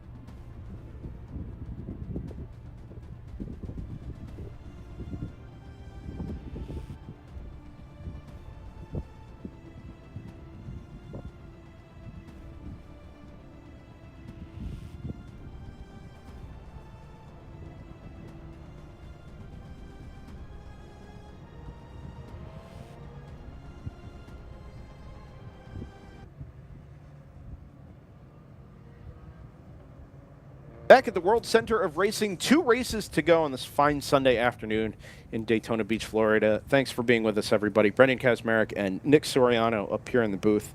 We'll have a special guest in this this race as well once things begin to settle in here. Keep the identity a secret until we have the chance for the big reveal here a couple of laps in. Group number 6, production cars, GTL, B-Spec. C-Spec, nominally anyway. No cars entered in that class this weekend. And then ITB and ITC for 13 laps or 40 minutes, around 3.5 miles at the World Center of Racing. Let's get to your starting grid, and then we'll talk championship here. On the front row, inside of row number 1, the red 1986 Mazda RX-7 of Sean Seguis. Start alongside the hard-charging yesterday, number 78 of Al Pierce at 80 years young. In the thick of an E-Prod championship fight there in his Mazda RX-7. Mark Carpenter, your F-Prod pole sitter. Car number 30, the Acura Integra, will start on the inside of row number 2 alongside John Bell in car number 162. That's an E-Production entry. Steve Saney in an E-Production championship fight as well. Car number 48, that's BMW 328i on the inside of row number 3 alongside David Bowles in number 79, the 97 VW Golf. In F production. Richard Gallup starts on the inside of row number 4 in car 115 alongside Donald Ahrens in car number 61, both F-Prod, both Mazda Miatas. Pedro Rivera starts on the inside of row number 5, his F-Prod Porsche 914-4. Car number 38 will start inside of Patrick McGovern in car number 8. It's an NA Mazda Miata in an F-Prod fight as well. Ken Blackburn is your GTL pole sitter in P11 inside of row number 6. He is your points leader in GTL and presumptive championship winner at this point. Russ McBride, your H-Prod pole sitter in P12 outside of row number 6. Mike McCormick, your ITB pole sitter in P13 alongside your B-Spec pole sitter. I did it again. Same thing as yesterday. Yeah, word for word, man. Josh Schmidt, babyface himself, will start at P14 at car 119. That's Chevy Sonic. Car number 140 is Gerald Wilcox in H production, starting P15 alongside Donald Placeres in car number 08, both H-Prod cars. Alfonso Ruiz, P17 alongside John Mark Gray in his H production Mini Cooper that is also your presumptive H production champion there in P18. Bradley Ross and Gary McCormick will start alongside each other on row number 10, ITB and B-Spec respectively. Gary McCormick in his Honda Fit. Bradley Ross was in an Audi Coupe GT yesterday that I don't think saw the checkered flag of our sprint race. So look for the Audi rings out there this afternoon. Llewellyn Capston in car 117 on the inside of row number 11 alongside Mickey Morwald in the ITC number 47 VW Rabbit. And the last row on the grid of 24 cars, Greg Ely, car 06 in ITB alongside Scott Larson in the ITC Datsun 210. That's car number 19. Field works its way through the Le Mans chicane behind the classic Mazda of Orlando safety car. Nick, championships here. E-Production is up at the front. Seguis on 150, Saney on 146, Pierce on 142. So if things play out kind of as we see them here, Seguis is kind of in the best position. Win and you've got the championship, obviously. Pierce, win and you're in with a shot. Saney for sure win and you've got the championship there as well over Seguis. Yeah, very exciting to see a close battle there because yesterday the race was fantastic for E-Prod. So hope to continue that today, especially with a points championship on the line. Double points available for this race. And I'm sure all these drivers would love to claim a win with double points in their best 6 finishes. Yeah, Steve Saney starting on the back foot here a little bit in that car number 48. Maybe not the best suited to Daytona's long straights in that BMW 328i. Let's see how he fares against the Mazda RX-7s in this heat. We get set for just under 50 miles of racing, 13 laps, 40 minutes go on the clock. And as the field heads towards the tri-oval, we await the green flag waving, and it does now. It's Pierce on the outside in the yellow number 78 who's going to get the initial jump from Sean Seguis in the 148, who will defend to the inside and now actually show the nose back on the inside. A shorter line on the way through turns 1 and 2 there. Pierce, remember, took a little while to get going in yesterday's sprint race, but did get there in the end. He'll slot back to third. And that is behind, I believe, Mark Carpenter's Acura Integra, who goes now to the outside on the way into turn number 2, looking for the overall lead while he already holds the F-Prod lead. Yeah, what a start. That is. You know what? That's Saney, isn't it? That is Saney. Absolutely. He had a great jump to get up into second there. Took advantage of maybe some people being timid on the brakes for that first corner and puts himself in a great position. I think Steve knew this was going to be his opportunity. He had to make moves off the green flag and really get after Seguis and Pierce up at the front of the field. If he can get a margin, even just to one of those two cars, it's going to make his life a lot easier as the tires start to warm up and maybe the performance starts to lean back towards those Mazda RX-7s a little bit in the later stages of this race. Yeah, it was definitely an opportune moment, and he took it. And we'll see how it plays out. It's already them two breaking away at the front. Sean Seguis and Steve Saney leading out in front by a fairly large margin, 10 car lengths back to third at this point. And we'll see how they make their way into the Le Mans chicane and if there's any gaps to be closed or widened.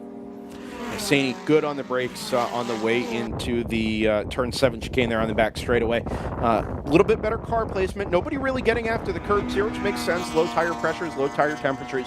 No reason to risk a puncture at this early stage. Just let the race kind of come into its own here. Build the pressures gradually around the banking for the first time of asking at speed anyway. And then we'll get after it here. Plenty of laps to come in this one. And we'd expect Al Pierce to play a role here as well in that number 78.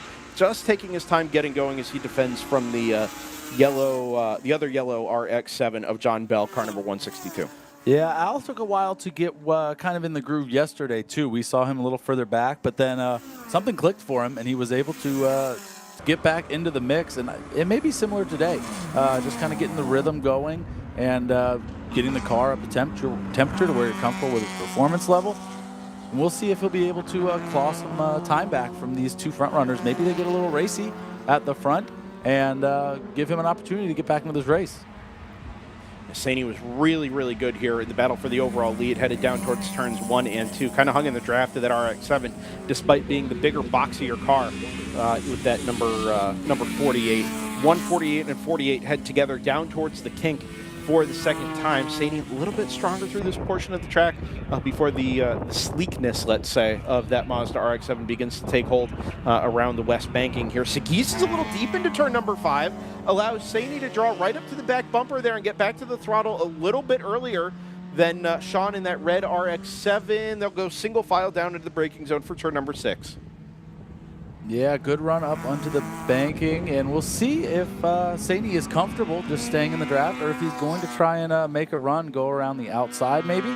But for the most part, it seems like that RX-7 gets a pretty good gap on the straightaways here, so could be interesting to see how they use their strengths to make these lap times happen. Yeah, the first lap off the jump there, Seguis and Saney both down in the 2 minutes 18 bracket. Al Pierce 2:21.7, John Bell in the 2:22s. So at least for the moment, Seguis and Saney for sure the two quickest cars on track. Saney getting a little bit more aggressive over those bolt-in curves on the back straightaway this time through. Pierce is a little offline, but still, just dabbing those inside apex curbs through the left and the right at the bus stop. Yeah, looking a little bit further back, there's a duo of cars of John Bell and Mark Carpenter. Mark Carpenter is your leader in F production, so clinging to the back of the E production cars and a fairly large gap to the next F production of Richard Gallup in the 115.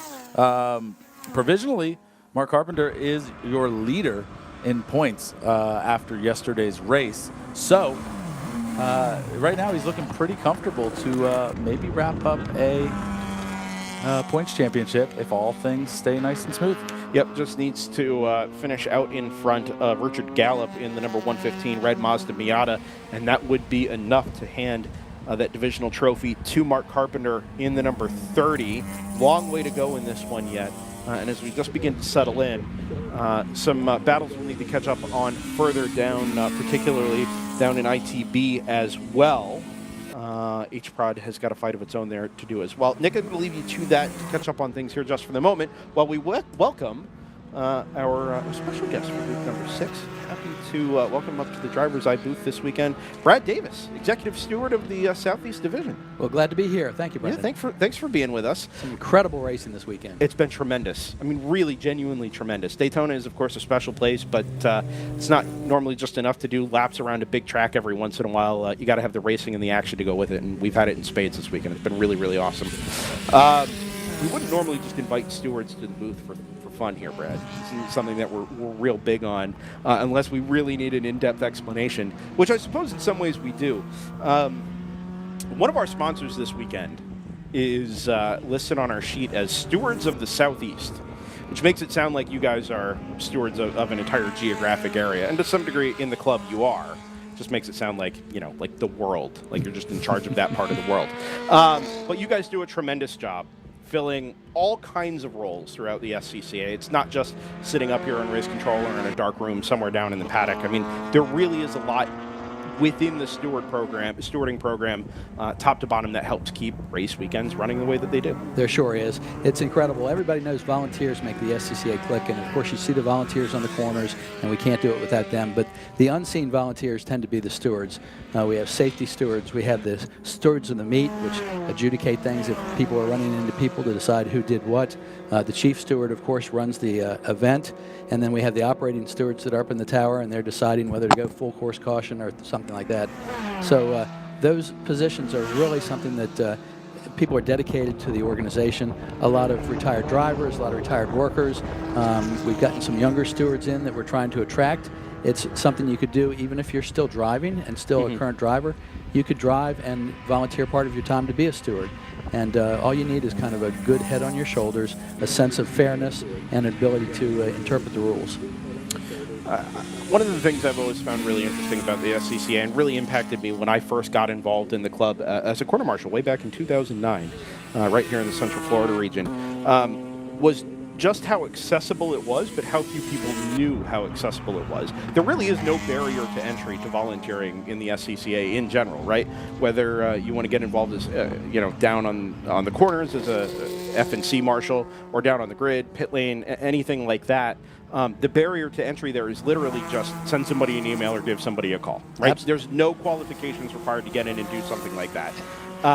But the same thing is true of stewarding, right? You need to have some experience and, like you say, a good head on your shoulders, but there's nothing specifically that says, well, you need to be this type of person with this bare minimum experience or this high-level experience in order to become a part of the stewards training program. No, we actually find that the varied mix of people and the experiences gives you a better opportunity to come to the right decision when you look at things. Drivers and ex-drivers look at things completely different than workers do in corners, and people that haven't been in the car. If you don't know that adrenaline rush, you can say, hey, that was something that you shouldn't have done. An experienced driver might say, I understand, but I would have the adrenaline rush too, and can understand why a driver did things. And that gives us an opportunity. We're really not here to penalize people. We're here to change behavior so everybody races clean, can go home all in one piece in their car, driven in the trailer the same way it drove out.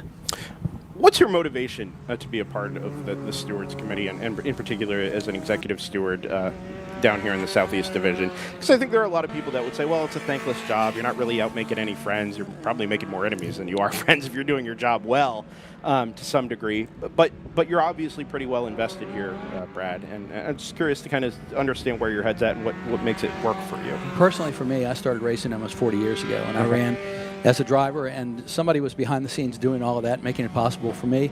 So as I got to the point where it's like, okay, it's time to think about retiring the helmet, and I decided I got pulled into the program by Ken Blackburn and by Paul Gosens, and they said, why don't you take a look at this? We think you'd be okay to be a steward. And once I got into it and saw how much is involved in it and what's interested, how you can really help the racers and how interesting it is, I said, okay, let's sign up for this. And I've gotten into it and just jumped in with both feet and really enjoyed my experience.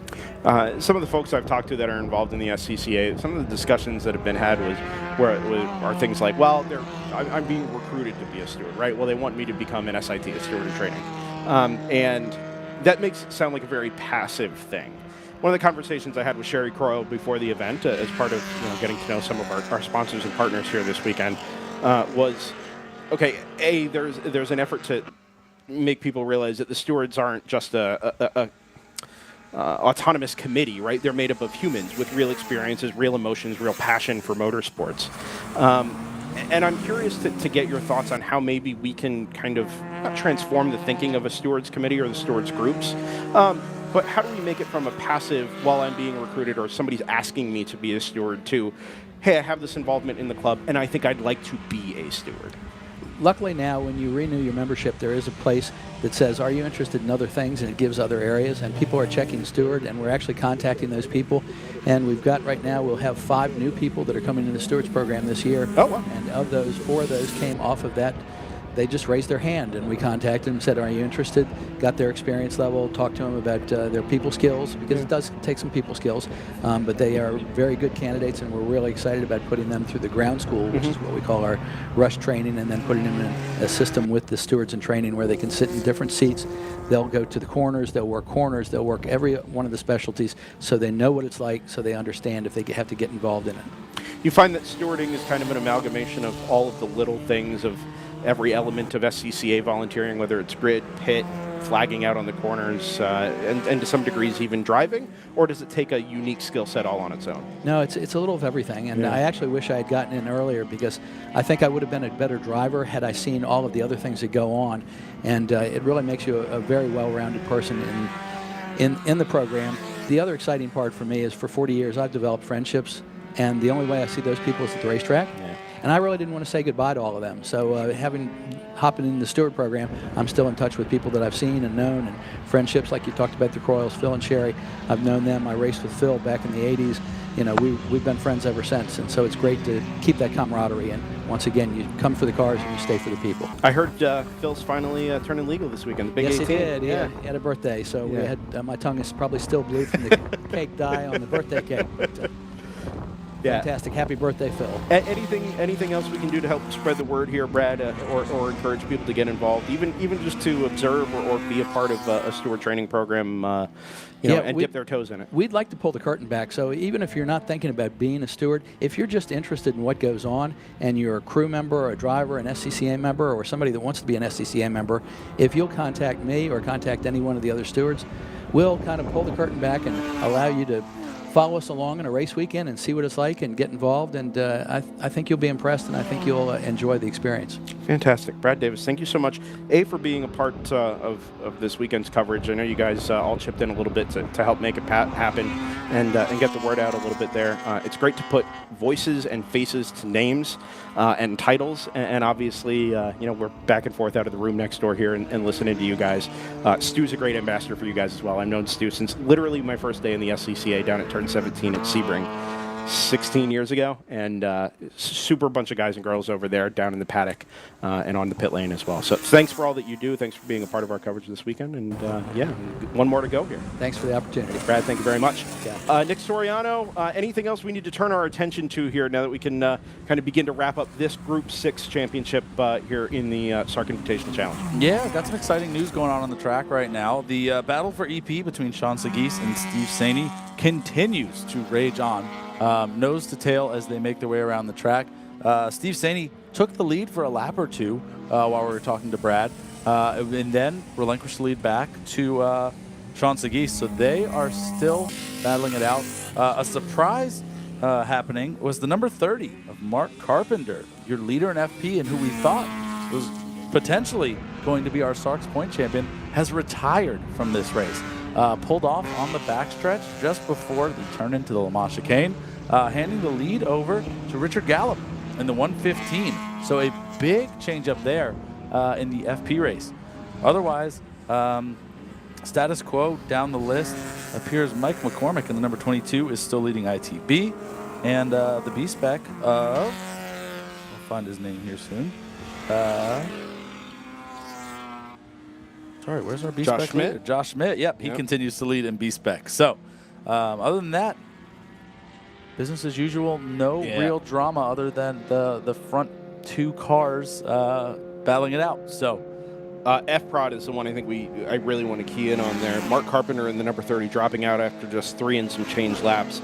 unfortunately, I think is going to take Mark out of the championship fight with the double points day today here at Daytona. Richard Gallup was the next man up there in car number 115, and that actually puts Gallup right up to the point in F production, 12.5 seconds clear of David Bowles in the number 79. So that's a tough break for Mark Carpenter. It's been a long season, obviously. We started back at, I think the Turkey Trot was one of the first SARRCs last November. We come all the way back around to this September here at Daytona, and just 3 laps into the finale, it all kind of goes haywire there. Good news if you're Richard Gallup in the 115 there, of course. Also interesting to note, we haven't really seen that pickup in pace that we saw. Oh, Mark had a tire go down, Jamie Carpenter says. Yeah, it's tough. Sagis and Saney are really kind of pushing each other, I think, at the front of E-Production here. And as Saney's just dropped back a little bit, maybe the tire temperatures begin to creep up and that car gets a little bit less comfortable to drive. Al Pierce in the number 78, not quite jumping back into the fight the way that we saw him do yesterday. Now, with Saney pushing that number 48 a little bit harder today, it wouldn't surprise me if it's just too big a margin to try and bridge, and therefore there's no reason to really push the car as hard as he did yesterday.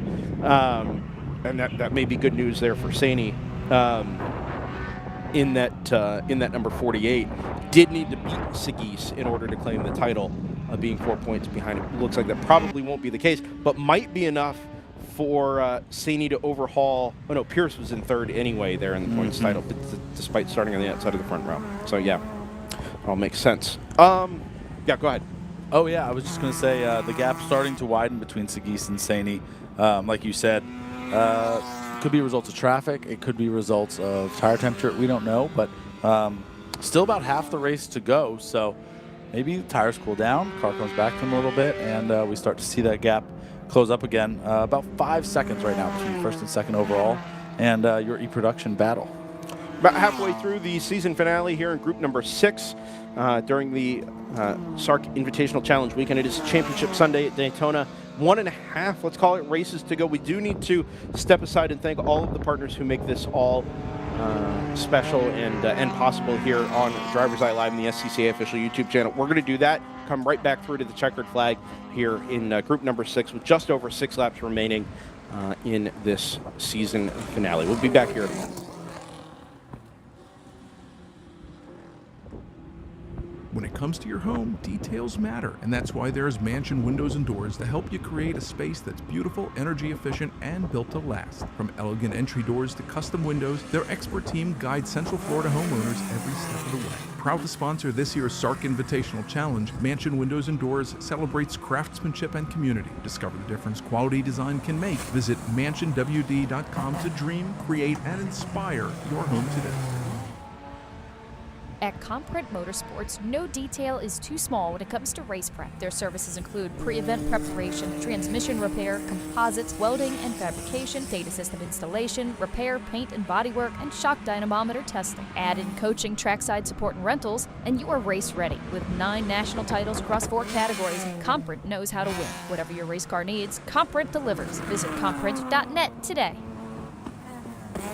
At Apex Motorsports South, Florida's only CSR-certified SCCA Enterprises shop, we put you in race-ready Spec Racer 4 Gen 3s, competitive, mechanically sound, and built to win. We handle it all: full arrive and drive services, rentals, expert prep, and top-tier trackside support. You just show up, suit up, and race. Whether you're chasing championships or the pure thrill, at Apex you're more than a driver, you're family. Apex Motorsports South, driven by passion, powered by people. Your seat's ready. Are you? Every great race needs more horsepower. It needs volunteers. At every SCCA event, stewards keep competition safe and equal, judging the action and guiding drivers towards their best. CDIV's stewarding team, the Stewards of the Southeast, invite you to join their ranks at your next SCCA event. Committed to racing, you can race and serve as a steward on the same weekend. Whether you're a veteran racer or an experienced volunteer, your insight can shape the future of motorsports. Step up, give back, become a steward, and help the next generation drive faster and fairer. Learn more at scca.com. PM Racing is a proven powerhouse, two-time national champions in Spec Racer 4 Gen 3 with 25 Southeast Division titles and multiple SCCA runoffs poles. Based in Lakeland, Florida, and serving racers all across the Southeast, they specialize in Spec Racer 4 Gen 3 with over 30 cars in the shop and also support prototype and GTX competitors. PM Racing, become part of a winning team. Contact Brian Schofield or stop by the PM Racing tent in the paddock.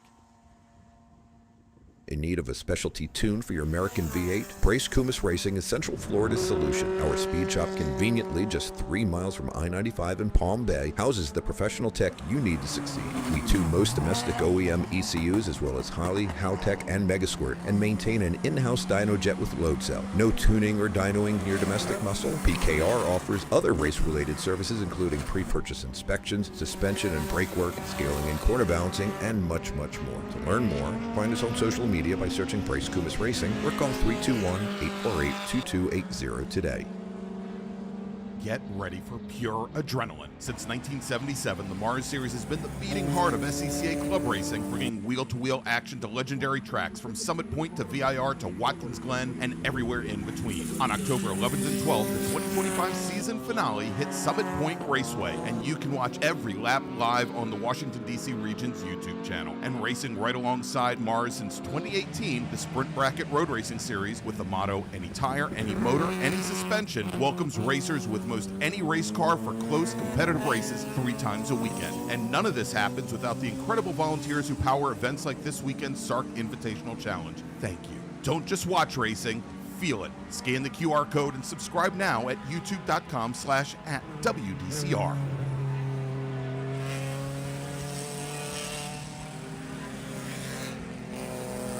Back at the World Center of Racing, 4 laps to go here in group number 6, reaching the conclusion of the 2025 SARRC Championship season here with DriversEye Live. Brendan Kaczmarek and Nick Soriano in the booth. Nick, we were talking just offline there during the break. We did kind of fail to catch up on the championship in one other group.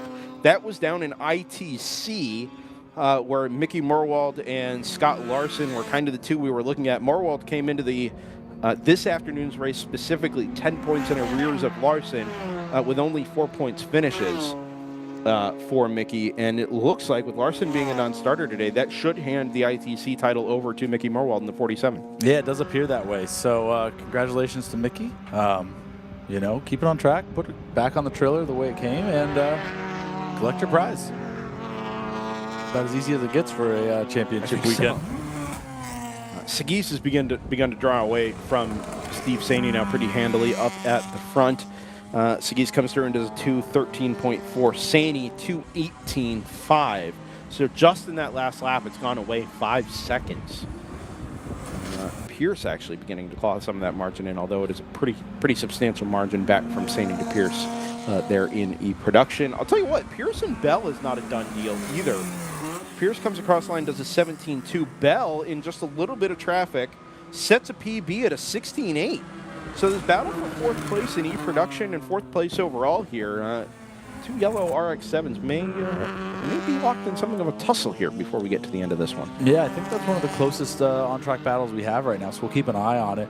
Everything else is settled in very nicely, and everyone is just making their way around, behaving nicely, staying off the grass, avoiding cones, doing exactly what they need to do to get through the rest of this championship Sunday. Would you like an H-Production note? I would love one. So first off, we know that John Mark Gray, well, we're fairly sure that John Mark Gray is going to provisionally be your SARRC champion for 2025 at H-Production. John Mark is running in 3rd place at the moment, but there wasn't really anybody close enough, even with today's double points, for that to make much of a difference. Also had a note in the chat, number 08, Donald Placeris. His birthday. Oh, happy birthday. As far as I know, we weren't splitting cake with Phil Croyle and Donald Placeris, so there may be extra cake somewhere.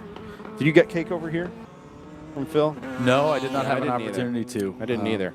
Maybe we'll go hunt down Donald before today's done, see if we can score some. Anyway, happy birthday, Donald. Yeah, great to have you along, and sure, there's few better ways to spend it than running the high banks here at Daytona. Further back in H-Prod, on track anyway, there is one battle there we hadn't really touched on, and that is the battle for 3rd. Last up on the podium between champion and waiting John Mark Gray and Gerald Wilcox in the number 140. Yeah, they're about a second and a half apart, so that one not a done deal either, similar to the way our e-production race is shaking out. So keep an eye on them. And let's see, where are they on track? Yeah, I'm looking for the Mini. Oh, there they are. Mini's Yeah. coming out of NASCAR Turn 2 over there with what should be the red 86 VW Golf there in tow. Absolutely what it is. There they go. Yep, not too much of a gap there. A good run through a bus stop, maybe a sniff of a draft, and they're right back on each other's bumpers. So we'll see how that one goes as Al Pierce crosses start-finish line here, right behind, with John Bell right in tow. How's the lap time differences this time around? Al Pierce takes 3/10 off of, adds 3/10 to his margin. So kind of holding steady at that mark between Al Pierce and John Bell, about 3.5 seconds between those two. Not much else to pick out here in the closing stages of this one. Leader is working back towards the white flag. I'll tell you what, this VW Golf headed towards start-finish here. Absolutely closing on the Mini, hand over fist in a straight line. Mini's a bigger car than you think it is, and that number 140 pulls right up towards the rear bumper as they head down into turn number 1. Later on the brakes, John Mark goes out wide, and does that allow Gerald in that number 140 to move up the inside? No, it does not. And he swings back to the apex there. They come back in the throttle. Good run at a turn number 2 there for John Mark right in the number 6. Yeah, but just like I said, the bus stop, I think, was a big advantage there for the 140. They were able to close up, get in the draft, and use that tow to move a little bit closer. Fun watching those two front-wheel drive cars just kind of slide around. The rear end just there to keep things rolling. They don't have quite as much to do as they do on rear-wheel drive cars. They're along for the ride, but the front wheel's doing all the work on those cars. The braking, the turning, the accelerating. It's not a big fan of driving front-wheel drive cars around. It's its own art form. It really is. Yeah, for sure. You've got to know what you're doing, and the ones who drive them, I'm sure the maintenance has got to be nice. Everything in one spot. You don't have to go searching down a drive line across the whole car, but they are fun to watch as the rear ends kind of hop around sometimes as they get light when you load up on the front wheels for braking and turning. But there they are, about the same gap we saw last time they were on NASCAR 1 and 2, as the leader is now working the white flag. But the Mini and the Volkswagen still working their way down the backstretch. We've got a couple other things going on here. One of them is this battle for third in E-Production is going to close up between Al Pierce and John Bell as they come back to the line. There goes Pierce, there goes Bell. It's down to 1.6 seconds, and that number 162 has been able to take 2 full seconds, more than half that gap up to the last step of the podium in E-Production. Richard Gallup and David Bowles locked in a tussle of their own in F-Production. Look to our left here, out of the fifth floor commentary window, coming back towards start finish. I think this is them. The blue number 115 Mazda Miata. Nope, that's 0822, so that's not it. It's Placeres, actually. It is the birthday. Where is our F prod? Oh, there they are, just coming out of the bus stop into oval turn number 3. So they'll get a final lap of their own. It's also the H production battle we were talking about coming towards the tri-oval as well. So a couple of battles here, all coming together here on the final lap of racing in the 2025 South Atlantic Road Racing Championship season. We'll keep our eyes on the first one, which is this third place battle in E-Production between Pierce and Bell. The two yellow RX-7s go up the inside of some traffic there at turn number 6 and begin the climb up the west banking. Yeah, definitely close enough to maybe use some of that draft as we see a nice big pop of the exhaust there, those rotaries, a little extra fuel. Tremendous. It's an incredible thing to see. Makes a great race car. But yeah, if you look here, Bell is staying low, not quite using the draft. So maybe counting on a great run through the bus stop. I think that's going to be the last opportunity there. Sean Seguis, meanwhile, takes the checkered flag in E-Production, takes the SARRC Championship for 2025 as well. Eyes on the third step of the podium here. Pierce is a little late into the bus stop for the final time of asking, can John Bell make the most of the exit up onto the east banking in car number 162? They will climb the 31 degrees for the final time this season and head towards that run towards the tri-oval. About half a mile left here in the 2025 season. Pierce goes high, Bell goes low, absolutely in the draft. As they work towards home, Pierce is going to sit right in the middle of the road. Bell will go low and try and minimize the distance coming to the checkered flag. Another photo finish at Daytona. It's going to be Pierce. Pierce in the number 78 by 12 thousandths of a second just hangs on to the final podium spot in E-Production. Delivers once again, but never mind that. We've got to look to our left once again. Out to, where do we pick up the H-Production battle? Looks like it's right out at the bus stop again.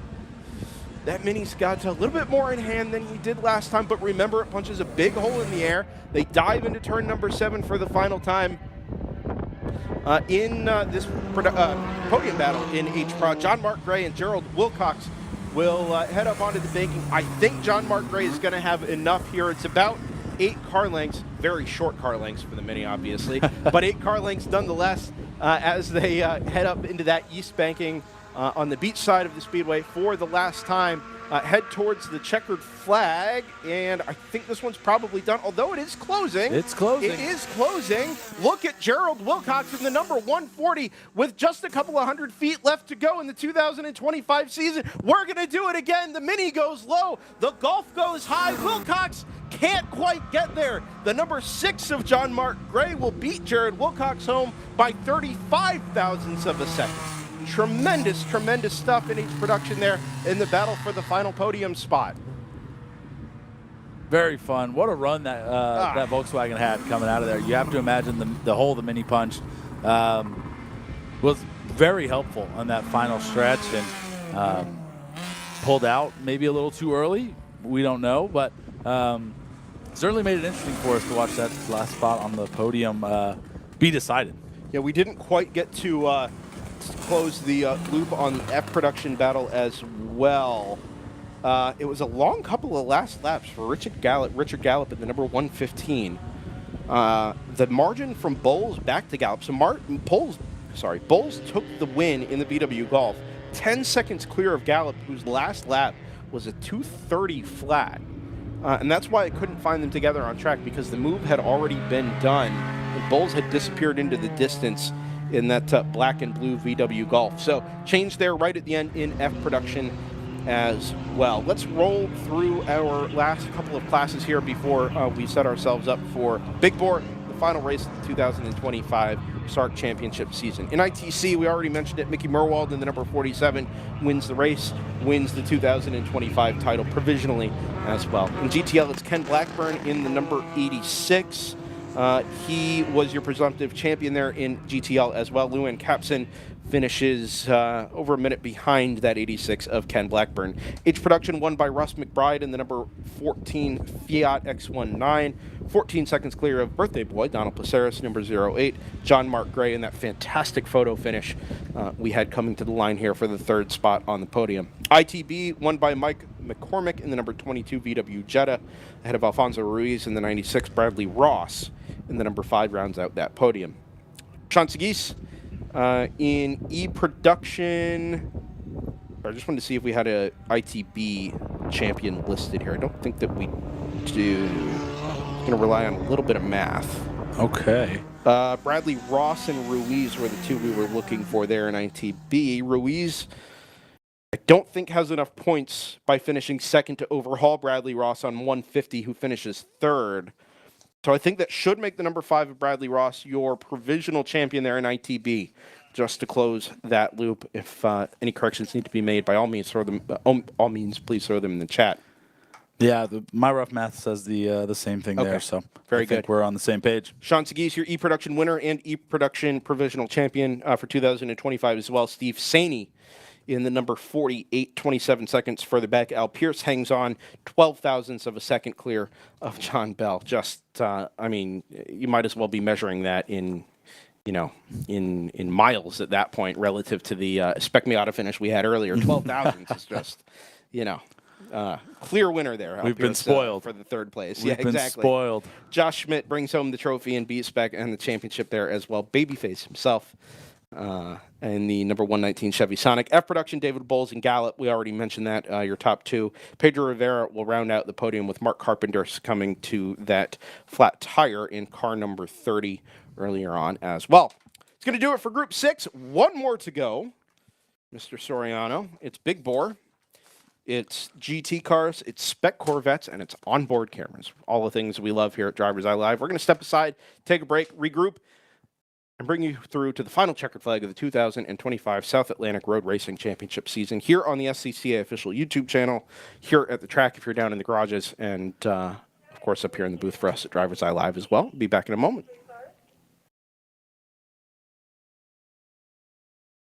At SpeedTech Automotive, our mission is to deliver unmatched performance, innovation, and reliability to every vehicle we service and modify. With over 20 years of experience in the automotive industry and 15 years of racing expertise, we're driven by a passion for precision engineering and cutting-edge technology. Our goal is to push the boundaries of automotive excellence, offering our clients high-performance solutions that enhance both the speed and safety of their vehicles. Whether on the track or on the road, we are committed to exceeding expectations, fostering lasting relationships, and setting the standard for performance and service in the automotive world. For more, find us on Facebook at SpeedTech Automotive and SpeedTech Motorsport.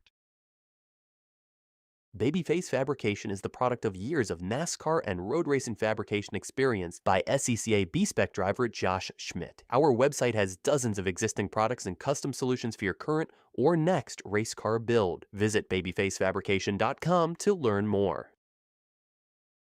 When speed meets precision, only the best survive on track. That's why champions trust Triax Precision Manufacturing, where high-performance CNC machining meets aerospace-grade reliability. From pit lane to production line, Triax delivers parts that don't flinch under pressure. AS9100D and ISO 9001-2015 certified, built in Sarasota. Fast, flawless, and fiercely dependable. Visit triaxpm.com and shift your project into high gear. When it comes to getting race cars ready, PM Racing does it all. Welding, fabrication, composites, paint, race car prep, setup, and data services. With decades of experience and championship results to prove that their Florida-based team supports drivers at events all across the Southeast, keeping cars fast, reliable, and race-ready. PM Racing, we are driven. Contact Brian Schofield or visit the PM Racing tent in the paddock. From kart to car, the path to pro racing starts here. The Kart to Car program by Willing and Able Racing, the Spec Racer 4 Gen 3 and Spec Miata rental specialists, teams up with Low Key Racing, your trusted Sodi kart dealer and premier coaching team. With expert instruction, proven trackside support, and licensing guidance, we help karters 14 and up make the leap into pro racing. Learn more at WNARacing.com or lowkeyracing.com. And a big thank you to all the volunteers who make this weekend's SARRC Invitational Challenge possible. Silverhorse Racing and Space Coast Precision, proudly manufacturing in the USA for over 20 years, right here on Florida's Space Coast. Using advanced CNC machinery and software, they deliver precision components for companies like Shelby American, Magnuson Superchargers, and even SpaceX. From deep sea testing to the racetrack, their commitment to performance runs deep. Sponsoring the father-daughter Spec Miata team of Marcelo and Alyssa Canetano. Whether you need one part or a full production run, Silverhorse Racing and Space Coast Precision are ready to tackle your manufacturing needs.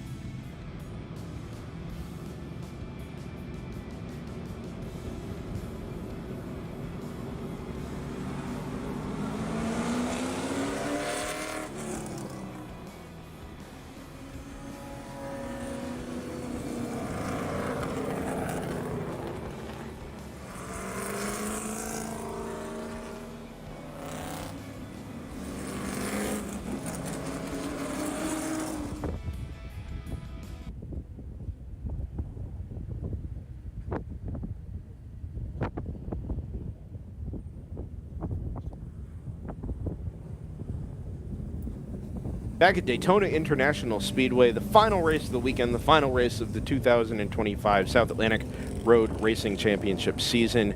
We kick it all off here for Big Bore, of course. What better way, what more fitting way to wrap up a weekend of racing at the Speedway here than the biggest, loudest, fastest in a straight line anyway, cars we've got here in the Southeast Division of the SCCA. Brendan Kaczmarek and Nick Soriano to guide it through you all.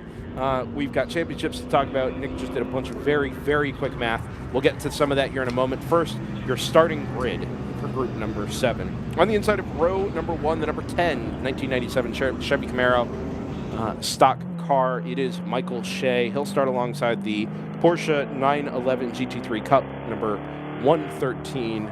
That is Russell Wittenberg. Mickey Carter in the 08 starts inside of row number 2. That's a GTA entered car alongside Bob Monette in the GT1 Ford Mustang. Chip Bozeman in the number 49 starts inside row number 3 alongside the T1 Ford FP350S of Steven Sowers. Rob Partello in SPO is your class pole sitter there. That's the number 93 Ford Mustang alongside Bobby Gonzalez, a GTA entered car in a championship scrap here as well. Dana Blacker scheduled to start in P9 in car number 30. Let's wait and see if that actually ends up being the case there. Also in that SPO championship scrap, Michael Attaway in car number 91 will start 10th outside of row number 5. James Prater in GTA starts in P11 alongside Jared Smith. It's an SPO entered car number 147 Pontiac GTO. Jose Garcia, car number 23 in Touring 1 alongside Dayton Brooks. That's the American sedan, car number 31. Sherman Singh, number 29 in Touring 1. We'll start alongside Stephen Ryder. He is the last of the cars starting in group number 1. That is the outside of row number 8, car number 112. Then we get the Spec Corvettes at the back. It's sort of a self-split start here. No second safety car. Just a bunch of Corvettes in a row. It will be Spencer Conrad on the inside, Marino Reyes on the outside of row number 1. Ken Montavani and Cecil Stevens make up row number 2, 04, and 54. Joseph Stoddard on the inside of row number 3, Frank Reinhardt in the 53 on the outside. Cameron McGee on the inside of row number 4, alongside Kenneth Kozlowski in car number 62. James Davidson in car number 57 on the inside of row number 5, Joel McGee in car 66. On the outside, Rick Woodley on his own on the last row of the grid in P27. All of those are C5 Spec Corvettes. Nick Soriano, one more to go. Coming to the green flag. 13 laps on the board, 40 minutes. All for a couple of more championships. The last ones we've got to dole out here. Yeah, it's the big boars. It's the loudest. It's the most fun. And as they take the green, jumping right ahead is the number 10 of Michael Shea. Similar to what we saw yesterday, a quick start for that stock car, followed closely behind by that Porsche 911. Yeah, unlike yesterday, though, he goes back to the outside and allows Russell Whitberg in the number 113 to dive up the inside. They go side by side through turn 2, and that little S-bend that leads past pit exit into turn number 3. The International Horseshoe doing a really good job to defend on the inside there. Does Michael Shea. We go back to the Spec Corvette group, who takes the green flag in the tri-oval, and about 10 cars strong. They go barreling into turn number 1 for the first time, all in chase of an SC championship. Your points leader, Spencer Conrad, in the number 77, gets the early jump in that red number 70. Is that the number 77 there? I think it is. It is, yep. Very, very dusty there on the exit of turn number 2. A lot of cars kicking up dust there as they work right and then left. All clear ahead of them at the tail end of the first group, and it is still Camaro from Porsche, Shea from Wittenberg at the front. Mickey Carter, I say that it was good in the first group, not so much in the second group. That's the 57 of James Davidson who's gone around and now sits center track at the exit of the International Horseshoe. Gets the car righted and sent on its way. A little bit of work to do here for James Davidson in car 57. Yeah, that's a pretty big gap to make up, but anything can happen. It's still early in the race, and we'll see what happens. Everyone else looks pretty single file in that lead group. We talked about some of the point standings, and we can run you down some of these points championships as things have settled fairly quickly. Everyone having a decent gap from what I can see from my window. And SPO, we talked about Dana Blackhurst, who is scheduled to start, currently leading that race. But if things stay this way, we believe Michael Shea will be your provisional SARRC points champion. Let's see, GT2, Michael Attaway, who is in the Chevy Camaro, the number 91, running a little bit further back right now. They have 127 points compared to Russell Wittenberg's 100. So with no drops, because both of them have not had a full 6, there's a possibility that Michael Shea could run away, or Russell Wittenberg could run away with it. But we believe Michael Attaway will be able to come away with that points championship. And GTA, pretty highly contested. Mickey Carter and Chip Bozeman, both at 150 points. So a winner-take-all between those two. He won Steven Sowers in his 2017 Ford FP350S, the number 46, 146 points, and a competitor of Jose Garcia at 150, the number 23. Winner-take-all between those two as well. Spec Corvette, where it gets really interesting. Your current leader in Spec Corvette, the number 77, at 150 points. Ken Montavani also at 150. Marina Reyes at 142. So any of those three, I believe it would be a winner-take-all for Spec Corvette. And that's your points championships as we go back to the action. A slow yellow Corvette, they're at the tail end of Spec Corvette now. Just beginning to slide back a little bit. Is that actually might not be Spec Corvette. That might be a T2 car there. Perhaps Steven Ryder is the most likely candidate I see per my grid sheet here. That would have been the tail end of the first group anyway. His qualifying time was noticeably slower than even the times in the second group there. So wouldn't be surprised if that's exactly who that is, kind of allowing the Spec Corvette leaders to play through. Conrad leads Reyes in that group by 2.1 seconds as they come through, or back towards start-finish here to complete lap number 2. Actually, they've already... What am I seeing here? Sorry, I'm very confused by timing because Shea, Carter, all the way down to Attaway and Jared Smith have come through. There's Russell Wittenberg in the 113, long lap, 226. That our GT2 leader had a problem somewhere in that that GT3 Cup car. Yeah, I noticed something fairly slow out of the exit of the Le Mans chicane. Yeah. And it may have been the GT2 car there, maybe running off track or car shutting off, going over a bump, having to get it restarted. So a lot of time lost on that competitor right there. Yeah, for Russell Wittenberg there, out of the GT2 lead. That's going to promote Michael Attaway in car number 91 up into the class lead. And doing the math here with the notes you've prepared for me, Attaway was already kind of your championship leader there on 127 points ahead of Wittenberg at 100. So if anything, I think it's probably just kind of finalizing what we anticipated to already be the case, which is Michael Attaway being able to claim that championship trophy. We have got a car stopped just at the entrance to the skid pad at the exit of Oval Turn 4. Jordan, I don't know if we can pick that up or if it's just outside the bounds of the camera there. It appears to be a black Mustang. Okay, there it is. Hard to get a number on it from the angle that it's sitting compared to the camera and from our booth. So unsure exactly who that is. They are down off the main racing line, though. So that may be Steven Sowers in a... Oh, no. Jose Garcia, also in a Touring 1 Mustang.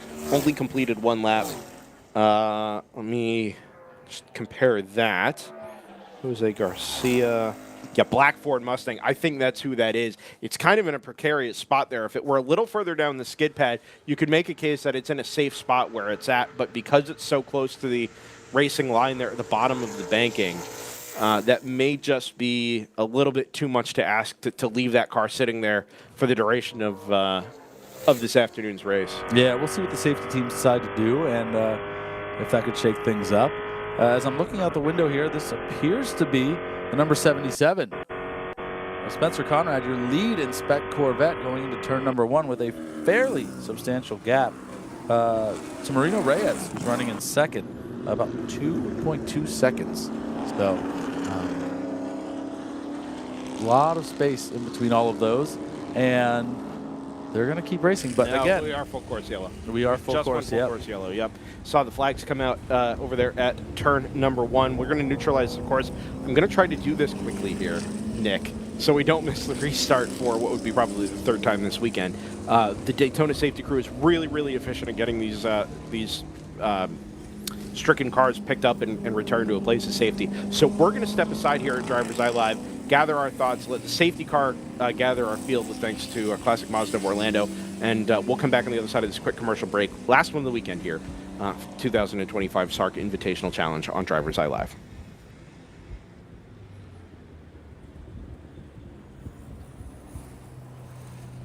At Apex Motorsports South, Florida's only CSR-certified SCCA Enterprises shop, we put you in race-ready Spec Racer 4 Gen 3s, competitive, mechanically sound, and built to win. We handle it all: full arrive and drive services, rentals, expert prep, and top-tier trackside support. You just show up, suit up, and race. Whether you're chasing championships or the pure thrill, at Apex you're more than a driver, you're family. Apex Motorsports South, driven by passion, powered by people. Your seat's ready, are you? When it comes to your home, details matter, and that's why there's Mansion Windows and Doors to help you create a space that's beautiful, energy efficient, and built to last. From elegant entry doors to custom windows, their expert team guides Central Florida homeowners every step of the way. Proud to sponsor this year's SARRC Invitational Challenge, Mansion Windows and Doors celebrates craftsmanship and community. Discover the difference quality design can make. Visit mansionwd.com to dream, create, and inspire your home today. When victory's on the line, champions get a prep shop they can trust. Comprint Motorsports, Athens, Georgia's road racing powerhouse, has powered drivers to 9 national titles across 4 different categories. With precision preparation, expert fabrication, and professional coaching all under one roof, Comprint is where champions are made. Comprint Motorsports, winning starts here. Visit comprint.net today. Bryce Kumis Racing is your home for American V8 performance modification and tuning. Located in Palm Bay, Florida, just 3 miles from I-95, our speed shop houses a dyno jet with load cell for precision tuning on most OEM ECUs, as well as Harley, Haltech, and Megasquirt. Not in need of tuning? BKR's team offers the Central Florida motorsports community services ranging from suspension and brake conversions to corner balancing, pre-purchase inspections, and race prep services. To learn more, find us on social media by searching Bryce Kunis Racing or call 321-848-2280 today. Every great race needs more horsepower. It needs volunteers. At every SCCA event, stewards keep competition safe and equal, judging the action and guiding drivers towards their best. CDIV's stewarding team, the Stewards of the Southeast, invite you to join their ranks at your next SCCA event. Committed to racing, you can race and serve as a steward on the same weekend. Whether you're a veteran racer or an experienced volunteer, your insight can shape the future of motorsports. Step up, give back, become a steward, and help the next generation drive faster and fairer. Learn more at scca.com. If you want to hit the track without all the hassle, PM Racing offers arrive and drive programs and rental cars, giving you the chance to focus on performance while their experts handle the rest. Located in Lakeland, Florida, and supporting racers throughout the Southeast, PM Racing provides championship-level service for Spec Racer 4 Gen 3, Prototype, and GTX. PM Racing, winning starts here. Contact Brian Schofield or stop by the PM Racing tent in the paddock.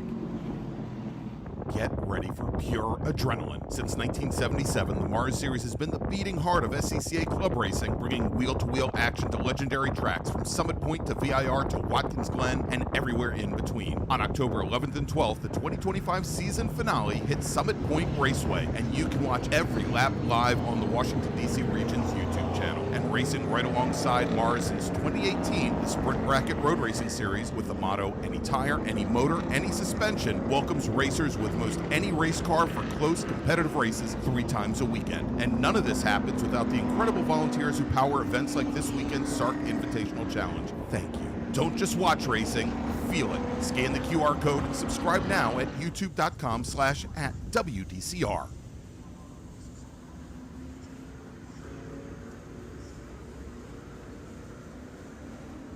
Back at the World Center of Racing, we did it, boys. We did it. 14th race of the weekend, we finally caught the restart coming back from a commercial break. The Black Ford Mustang was towed off the skid pad and into the grid outlet there on the exit of turn number 4. The Classic Mazda of Orlando safety car lights are out, pulls to driver's left. And we are ready to resume racing with 9 laps to go. To be 8 at the line. green flag waves, and Michael Shea in car number 10 leads us back to action. 08, that's Mickey Carter is the second car in line. That's a GTA entry, but he's going to have it all to do with number 49 behind him. That's Chip Bozeman, who's going to make it a scrap for the GTA class lead as they round turn number 2. Yeah, the 113, the Porsche 911, looked like it jumped out of line a little bit early, so we'll have to listen to the radio, see if there is any chatter about that strategy. But for now, made up a couple of spots, back into the 5th position overall, and worked its way back towards the front. Yeah, also worth noting, Wittenberg was actually able to clear Michael Attaway at some point during this whole exchange. So that long lap for the Porsche earlier that dropped it back out of the GT2 class lead, it actually has gone now the way of Russell Wittenberg once again. Still likely not enough with only those 2 cars in that class to be able to get Wittenberg the championship there. But anyway, yeah, all change there in GT2, and it's all happening fairly quickly. Yep, as they make their way out. The interesting thing is the Spec Corvettes now mixed in with the original front pack. They do that self-split start, which helps them out a little bit to allow some competitiveness. But now being mixed in, you're instantly in traffic. And it may be good as the Spec Corvettes possibly the slowest of these big bore cars, but you never really know at a regional level what the cars are going to run like, and some cars could be out here for a test day, they could be detuned, breaking something in. There's a whole mix of variables. It's a big slide out of the bus stop. Did he catch that? Yes, he did. I don't know what car that was, but you could see the black tire tracks left from the rear wheels of that Corvette as he hopped over the second curb there. Was that Spencer Conrad, the 77? It might have been. I think so. He is on a mission, trying to get that championship in Spec Corvette, and right now leads the 86 of Marino Reyes by a couple of car lengths going into turn number 1. Do we have that on board from Reyes again today, Jordan? Yeah, we do. Yeah, there it is. V8 power through the right and the left out of turn number 2, climbing up to about 105 miles an hour before jumping on the binders, tracking down that red number 77 of Spencer Conrad. So it wasn't Conrad that got super sideways. It might have been Reyes, actually. Okay. Well, yeah, riding on board the second place car is very interesting to kind of watch as the gap grows and shrinks between the leader and the 77 there.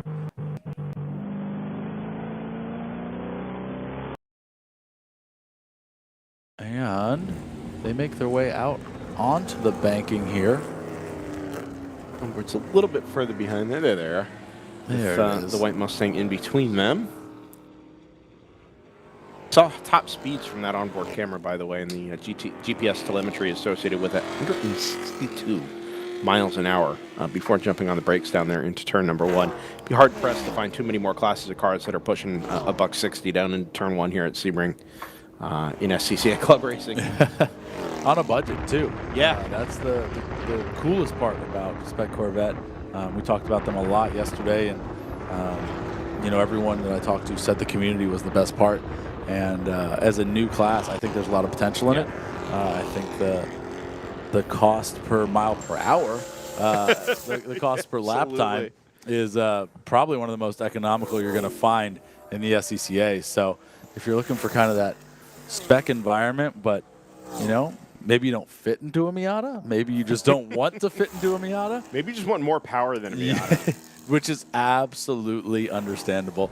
Spec Corvette growing quickly and appears to be a very fun option for a race weekend. Yeah, growing organically as well, right? It's not being pushed by any manufacturer that's making a big investment or putting a bunch of money behind it, funding entries, anything like that. Not that we do really do that in the SCCA, but it really is a community and grassroots effort to help boost the participation in Spec Corvette, get more cars involved. I know there are a bunch of these guys that run on the West Coast as well, out in Cow Club in particular.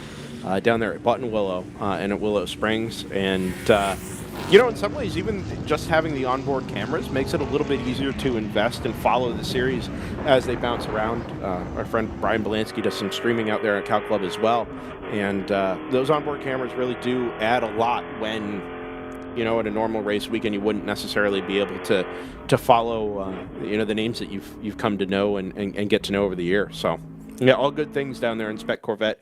Still being led by Spencer Conrad, now up to P8 overall.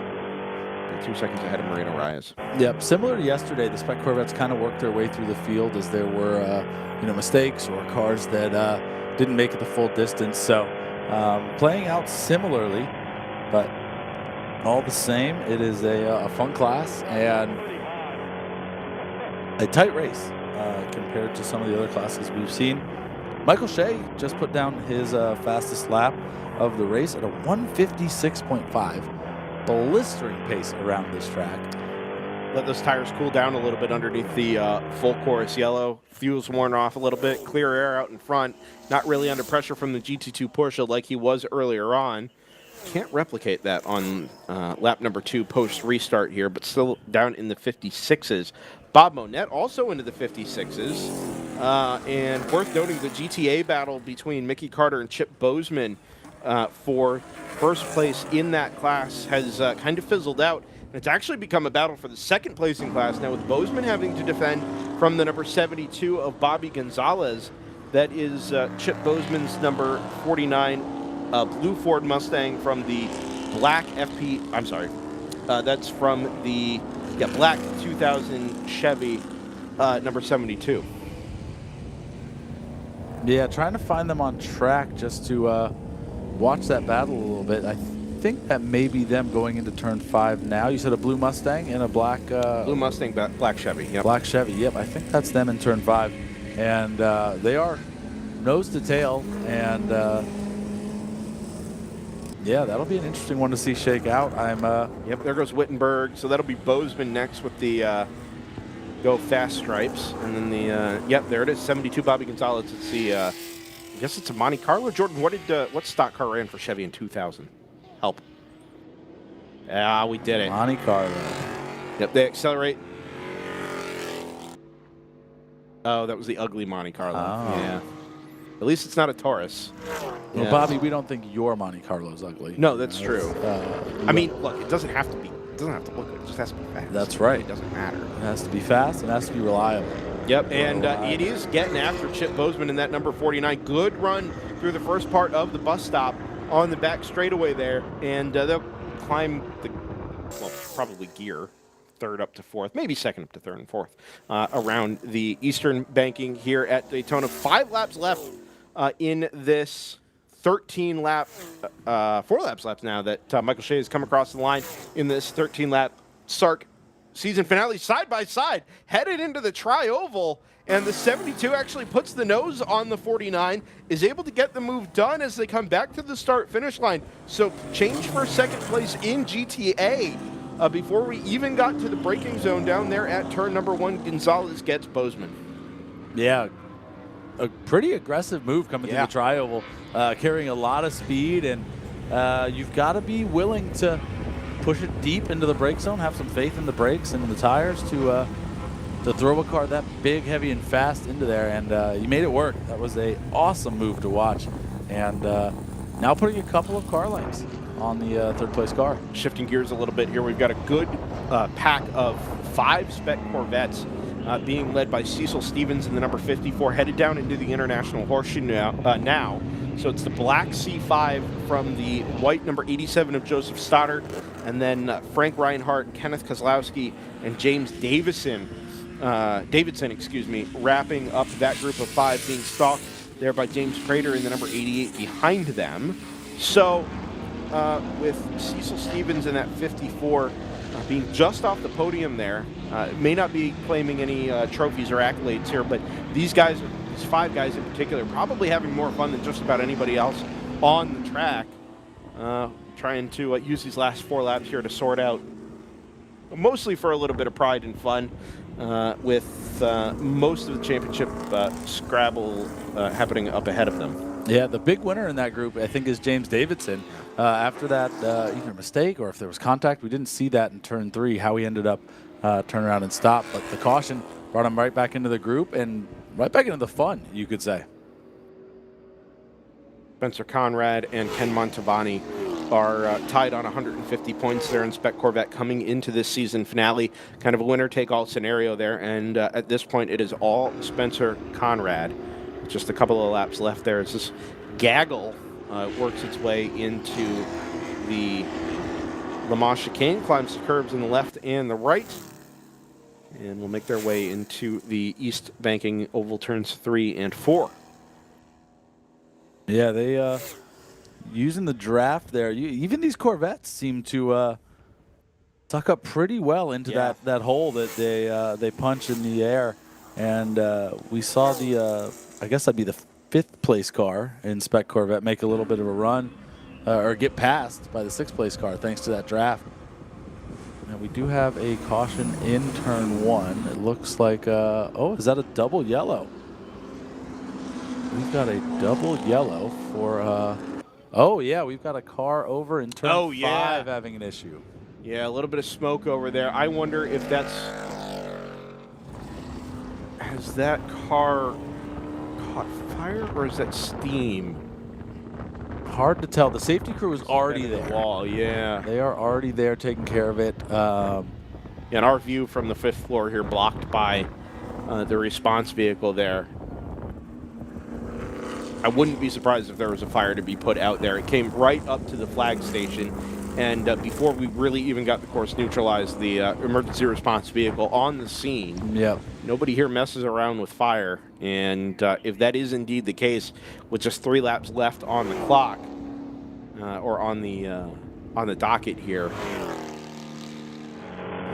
Yeah, I can't tell which car it is, but I can see with the binoculars that the driver is out up along the fence. So I think all is well there. Safety crew doing a great job. Corner workers obviously communicating with the driver to let him know it's safe to get out of the car, get out of there, get behind the barrier, and let the safety crew handle it, take care of that. So great work by all parties involved there. Always unfortunate to have an incident like that, but happy to have a fairly safe resolution for an incident like that. There's a non-zero chance here that this race unfortunately finishes this way here. Mr. Soriano. Yeah. 2 to go, and we're just getting the cars collected behind the classic Mazda of Orlando safety car headed down there towards turn number 5.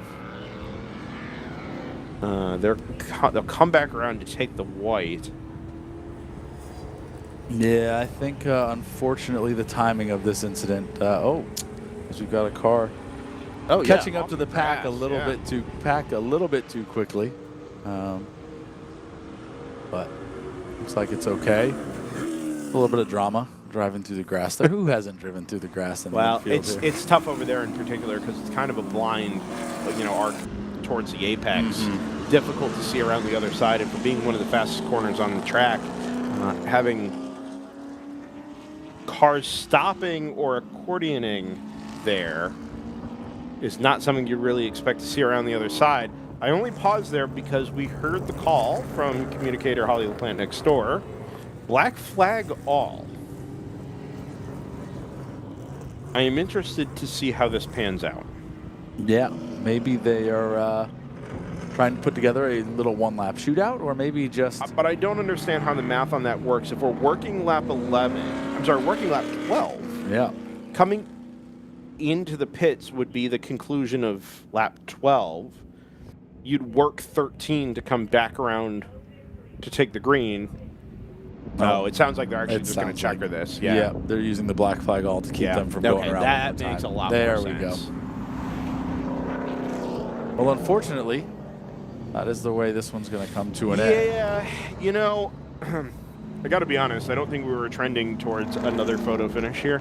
I think we've kind of had not our fill, because you can always have more, but it was going to be tough to hold a candle to some of the finishes we saw earlier on. And in the name of safety here, certainly given the opportunity to let the safety crews do what they need to do down there at turn number 5, there's no reason to burn up a bunch of gas and have girls ride around behind the safety car here. Just trying to get to the race distance. So unfortunately, this is also racing. Sometimes it does happen this way. And to be honest with you, Nick, it's really difficult to complain after what were 13 other really, really good races this weekend. Yeah, we're spoiled for choice on what we wanted to see in a close race. We had spec classes, we had builders classes that are more of a tinkerer's class like we talked about during the Enduro. Just, very varied winners, very varied competitions between drivers, cars. It was a fantastic weekend of racing that the SICK really delivered this year. Absolutely. Let's run through group number 7, then we'll wrap up the weekend here as a whole and look forward to what comes next for the SCCA and club racing in particular. Your race winner this time around will be Michael Shea, also your SPO class winner. That is car number 10. Will end up finishing ahead of the number 147 of Jared Smith. That Pontiac GTO finishes their P2. Rob Partello and Dana Blackhurst did not take the start. Go back up to the top here for the next one. Steven Ryder in the number 112, your only participant in Touring 2. GTA, Mickey Carter in the 08, as the cars head back to the paddock, will take home the class win there in GTA. Bobby Gonzalez, probably could have made a run at that after the restart if he wanted to. Unfortunately, didn't quite work out that way, but does take home the second spot on the podium from Chip Bozeman in the number 49. Spec Corvette, Spencer Conrad leads flag to flag there in the number 77. Marina Reyes in the 86 finishes second. Ken Montavani in third, Cecil Stevens fourth, and Frank Reinhardt will round out the top 5. Bob Monette wins GT1 as the only competitor there. Steven Sowers wins in Touring 1, 3 laps clear of the number 29 Ford Mustang of Sherman Singh. Jose Garcia only completed the 1 lap in the number 23. American Sedan, Dayton Brooks in the number 31, your only competitor in that category, and GT2 ends up going the way of Russell Wittenberg, whether it was a spin or something that set that Porsche Cup entry back over at the bus stop. It was enough to make the difference. It wasn't enough to make the difference there. Michael Attaway ends up in P2 with Wittenberg claiming the race win there. A quick look at the points here. Nick. GTA was tied Mickey Carter and Chip Bozeman in the 49. Carter taking the class win there. That should put the 08 up at the top of GTA, your provisional 2025 SARRC points champion. In GT2, we think it was going to be Michael Attaway, regardless of finishing position there at 127 points. That is how we anticipate that one finishing up. SPO, Michael Shea on 117 points. I think with only those... 138 for Dana Blackhurst, but didn't start. So Shea will pick up 50. Yep. And 0 for Blackhurst. That should put Shea up at the top of SPO for the 2025 SARRC Points Championship. GT1 wrapped up by Bob Monette. Steven Ryder wraps up Touring 2. Jose Garcia likely... only the 1 lap done on 150 in Touring 1. Sherman Singh not... Steven Sowers on 146. So that'll go the way of Sowers. It will. In Touring 1. So it changed there in the final points-paying race of the 2025 season.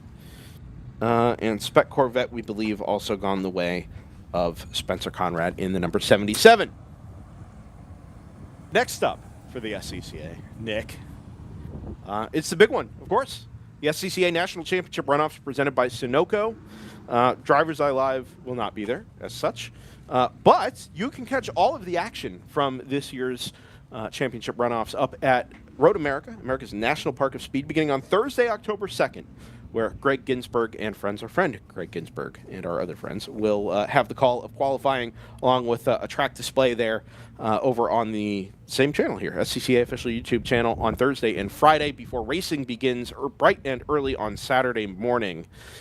With full TV production coverage here on the SCCA official YouTube channel as well. Tune into all of that, participate in the chat, do all the things that make us a club, right? People that love to do this. This is our moment to all come together, either in person or digitally over here on the YouTube channel and do all this together. 2026 SARRC season is not so very far away, Mr. Soriano. It is not. I believe it kicks off at the Turkey Trot. I think so. Here in CFR. I might be wrong. That's at Sebring on Thanksgiving weekend. You know what? Homestead has an event before then, so at best it'll be Homestead at the beginning of November. But let's keep an eye on that. The CDIV schedule for 2026 will be out soon as well, with further events in the 2026 SARRC Championship calendar, obviously across all of the regions that make up the Southeast Division.